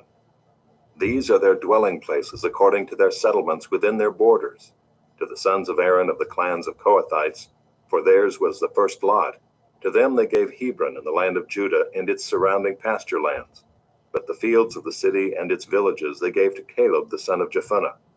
To the sons of Aaron they gave the cities of refuge, Hebron, Libnah with its pasture lands, Jattir, Eshtemoa with its pasture lands, Hilan with its pasture lands, Deber with its pasture lands, Ashan with its pasture lands, and Bethshemesh with its pasture lands. And from the tribe of Benjamin, Gibeon, Geba with its pasture lands, Alameth with its pasture lands, and Anathoth with its pasture lands. All their cities throughout their clans were 13. To the rest of the Kohathites were given by lot out of the clan of the tribe, Out of the half tribe, the half of Manasseh, 10 cities. To the Gershomites, according to their clans, were allotted 13 cities out of the tribes of Issachar, Asher, Naphtali, and Manasseh in Bashan. To the Merarites, according to their clans, were allotted 12 cities out of the tribes of Reuben, Gad, and Zebulun. So the people of Israel gave the Levites the cities with their pasture lands. They gave by lot out of the tribes of Judah, Simeon, and Benjamin these cities that are mentioned by name. And some of the clans of the sons of Kohath had cities of their territory out of the tribe of Ephraim. They were given the cities of refuge, Shechem with its pasture lands in the hill country of Ephraim, Gezer with its pasture lands, Jokmeam with its pasture lands, Beth-horon with its pasture lands, Aijalon with its pasture lands, Gath-rimmon with its pasture lands, and out of the half tribe of Manasseh, Aner with its pasture lands, and Bileam with its pasture lands, for the rest of the clans of the Kohathites. To the Gershomites were given out of the clan of the half tribe of Manasseh, Golan and Bashan with its pasture lands, and Ashtaroth with its pasture lands. And out of the tribe of Issachar, Kedesh with its pasture lands, Daberath with its pasture lands, Ramoth with its pasture lands, and Anam with its pasture lands. Out of the tribe of Asher, Mashal with its pasture lands, Abdon with its pasture lands, Hukok with its pasture lands, and Rehob with its pasture lands. And out of the tribe of Naphtali, Kedesh and Galilee with its pasture lands, Ammon with its pasture lands, and Kiriathaim with its pasture lands. To the rest of the Merarites were allotted out of the tribe of Zebulun, Rimmonah with its pasture lands, Tabor with its pasture lands, and beyond the Jordan at Jericho on the east side of the Jordan, out of the tribe of Reuben, Bezer in the wilderness with its pasture lands, Jaza with its pasture lands, Kedemoth with its pasture lands, and Matthiath with its pasture lands. And out of the tribe of Gad, Ramoth and Gilead with its pasture lands, Mahanaim with its pasture lands, Heshbon with its pasture lands, and Jazer with its pasture lands. Chapter 7. The sons of Issachar, Tola, Hua, Jashub, and Shimron, 4. The sons of Tola, Uzai, Raphaah, Jeriel, Jamai, Ibsam, and Shemuel, heads of their fathers' houses, namely of Tola, mighty warriors of their generations, their number in the days of David being 22,600. The son of Uzai, Izrahiah, and the sons of Izrahiah, Mikael, Obadiah, Joel, and Ishiah. All 5 of them were chief men. And along with them by their generations, according to their fathers' houses, were units of the army for war, 36,000, for they had many wives and sons. Their kinsmen belonging to all the clans of Issachar were in all 87,000 mighty warriors, enrolled by genealogy. The sons of Benjamin, Bela, Becher, and Jediael, 3. The sons of Bela, Esbon, Uzai, Uziel, Jeremoth, and Iri, 5. Heads of fathers' houses, mighty warriors. And their enrollment by genealogies was 22,034. The sons of Becher, Zemira, Joash, Eliezer, Elioenai, Amri, Jeremoth, Abijah, Anathoth, and Alameth. All these were the sons of Becher. And their enrollment by genealogies according to their generations, as heads of their fathers' houses, mighty warriors, was 20,200.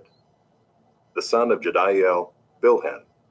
And the sons of Bilhan, Jeush, Benjamin, Ehud, Chenaanah, Zethan, Tarshish, and Ahishahar. All these were the sons of Jediael according to the heads of their fathers' houses, mighty warriors, 17,200, able to go to war. And Shupim and Hupim were the sons of Husham the son of Aher. The sons of Naphtali, Jaziel, Gunai, Jezer, and Shalom, the descendants of Bilhah. The sons of Manasseh, Azriel, whom his Aramean concubine bore. She bore Machir the father of Gilead. And Machir took a wife for Hupim and for Shupim. The name of his sister was Maacah, and the name of the second was Zelophehad. And Zelophehad had daughters. And Maacah, the wife of Machir, bore a son, and she called his name Peresh. And the name of his brother was Sheresh. And his sons were Ulam and Rakem. The son of Ulam, Beden. These were the sons of Gilead, the son of Machir, son of Manasseh. And his sister Hamoleketh bore Ishad, Abiezer, and Malah. The sons of Shemida were Ahian, Shechem, Likhai, and Aniam. The sons of Ephraim, Shuthalah, and Bered his son, Tahath his son, Eliada his son, Tahath his son, Zabad his son, Shuthalah his son, and Ezer and Eliad, whom the men of Gath who were born in the land killed, because they came down to raid their livestock. And Ephraim their father mourned many days, and his brothers came to comfort him. And Ephraim went in to his wife, and she conceived and bore a son. And he called his name Beriah, because disaster had befallen his house. His daughter was Sheerah, who built both Lower and Upper Beth-horon, and Uzan Sheerah. Repha was his son, Resheph his son, Tela his son, Tahan his son, Ladan his son, Ammihud his son, Elishama his son, Nun his son, Joshua his son. Their possessions and settlements were Bethel and its towns, and to the east Naaran, and to the west Gezer and its towns, Shechem and its towns, and Aiah and its towns. Also in possession of the Manassites, Bethshean and its towns, Taanach and its towns, Megiddo and its towns, Dor and its towns. In these lived the sons of Joseph the son of Israel. The sons of Asher, Imnah, Ishva, Ishvi, Beriah, and their sister Serah. The sons of Beriah, Heber and Malchiel, who fathered Bizaeth. Heber fathered Japhlet, Shomer, Hotham, and their sister Shua. The sons of Japhlet, Pesach, Bimal, and Ashvath. These are the sons of Japhlet. The sons of Shemer his brother, Roga, Jehuba, and Aram. The sons of Helam his brother, Zophah, Imnah, Shelesh, and Amal. The sons of Zophah, Sua, Harnefer, Shual, Beri, Imrah, Bezer, Ad, Shema, Shilsha, Ithran, and Beerah. The sons of Jether, Jephunneh, Pispa, and Erah. The sons of Ulah, Erah, Haniel, and Rizia. All of these were men of Asher, heads of fathers' houses, approved, mighty warriors, chiefs of the princes. Their number enrolled by genealogies for service in war was 26,000 men. Chapter 8. Benjamin fathered Bela his firstborn, Ashbel the second, Ahira the third, Noha the fourth, and Rapha the fifth. And Bela had sons, Adar, Gera, Abihud, Abishua, Naaman, Ahoah, Gera, Shephupham, and Huram. These are the sons of Ehud. They were heads of fathers' houses of the inhabitants of Geba, and they were carried into exile to Manahath. Naaman, Ahijah, and Gera, that is Heglum, who fathered Uzzah and Ahihud. And Shearaim fathered sons in the country of Moab, after he had sent away Husham and Beerah his wives. He fathered sons by Hodesh his wife, Jobab, Zibiah, Mesha, Malcolm, Jeuz, Sakiah, and Mirmah. These were his sons, heads of fathers' houses. He also fathered sons by Husham, Abitub, and Elpaal. The sons of Elpaal, Eber, Misham, and Shemed, who built Ono and Lod with its towns, and Beriah and Shema. They were heads of fathers' houses and the inhabitants of Aijalon, who caused the inhabitants of Gath to flee. And Ahio, Shashak, and Jeremoth. Zebediah, Arad, Eder, Mikhael, Ishba, and Joha were sons of Beriah. Zebediah, Meshullam, Hizkai, Heber, Ishmerai, Isliah, and Jobab were the sons of Elpaal. Jachim, Zichri, Zabdi, Elienai, Zilithai, Eliel, Adaiah, Bereah, and Shimrath were the sons of Shimei. Ishpan, Eber, Eliel, Abdon, Zichri, Hanan, Hananiah, Elam, Anthothijah, Ifdeiah, and Penuel were the sons of Shashak. Shamsherai, Sherahiah, Athaliah, Jearashiah, Elijah, and Zichri were the sons of Jeroam. These were the heads of fathers' houses according to their generations, chief men.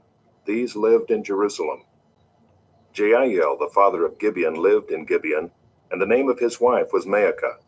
His firstborn son, Abdon, then Zur, Kish, Baal, Nadab, Gedor, Ahio, Zeker, and Mikloth. He fathered Shimeah. Now these also lived opposite their kinsmen in Jerusalem with their kinsmen. Ner was the father of Kish, Kish of Saul, Saul of Jonathan, Malchishua, Abinadab, and Eshbaal. And the son of Jonathan was Meribbaal, and Meribbaal was the father of Micah. The sons of Micah, Pithon, Melech, Teriah, and Ahaz. Ahaz fathered Jehoiada, and Jehoiada fathered Alameth, Asmaveth, and Zimri. Zimri fathered Moza. Moza fathered Benaiah. Rapha was his son, Eleasa his son, Azel his son. Azel had 6 sons, and these are their names: Azrikam, Bokeru, Ishmael, Sheariah, Obadiah, and Hanan. All these were the sons of Azel. The sons of Eshek his brother: Ulam his firstborn, Jeush the second, and Eliphalet the third. The sons of Ulam were men who were mighty warriors, bowmen, having many sons and grandsons, 150. All these were Benjaminites. Chapter 9. So all Israel was recorded in genealogies, and these are written in the book of the kings of Israel.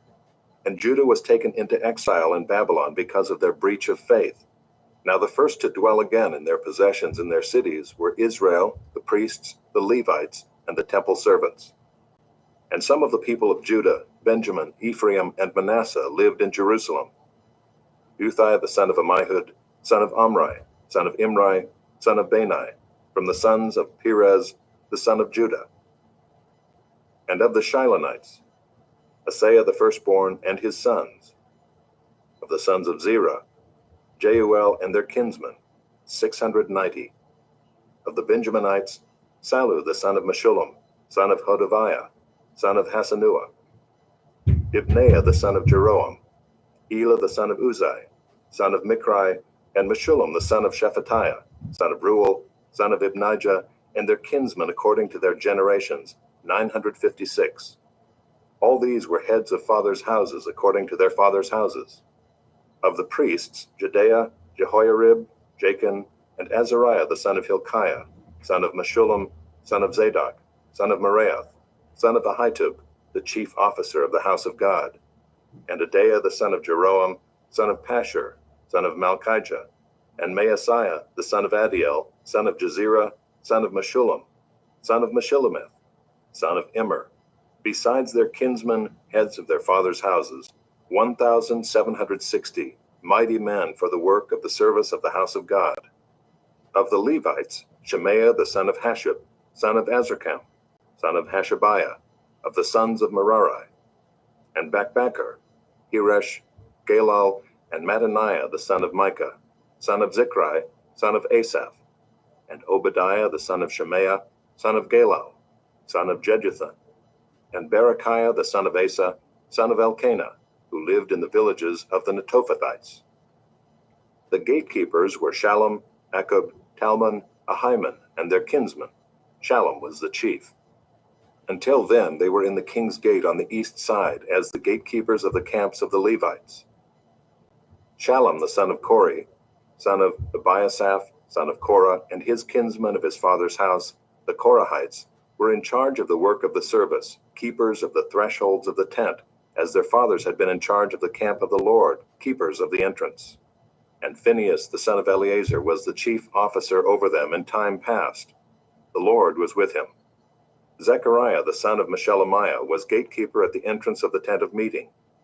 All these who were chosen as gatekeepers at the thresholds were 212. They were enrolled by genealogies in their villages.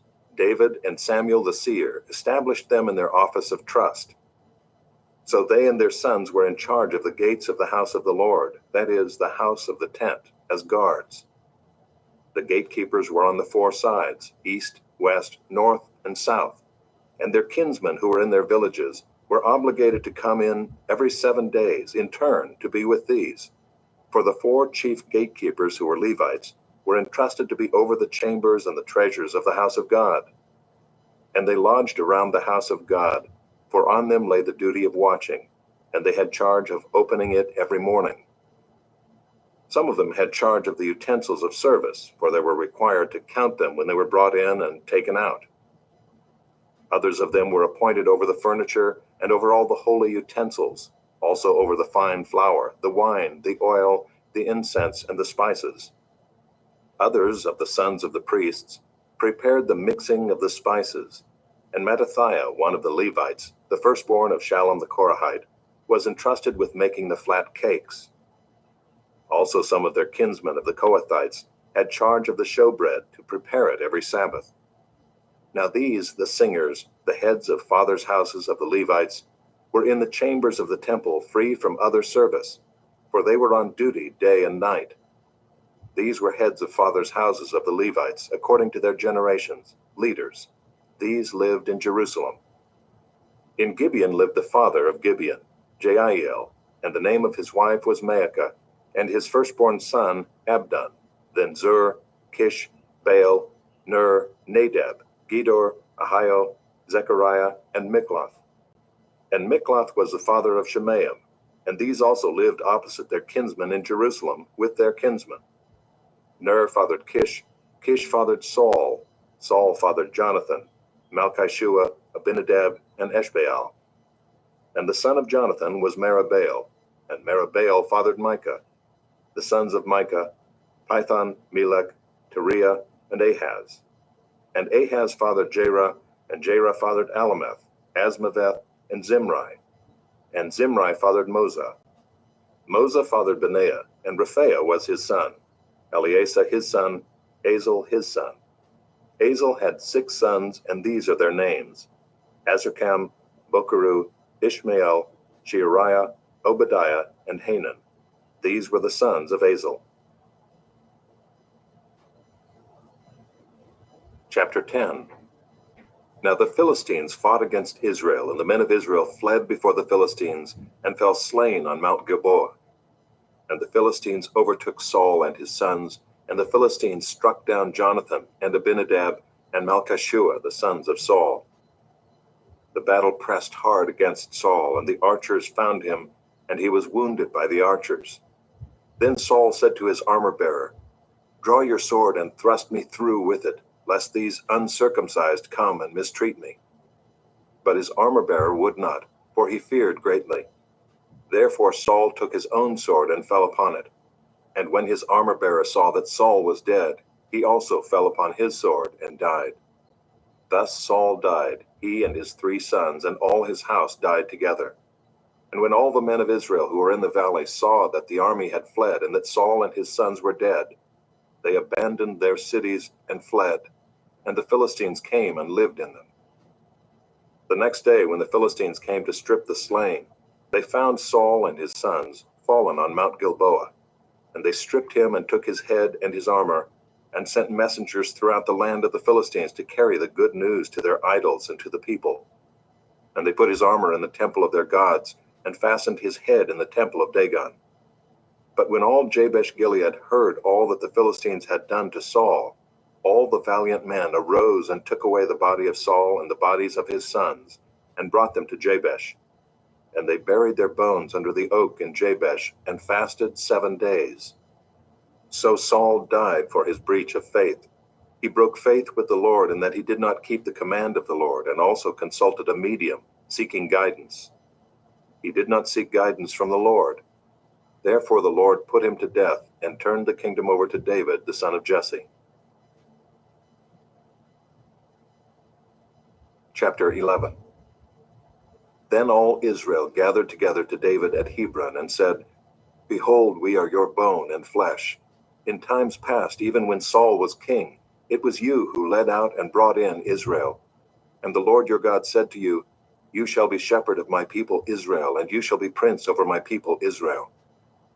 So all the elders of Israel came to the king at Hebron, and David made a covenant with them at Hebron before the Lord.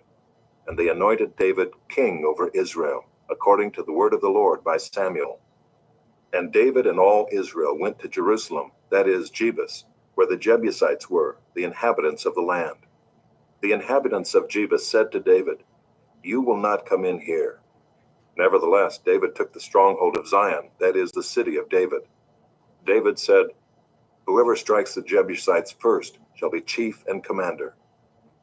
And Joab the son of Zeruiah went up first, so he became chief. And David lived in the stronghold. Therefore it was called the city of David. And he built the city all around, from the Millo and complete circuit, and Joab repaired the rest of the city. And David became greater and greater, for the Lord of hosts was with him. Now these are the chiefs of David's mighty men, who gave him strong support in his kingdom, together with all Israel, to make him king, according to the word of the Lord concerning Israel. This is an account of David's mighty men.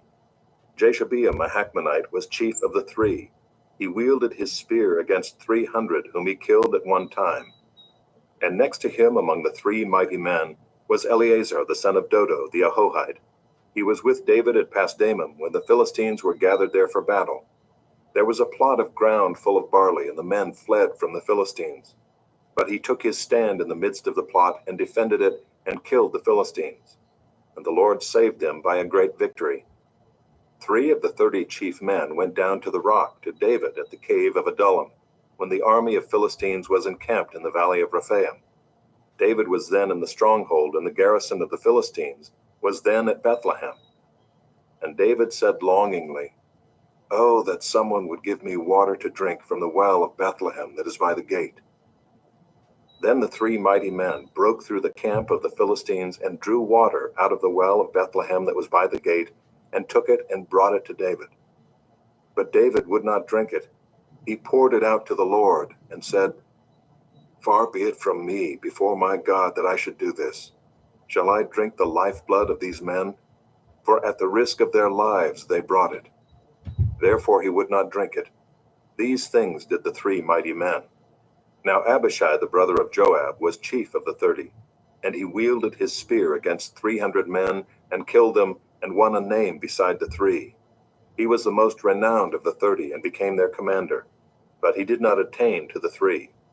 And Benaiah the son of Jehoiada was a valiant man of Kabzeel, a doer of great deeds. He struck down 2 heroes of Moab. He also went down and struck down a lion in a pit on a day when snow had fallen. And he struck down an Egyptian, a man of great stature, 5 cubits tall. The Egyptian had in his hand a spear like a weaver's beam, but Benaiah went down to him with a staff and snatched the spear out of the Egyptian's hand and killed him with his own spear. These things did Benaiah the son of Jehoiada, and won a name beside the 3 mighty men. He was renowned among the 30, but he did not attain to the 3. And David set him over his bodyguard. The mighty men were Asahel the brother of Joab, Elhanan the son of Dodo of Bethlehem, Shamath of Herod, Helez the Pelonite, Ira the son of Ikesh of Tekoa, Abiezer of Anathoth, Sibbecai the Hushathite, Eli the Ahohite, Mearai of Netophah, Heled the son of Baanah of Netophah, Ithai the son of Ribai of Gibeah of the people of Benjamin, Benaiah of Pirathon, Uri of the brooks of Gaash, Abiel the Arbathite, Asmaveth of Bearim, Eliabah the Shaalbonite, Hashem the Gizonite, Jonathan the son of Shagi the Herorite, Ahiam the son of Sakar the Herorite, Eliphal the son of Ur, Hefer the Macharathite, Ahijah the Pelonite, Hezro of Carmel, Nearai the son of Ezbai, Joel the brother of Nathan, Mibhar the son of Hagri, Zelek the Ammonite,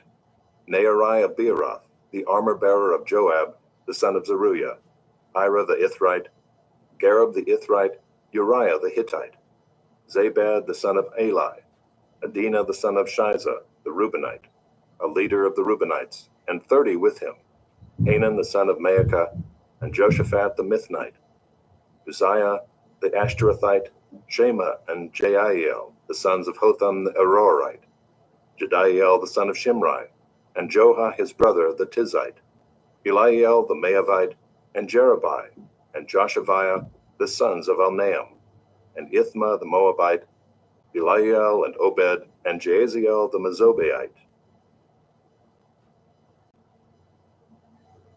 Chapter 12. Now these are the men who came to David at Ziklag, while he could not move about freely because of Saul the son of Kish. And they were among the mighty men who helped him in war. They were bowmen and could shoot arrows and sling stones with either the right or the left hand. They were Benjaminites, Saul's kinsmen. The chief was Ahiezer, then Joash, both sons of Shemaiah of Gibeah. Also Jeziel and Pelet, the sons of Asmapheth. Barakah, Jehu of Anathoth, Ishmael of Gibeon, a mighty man among the 30 and a leader over the 30. Jeremiah, Jehaziel, Johanan, Jozabad of Gedera, Eluzai, Jeremoth, Bealiah, Shemariah, Shephatiah the Haruphite, Elkanah, Ishiah, Azarel, Joezer, and Jashobeam the Korahites, and Joelah and Zebadiah the sons of Jeroham of Gedor. From the Gadites there went over to David at the stronghold in the wilderness mighty and experienced warriors, expert with shield and spear, whose faces were like the faces of lions, and who were swift as gazelles upon the mountains. Ezer the chief, Obadiah second, Eliab third, Mishmannah fourth, Jeremiah fifth, Attai sixth, Eliel seventh, Johanan eighth, Elzabad ninth, Jeremiah 10th, Machbenai 11th.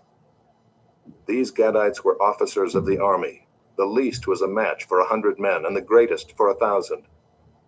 These are the men who crossed the Jordan in the first month, when it was overflowing all its banks, and put to flight all those in the valleys to the east and to the west. And some of the men of Benjamin and Judah came to the stronghold to David. David went out to meet them and said to them, "If you have come to me in friendship to help me, my heart will be joined to you. But if to betray me to my adversaries, although there is no wrong in my hands, then may the God of our fathers see and rebuke you." Then the Spirit clothed Amasai, chief of the 30, and he said, "We are yours, O David, and with you, O son of Jesse. Peace, peace to you, and peace to your helpers, for your God helps you." Then David received them and made them officers of his troops. Some of the men of Manasseh deserted to David when he came with the Philistines for the battle against Saul. Yet he did not help them, for the rulers of the Philistines took counsel and sent him away, saying, "At peril to our heads he will desert to his master Saul." As he went to Ziklag, these men of Manasseh deserted to him: Adnah, Jozabad, Jediael, Mikael, Jozabad, Elihu, and Zilithai, chiefs of thousands in Manasseh. They helped David against the band of raiders, for they were all mighty men of valor and were commanders in the army. For from day to day men came to David to help him, until there was a great army, like an army of God. These are the numbers of the divisions of the armed troops who came to David in Hebron to turn the kingdom of Saul over to him, according to the word of the Lord. The men of Judah bearing shield and spear were 6,800 armed troops. Of the Simeonites, mighty men of valor for war, 7,100. Of the Levites, 4,600. The prince Jehoiada of the house of Aaron, and with him 3,700. Zadok, a young man mighty in valor, and 22 commanders from his own father's house. Of the Benjaminites, the kinsmen of Saul, 3,000, of whom the majority had to that point kept their allegiance to the house of Saul. Of the Ephraimites, 20,800, mighty men of valor, famous men in their fathers' houses. Of the half-tribe of Manasseh, 18,000, who were expressly named to come and make David king. Of Issachar, men who had understanding of the times to know what Israel ought to do, 200 chiefs, and all their kinsmen under their command. Of Zebulun, 50,000 seasoned troops, equipped for battle with all the weapons of war, to help David with singleness of purpose. Of Naphtali, 1,000 commanders, with whom were 37,000 men armed with shield and spear. Of the Danites, 28,600 men equipped for battle. Of Asher, 40,000 seasoned troops ready for battle. Of the Reubenites and Gadites and the half-tribe of Manasseh from beyond the Jordan, 120,000 men armed with all the weapons of war. All these men of war, arrayed in battle order, came to Hebron with a whole heart to make David king over all Israel. Likewise, all the rest of Israel were of a single mind to make David king. And they were there with David for 3 days, eating and drinking, for their brothers had made preparation for them. And also their relatives, from as far as Issachar and Zebulun and Naphtali, came bringing food on donkeys and on camels and on mules and on oxen, abundant provisions of flour, cakes of figs, clusters of raisins, and wine and oil, oxen and sheep, for there was joy in Israel. Chapter 13. David consulted with the commanders of thousands and of hundreds, with every leader. And David said to all the assembly of Israel, "If it seems good to you, and from the Lord our God, let us send abroad to our brothers who remain in all the lands of Israel, as well as to the priests and Levites in the cities that have pasture lands, that they may be gathered to us. Then let us bring again the ark of our God to us, for we did not seek it in the days of Saul." All the assembly agreed to do so, for the thing was right in the eyes of all the people. So David assembled all Israel from the Nile of Egypt to Lebo-Hamath to bring the ark of God from Kiriath-Jearim. And David and all Israel went up to Baalah, that is, to Kiriath-Jearim, that belongs to Judah, to bring up from there the ark of God, which is called by the name of the Lord, who sits enthroned above the cherubim. And they carried the ark of God on a new cart from the house of Abinadab, and Uzzah and Ahio were driving the cart. And David and all Israel were celebrating before God with all their might, with song and lyres and harps and tambourines and cymbals and trumpets. And when they came to the threshing floor of Kidon, Uzzah put out his hand to take hold of the ark, for the oxen stumbled. And the anger of the Lord was kindled against Uzzah, and he struck him down because he put out his hand to the ark, and he died there before God. And David was angry because the Lord had broken out against Uzzah, and that place is called Perez Uzzah to this day. And David was afraid of God that day, and he said, "How can I bring the ark of God home to me?" So David did not take the ark home into the city of David, but took it aside to the house of Obed-Edom the Gittite. And the ark of God remained with the household of Obed-Edom in his house 3 months. And the Lord blessed the household of Obed-Edom and all that he had. Chapter 14. And Hiram, king of Tyre, sent messengers to David and cedar trees, also masons and carpenters, to build a house for him. And David knew that the Lord had established him as king over Israel, and that his kingdom was highly exalted for the sake of his people Israel. And David took more wives in Jerusalem, and David fathered more sons and daughters.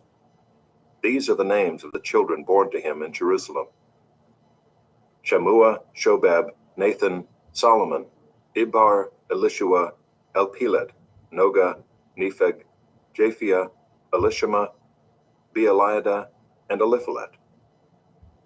When the Philistines heard that David had been anointed king over all Israel, all the Philistines went up to search for David. But David heard of it and went out against them. Now the Philistines had come and made a raid in the valley of Rephaim. And David inquired of God, "Shall I go up against the Philistines? Will you give them into my hand?" And the Lord said to him, "Go up, and I will give them into your hand." And he went up to Baal-perazim, and David struck them down there. And David said, "God has broken through my enemies by my hand, like a bursting flood." Therefore the name of that place is called Baal-perazim. And they left their gods there, and David gave command, and they were burned. And the Philistines yet again made a raid in the valley. And when David again inquired of God, God said to him, "You shall not go up after them. Go around and come against them opposite the balsam trees. And when you hear the sound of marching in the tops of the balsam trees, then go out to battle.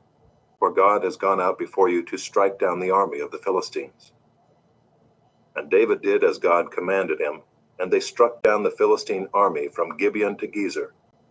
And the fame of David went out into all lands, and the Lord brought the fear of him upon all nations. Chapter 15. David built houses for himself in the city of David, and he prepared a place for the ark of God and pitched a tent for it. Then David said that no one but the Levites may carry the ark of God, for the Lord had chosen them to carry the ark of the Lord and to minister to him forever.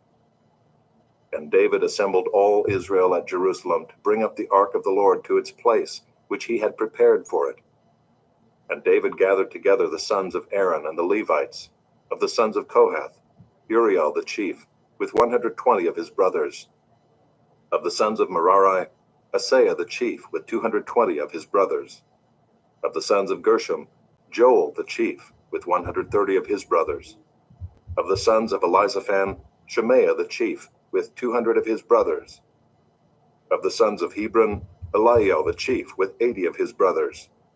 Of the sons of Uzziel, Aminadab the chief, with 112 of his brothers. Then David summoned the priests, Zadok and Abiathar, and the Levites, Uriel, Asaiah, Joel, Shemaiah, Eliel, and Aminadab, and said to them, "You are the heads of the fathers' houses of the Levites. Consecrate yourselves, you and your brothers, so that you may bring up the ark of the Lord, the God of Israel, to the place that I have prepared for it. Because you did not carry it the first time, the Lord our God broke out against us, because we did not seek him according to the rule." So the priests and the Levites consecrated themselves to bring up the ark of the Lord, the God of Israel. And the Levites carried the ark of God on their shoulders with the poles, as Moses had commanded according to the word of the Lord. David also commanded the chiefs of the Levites to appoint their brothers as the singers, who should play loudly on musical instruments, on harps and lyres and cymbals, to raise sounds of joy. So the Levites appointed Heman the son of Joel, and of his brothers Asaph the son of Berechiah, and of the sons of Merari their brothers, Ethan the son of Cushaiah, and with them their brothers of the second order, Zechariah, Jaziel, Shemiramoth, Jehiel, Unai, Eliab, Benaiah, Maaseiah, Mattathiah, Eliphalihu, and Micneiah, and the gatekeepers Obed-Edom and Jeiel. The singers Heman, Asaph, and Ethan were to sound bronze cymbals. Zechariah, Aziel, Shemiramoth, Jehiel, Unai, Eliab, Maaseiah, and Benaiah were to play harps according to Alamoth. But Mattathiah, Eliphalihu, Micneiah, Obed-Edom, Jeiel, and Azaziah were to lead with lyres according to the Sheminith. Kenaniah, leader of the Levites in music, should direct the music, for he understood it. Berechiah and Elkanah were to be gatekeepers for the ark. Shebaniah, Joshaphat, Nathanael, Amasai, Zechariah, Benaiah, and Eleazar the priests should blow the trumpets before the ark of God. Obed-Edom and Jehiah were to be gatekeepers for the ark. So David and the elders of Israel and the commanders of thousands went to bring up the ark of the covenant of the Lord from the house of Obed-Edom with rejoicing. And because God helped the Levites who were carrying the ark of the covenant of the Lord, they sacrificed 7 bulls and 7 rams.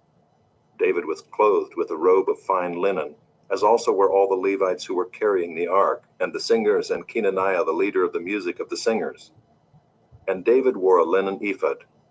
So all Israel brought up the ark of the covenant of the Lord with shouting, to the sound of the horn, trumpets, and cymbals, and made loud music on harps and lyres. And as the ark of the covenant of the Lord came to the city of David, Michal, the daughter of Saul, looked out of the window and saw King David dancing and celebrating, and she despised him in her heart. Chapter 16. And they brought in the ark of God and set it inside the tent that David had pitched for it, and they offered burnt offerings and peace offerings before God. And when David had finished offering the burnt offerings and the peace offerings, he blessed the people in the name of the Lord, and distributed to all Israel, both men and women, to each a loaf of bread, a portion of meat, and a cake of raisins. Then he appointed some of the Levites as ministers before the ark of the Lord, to invoke, to thank, and to praise the Lord, the God of Israel. Asaph was the chief, and second to him were Zechariah, Jehiel, Shemiramoth, Jehiel, Mattathiah, Eliab, Benaiah, Obed-Edom, and Jeiel, who were to play harps and lyres. Asaph was to sound the cymbals, and Benaiah and Jehaziel the priests were to blow trumpets regularly before the ark of the covenant of God. Then on that day David first appointed that thanksgiving be sung to the Lord by Asaph and his brothers.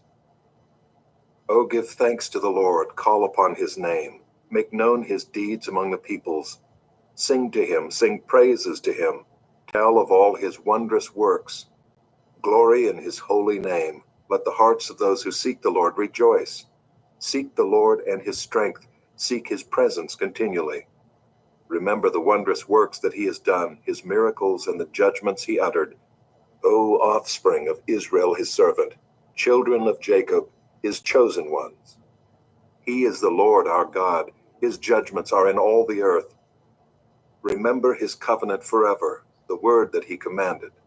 For 1,000 generations, the covenant that he made with Abraham, his sworn promise to Isaac, which he confirmed to Jacob as a statute, to Israel as an everlasting covenant. To you I will give the land of Canaan as your portion for an inheritance. When you were few in number, of little account, and sojourners in it, wandering from nation to nation, from one kingdom to another people, he allowed no one to oppress them. He rebuked kings on their account, saying, Touch not my anointed ones, do my prophets no harm. Sing to the Lord all the earth, tell of his salvation from day to day. Declare his glory among the nations, his marvelous works among all the peoples. For great is the Lord and greatly to be praised, and he is to be feared above all gods. For all the gods of the peoples are worthless idols, but the Lord made the heavens. Splendor and majesty are before him, strength and joy are in his place. Ascribe to the Lord, O families of the peoples. Ascribe to the Lord glory and strength. Ascribe to the Lord the glory due his name. Bring an offering and come before him. Worship the Lord in the splendor of holiness. Tremble before him all the earth. Yes, the world is established, it shall never be moved. Let the heavens be glad and let the earth rejoice. And let them say among the nations, The Lord reigns. Let the sea roar and all that fills it. Let the field exult and everything in it. Then shall the trees of the forest sing for joy before the Lord, for he comes to judge the earth. Oh, give thanks to the Lord, for he is good, for his steadfast love endures forever. Say also, Save us, O God of our salvation, and gather and deliver us from among the nations, that we may give thanks to your holy name and glory in your praise. Blessed be the Lord, the God of Israel, from everlasting to everlasting. Then all the people said, Amen, and praised the Lord. So David left Asaph and his brothers there before the ark of the covenant of the Lord, to minister regularly before the ark as each day required, and also Obed-Edom and his 68 brothers, while Obed-Edom the son of Jeduthun and Hosah were to be gatekeepers. And he left Zadok the priest and his brothers the priests before the tabernacle of the Lord in the high place that was at Gibeon, to offer burnt offerings to the Lord on the altar of burnt offering regularly morning and evening, to do all that is written in the law of the Lord that he commanded Israel. With them were Heman and Jeduthun and the rest of those chosen and expressly named to give thanks to the Lord, for his steadfast love endures forever. Heman and Jeduthun had trumpets and cymbals for the music and instruments for sacred song. The sons of Jeduthun were appointed to the gate. Then all the people departed each to his house, and David went home to bless his household. Chapter 17. Now when David lived in his house, David said to Nathan the prophet, Behold, I dwell in a house of cedar, but the ark of the covenant of the Lord is under a tent. And Nathan said to David, Do all that is in your heart, for God is with you. But that same night the word of the Lord came to Nathan. Go and tell my servant David, Thus says the Lord, It is not you who will build me a house to dwell in. For I have not lived in a house since the day I brought up Israel to this day, but I have gone from tent to tent and from dwelling to dwelling, in all places where I have moved with all Israel. Did I speak a word with any of the judges of Israel whom I commanded to shepherd my people, saying, Why have you not built me a house of cedar? Now therefore, thus shall you say to my servant David, Thus says the Lord of hosts, I took you from the pasture, from following the sheep, to be prince over my people Israel. And I have been with you wherever you have gone, and have cut off all your enemies from before you. And I will make for you a name, like the name of the great ones of the earth. And I will appoint a place for my people Israel, and will plant them, that they may dwell in their own place, and be disturbed no more. And violent men shall waste them no more, as formerly, from the time that I appointed judges over my people Israel. And I will subdue all your enemies. Moreover, I declare to you that the Lord will build you a house. When your days are fulfilled to walk with your fathers, I will raise up your offspring after you, one of your own sons, and I will establish his kingdom. He shall build a house for me, and I will establish his throne forever. I will be to him a father, and he shall be to me a son. I will not take my steadfast love from him as I took it from him who was before you, but I will confirm him in my house and in my kingdom forever, and his throne shall be established forever. In accordance with all these words and in accordance with all this vision, Nathan spoke to David. Then King David went in and sat before the Lord and said, Who am I, O Lord God, and what is my house that you have brought me thus far? And this was a small thing in your eyes, O God. You have also spoken of your servant's house for a great while to come, and have shown me future generations, O Lord God. And what more can David say to you for honoring your servant? For you know your servant. For your servant's sake, O Lord, and according to your own heart, you have done all this greatness in making known all these great things. There is none like you, O Lord, and there is no God besides you, according to all that we have heard with our ears. And who is like your people Israel, the one nation on earth whom God went to redeem to be his people, making for yourself a name for great and awesome things, in driving out nations before your people whom you redeemed from Egypt? And you made your people Israel to be your people forever, and you, O Lord, became their God. And now, O Lord, let the word that you have spoken concerning your servant and concerning his house be established forever, and do as you have spoken, and your name will be established and magnified forever, saying, The Lord of hosts, the God of Israel, is Israel's God, and the house of your servant David will be established before you. For you, my God, have revealed to your servant that you will build a house for him. Therefore your servant has found courage to pray before you. And now, O Lord, you are God, and you have promised this good thing to your servant. Now you have been pleased to bless the house of your servant, that it may continue forever before you. For it is you, O Lord, who have blessed, and it is blessed forever. Chapter 18. After this, David defeated the Philistines and subdued them, and he took Gath and its villages out of the hand of the Philistines. And he defeated Moab, and the Moabites became servants to David and brought tribute. David also defeated Hadadezer the king of Zobah-Hamath, as he went to set up his monument at the river Euphrates. And David took from him 1,000 chariots, 7,000 horsemen, and 20,000 foot soldiers. And David hamstrung all the chariot horses, but left enough for 100 chariots. And when the Syrians of Damascus came to help Hadadezer king of Zobah, David struck down 22,000 men of the Syrians. Then David put garrisons in Syria of Damascus, and the Syrians became servants to David and brought tribute. And the Lord gave victory to David wherever he went. And David took the shields of gold that were carried by the servants of Hadadezer and brought them to Jerusalem. And from Tibhath and from Kun, cities of Hadadezer, David took a large amount of bronze. With it Solomon made the bronze sea and the pillars and the vessels of bronze.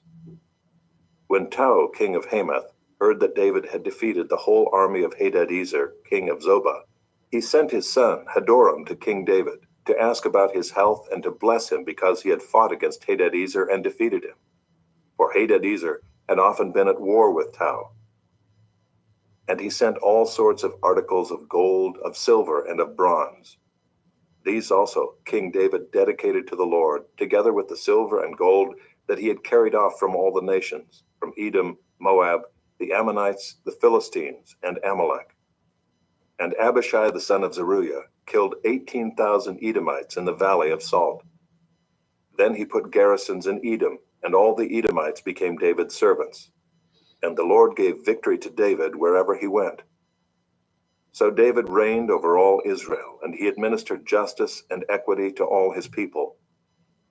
And Joab the son of Zeruiah was over the army, and Jehoshaphat the son of Ahilud was recorder, and Zadok the son of Ahitub, and Ahimelech the son of Abiathar were priests, and Shavsha was secretary, and Benaiah the son of Jehoiada was over the Kerethites and the Pelethites, and David's sons were the chief officials in the service of the king.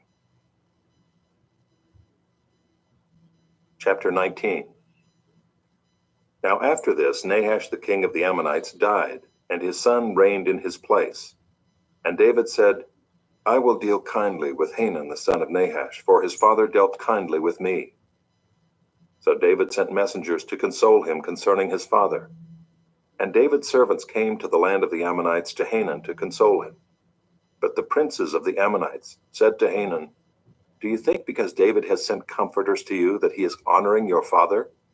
Have not his servants come to you to search and to overthrow and to spy out the land? So Hanun took David's servants and shaved them and cut off their garments in the middle at their hips and sent them away, and they departed. When David was told concerning the men, he sent messengers to meet them, for the men were greatly ashamed. And the king said, Remain at Jericho until your beards have grown, and then return. When the Ammonites saw that they had become a stench to David, Hanun and the Ammonites sent 1,000 talents of silver to hire chariots and horsemen from Mesopotamia, from Aramaica, and from Zobah. They hired 32,000 chariots and the king of Maacah with his army, who came and encamped before Medeba. And the Ammonites were mustered from their cities and came to battle. When David heard of it, he sent Joab and all the army of the mighty men. And the Ammonites came out and drew up in battle array at the entrance of the city, and the kings who had come were by themselves in the open country. When Joab saw that the battle was set against him both in front and in the rear, he chose some of the best men of Israel and arrayed them against the Syrians. The rest of his men he put in the charge of Abishai his brother, and they were arrayed against the Ammonites. And he said, If the Syrians are too strong for me, then you shall help me. But if the Ammonites are too strong for you, then I will help you. Be strong and let us use our strength for our people and for the cities of our God. And may the Lord do what seems good to him. So Joab and the people who were with him drew near before the Syrians for battle, and they fled before him. And when the Ammonites saw that the Syrians fled, they likewise fled before Abishai, Joab's brother, and entered the city. Then Joab came to Jerusalem. But when the Syrians saw that they had been defeated by Israel, they sent messengers and brought out the Syrians who were beyond the Euphrates, with Shophak, the commander of the army of Hadadezer, at their head. And when it was told to David, he gathered all Israel together and crossed the Jordan and came to them and drew up his forces against them. And when David set the battle in array against the Syrians, they fought with him. And the Syrians fled before Israel, and David killed of the Syrians the men of 7,000 chariots and 40,000 foot soldiers, and put to death also Shophak the commander of their army. And when the servants of Hadadezer saw that they had been defeated by Israel, they made peace with David and became subject to him. So the Syrians were not willing to save the Ammonites anymore. Chapter 20. In the spring of the year, the time when kings go out to battle, Joab led out the army and ravaged the country of the Ammonites and came and besieged Rabbah. But David remained at Jerusalem, and Joab struck down Rabbah and overthrew it. And David took the crown of their king from his head. He found that it weighed a talent of gold, and in it was a precious stone. And it was placed on David's head, and he brought out the spoil of the city, a very great amount. And he brought out the people who were in it, and set them to labor with saws and iron picks and axes. And thus David did to all the cities of the Ammonites. Then David and all the people returned to Jerusalem. And after this there arose war with the Philistines at Gezer. Then Sibbecai the Hushathite struck down Sippai, who was one of the descendants of the giants, and the Philistines were subdued. And there was again war with the Philistines. And Elhanan the son of Jair struck down Lamai, the brother of Goliath the Gittite, the shaft of whose spear was like a weaver's beam. And there was again war at Gath, where there was a man of great stature who had 6 fingers on each hand, and 6 toes on each foot, 24 in number, and he also was descended from the giants.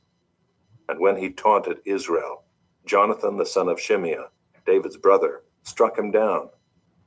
These were descended from the giants in Gath, and they fell by the hand of David and by the hand of his servants. Chapter 21. Then Satan stood against Israel and incited David to number Israel. So David said to Joab and the commanders of the army, "Go, number Israel from Beersheba to Dan, and bring me a report, that I may know their number." But Joab said, "May the Lord add to his people 100 times as many as they are. Are they not, my lord the king, all of them my lord's servants? Why then should my lord require this? Why should it be a cause of guilt for Israel?" But the king's word prevailed against Joab. So Joab departed and went throughout all Israel and came back to Jerusalem. And Joab gave the sum of the numbering of the people to David. In all Israel there were 1,100,000 men who drew the sword, and in Judah 470,000 who drew the sword. But he did not include Levi and Benjamin in the numbering, for the king's command was abhorrent to Joab. But God was displeased with this thing, and he struck Israel. And David said to God, "I have sinned greatly in that I have done this thing. But now please take away the iniquity of your servant, for I have acted very foolishly." And the Lord spoke to Gad, David's seer, saying, "Go and say to David, Thus says the Lord, 3 things I offer you. Choose one of them, that I may do it to you." So Gad came to David and said to him, "Thus says the Lord, choose what you will, either 3 years of famine, or 3 months of devastation by your foes, while the sword of your enemies overtakes you, or else 3 days of the sword of the Lord, pestilence on the land, with the angel of the Lord destroying throughout all the territory of Israel. Now decide what answer I shall return to him who sent me." Then David said to Gad, "I am in great distress. Let me fall into the hand of the Lord, for his mercy is very great. But do not let me fall into the hand of man." So the Lord sent a pestilence on Israel, and 70,000 men of Israel fell. And God sent the angel to Jerusalem to destroy it. But as he was about to destroy it, the Lord saw, and he relented from the calamity. And he said to the angel who was working destruction, "It is enough. Now stay your hand." And the angel of the Lord was standing by the threshing floor of Ornan the Jebusite. And David lifted his eyes and saw the angel of the Lord standing between earth and heaven, and in his hand a drawn sword stretched out over Jerusalem. Then David and the elders, clothed in sackcloth, fell upon their faces. And David said to God, "Was it not I who gave command to number the people? It is I who have sinned and done great evil. But these sheep, what have they done? Please let your hand, O Lord my God, be against me and against my father's house. But do not let the plague be on your people." Now the angel of the Lord had commanded Gad to say to David, that David should go up and raise an altar to the Lord on the threshing floor of Ornan the Jebusite. So David went up at Gad's word, which he had spoken in the name of the Lord. Now Ornan was threshing wheat. He turned and saw the angel, and his 4 sons who were with him hid themselves. As David came to Ornan, Ornan looked and saw David, and went out from the threshing floor and paid homage to David with his face to the ground. And David said to Ornan, "Give me the site of the threshing floor, that I may build on it an altar to the Lord. Give it to me at its full price, that the plague may be averted from the people." Then Ornan said to David, "Take it, and let my lord the king do what seems good to him.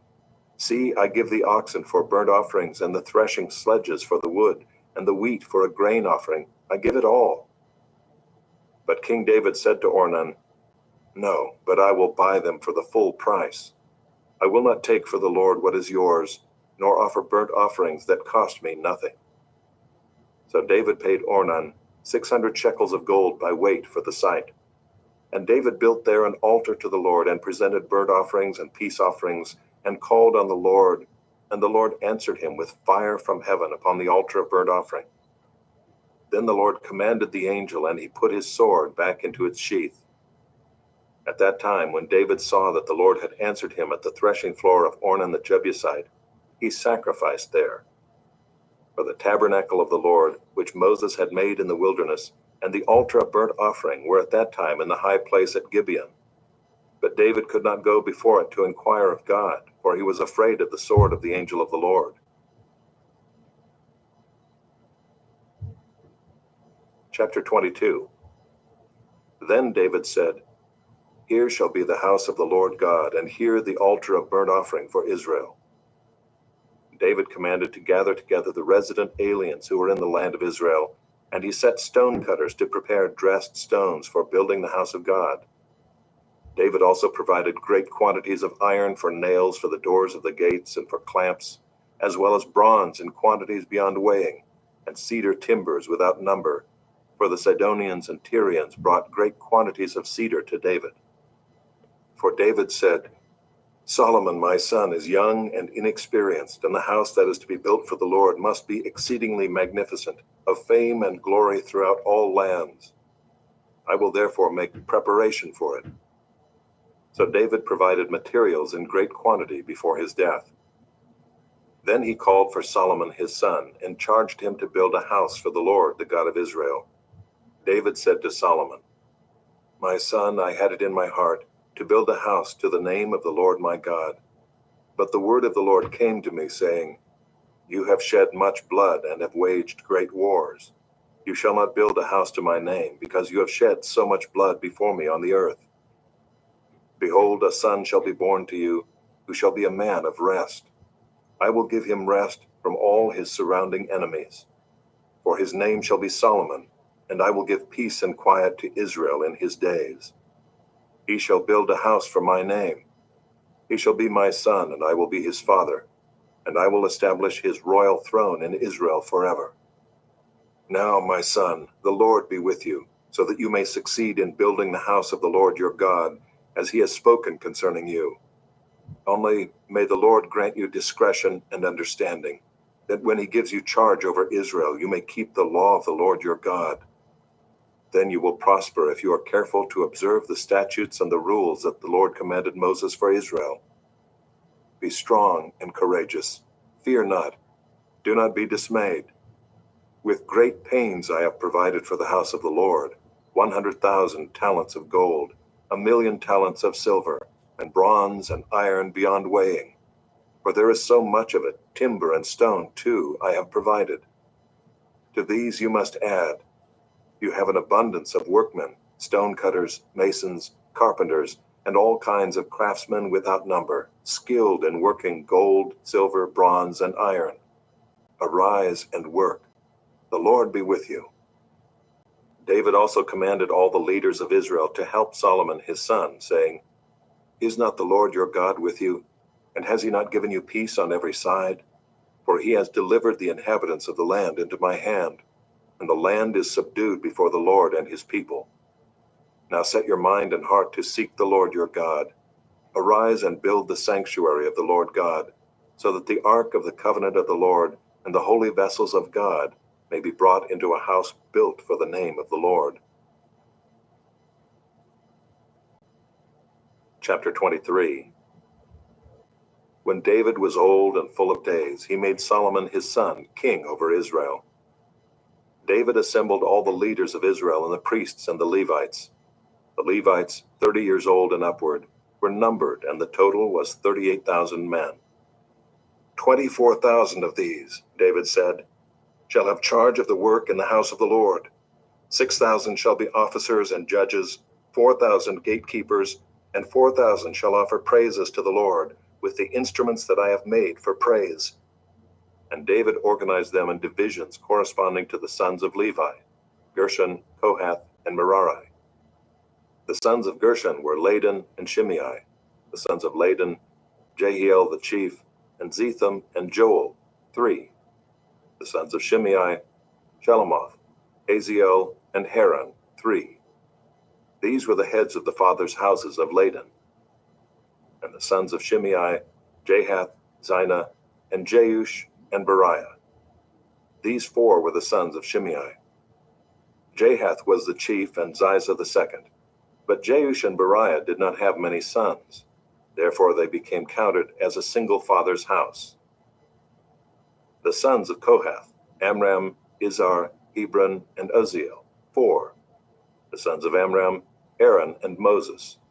Aaron was set apart to dedicate the most holy things, that he and his sons forever should make offerings before the Lord, and minister to him and pronounce blessings in his name forever.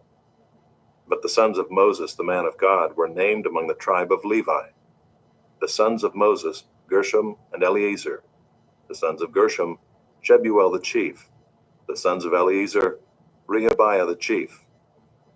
Eleazar had no other sons, but the sons of Rehabiah were very many. The sons of Izhar, Shelomith the chief. The sons of Hebron, Jeriah the chief, Amariah the second, Jehaziel the third, and Jekameam the fourth. The sons of Uzziel, Micah the chief, and Ishiah the second. The sons of Merari, Malai and Mushai. The sons of Malai, Eleazar and Kish. Eleazar died having no sons, but only daughters. Their kinsmen, the sons of Kish, married them. The sons of Mushai, Malai, Eder, and Jeremoth, 3. These were the sons of Levi by their fathers' houses, the heads of fathers' houses, as they were listed according to the number of the names of the individuals from 20 years old and upward, who were to do the work for the service of the house of the Lord. For David said, "The Lord, the God of Israel, has given rest to his people, and he dwells in Jerusalem forever." And so the Levites no longer need to carry the tabernacle or any of the things for its service. For by the last words of David, the sons of Levi were numbered from 20 years old and upward, for their duty was to assist the sons of Aaron for the service of the house of the Lord, having the care of the courts and the chambers, the cleansing of all that is holy, and any work for the service of the house of God.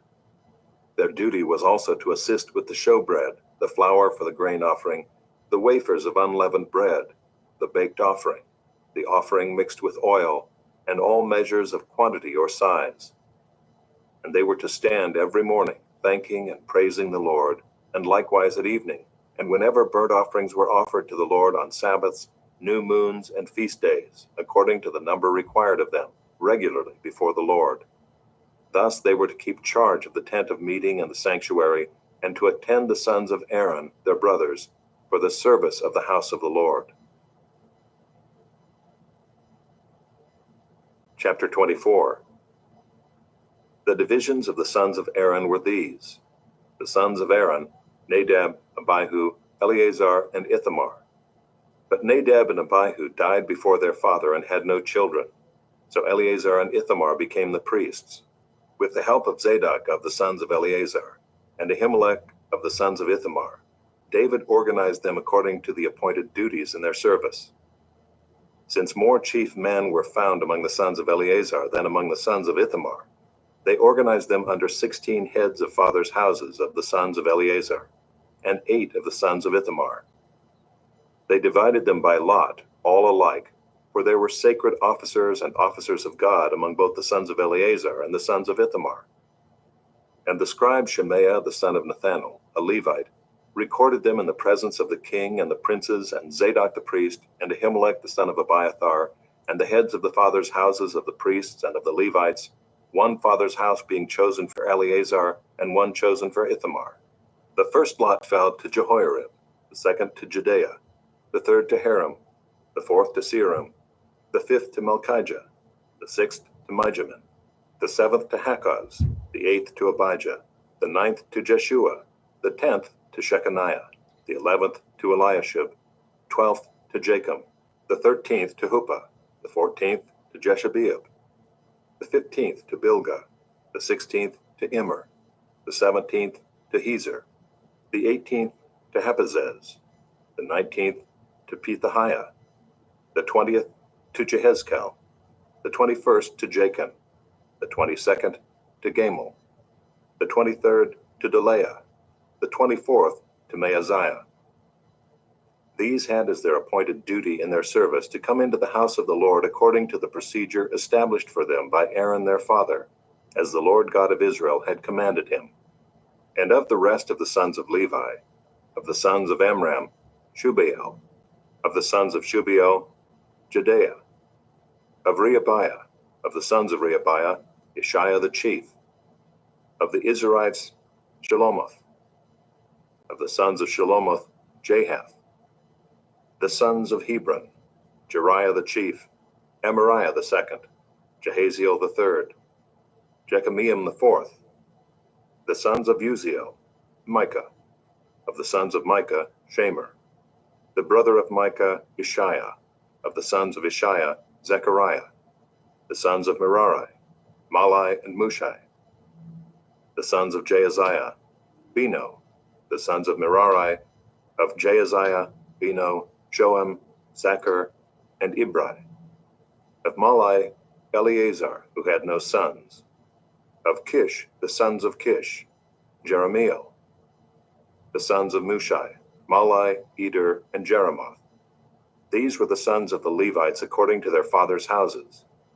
These also, the head of each father's house and his younger brother alike, cast lots, just as their brothers, the sons of Aaron, in the presence of King David, Zadok, Ahimelech, and the heads of fathers' houses of the priests and of the Levites. Chapter 25. David and the chiefs of the service also set apart for the service the sons of Asaph and of Heman, and of Jeduthun, who prophesied with lyres, with harps, and with cymbals. The list of those who did the work and of their duties was, of the sons of Asaph, Zachar, Joseph, Nethaniah, and Asherellah, sons of Asaph, under the direction of Asaph, who prophesied under the direction of the king.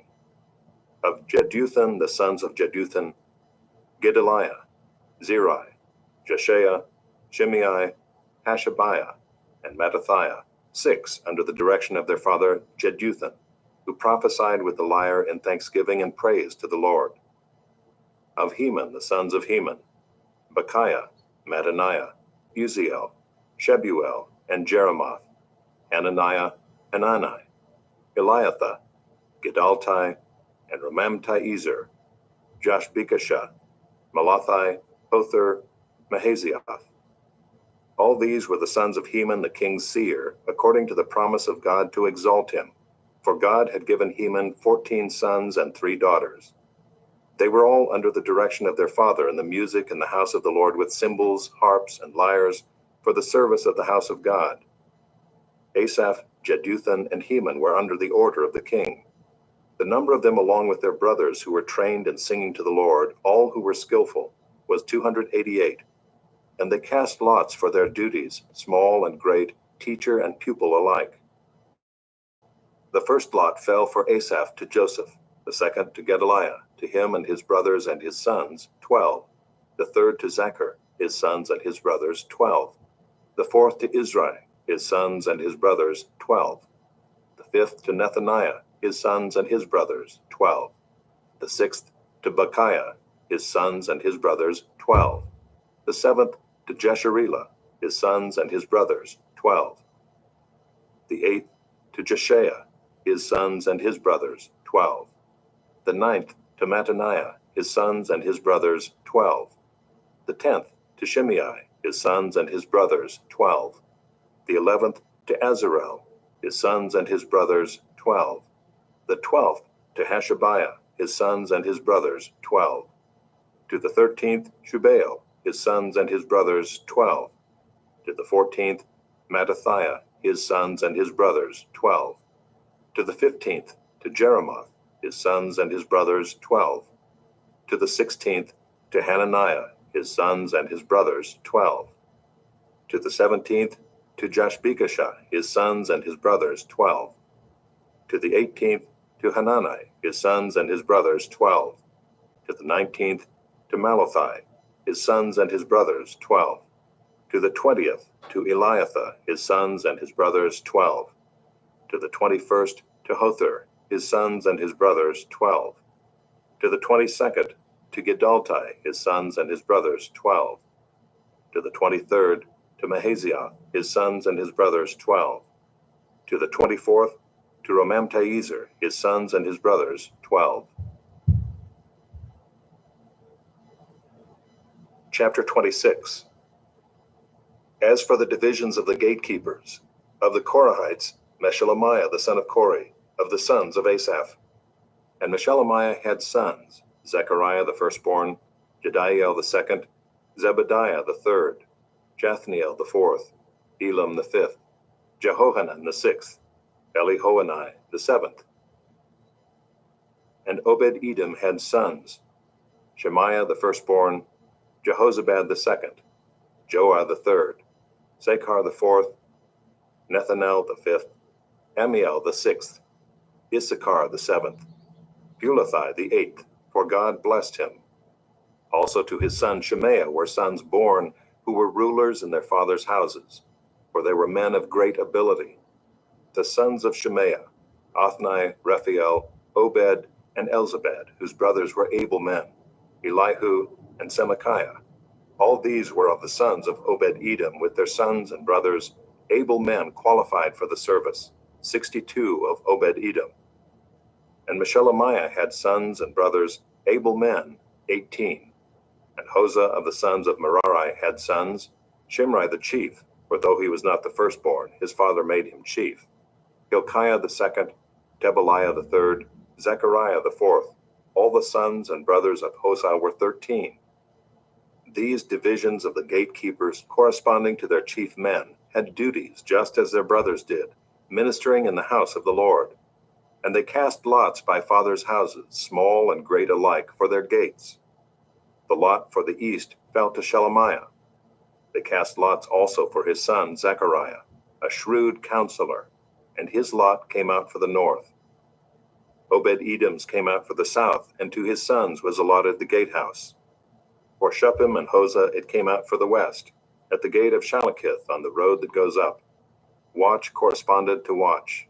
On the east there were 6 each day, on the north 4 each day, on the south 4 each day, as well as 2 and 2 at the gatehouse.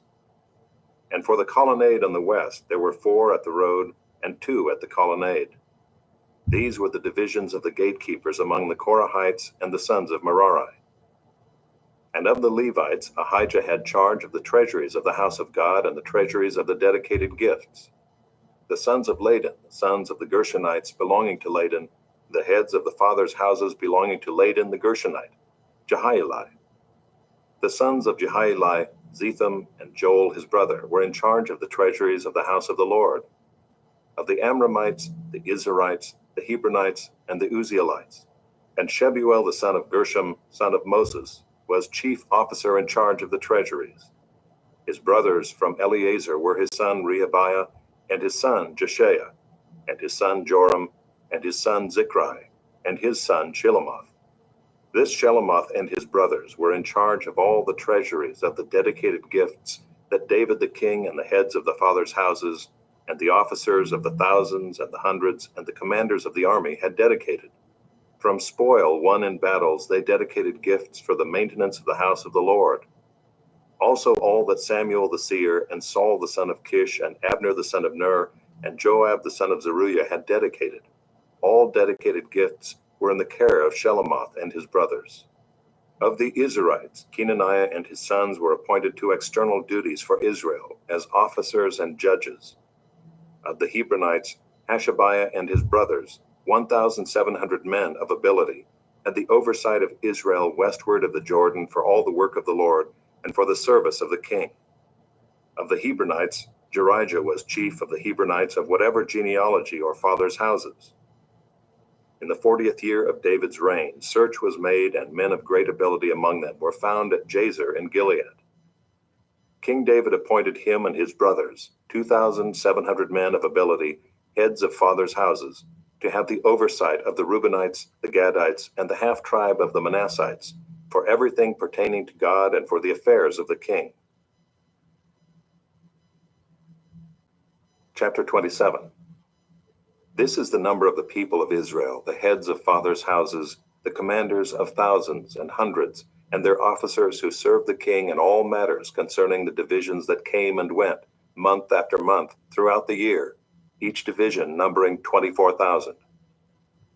Jashobeam the son of Zabdiel was in charge of the first division in the first month. In his division were 24,000. He was a descendant of Perez and was chief of all the commanders. He served for the first month. Dodai the Ahohite was in charge of the division of the second month.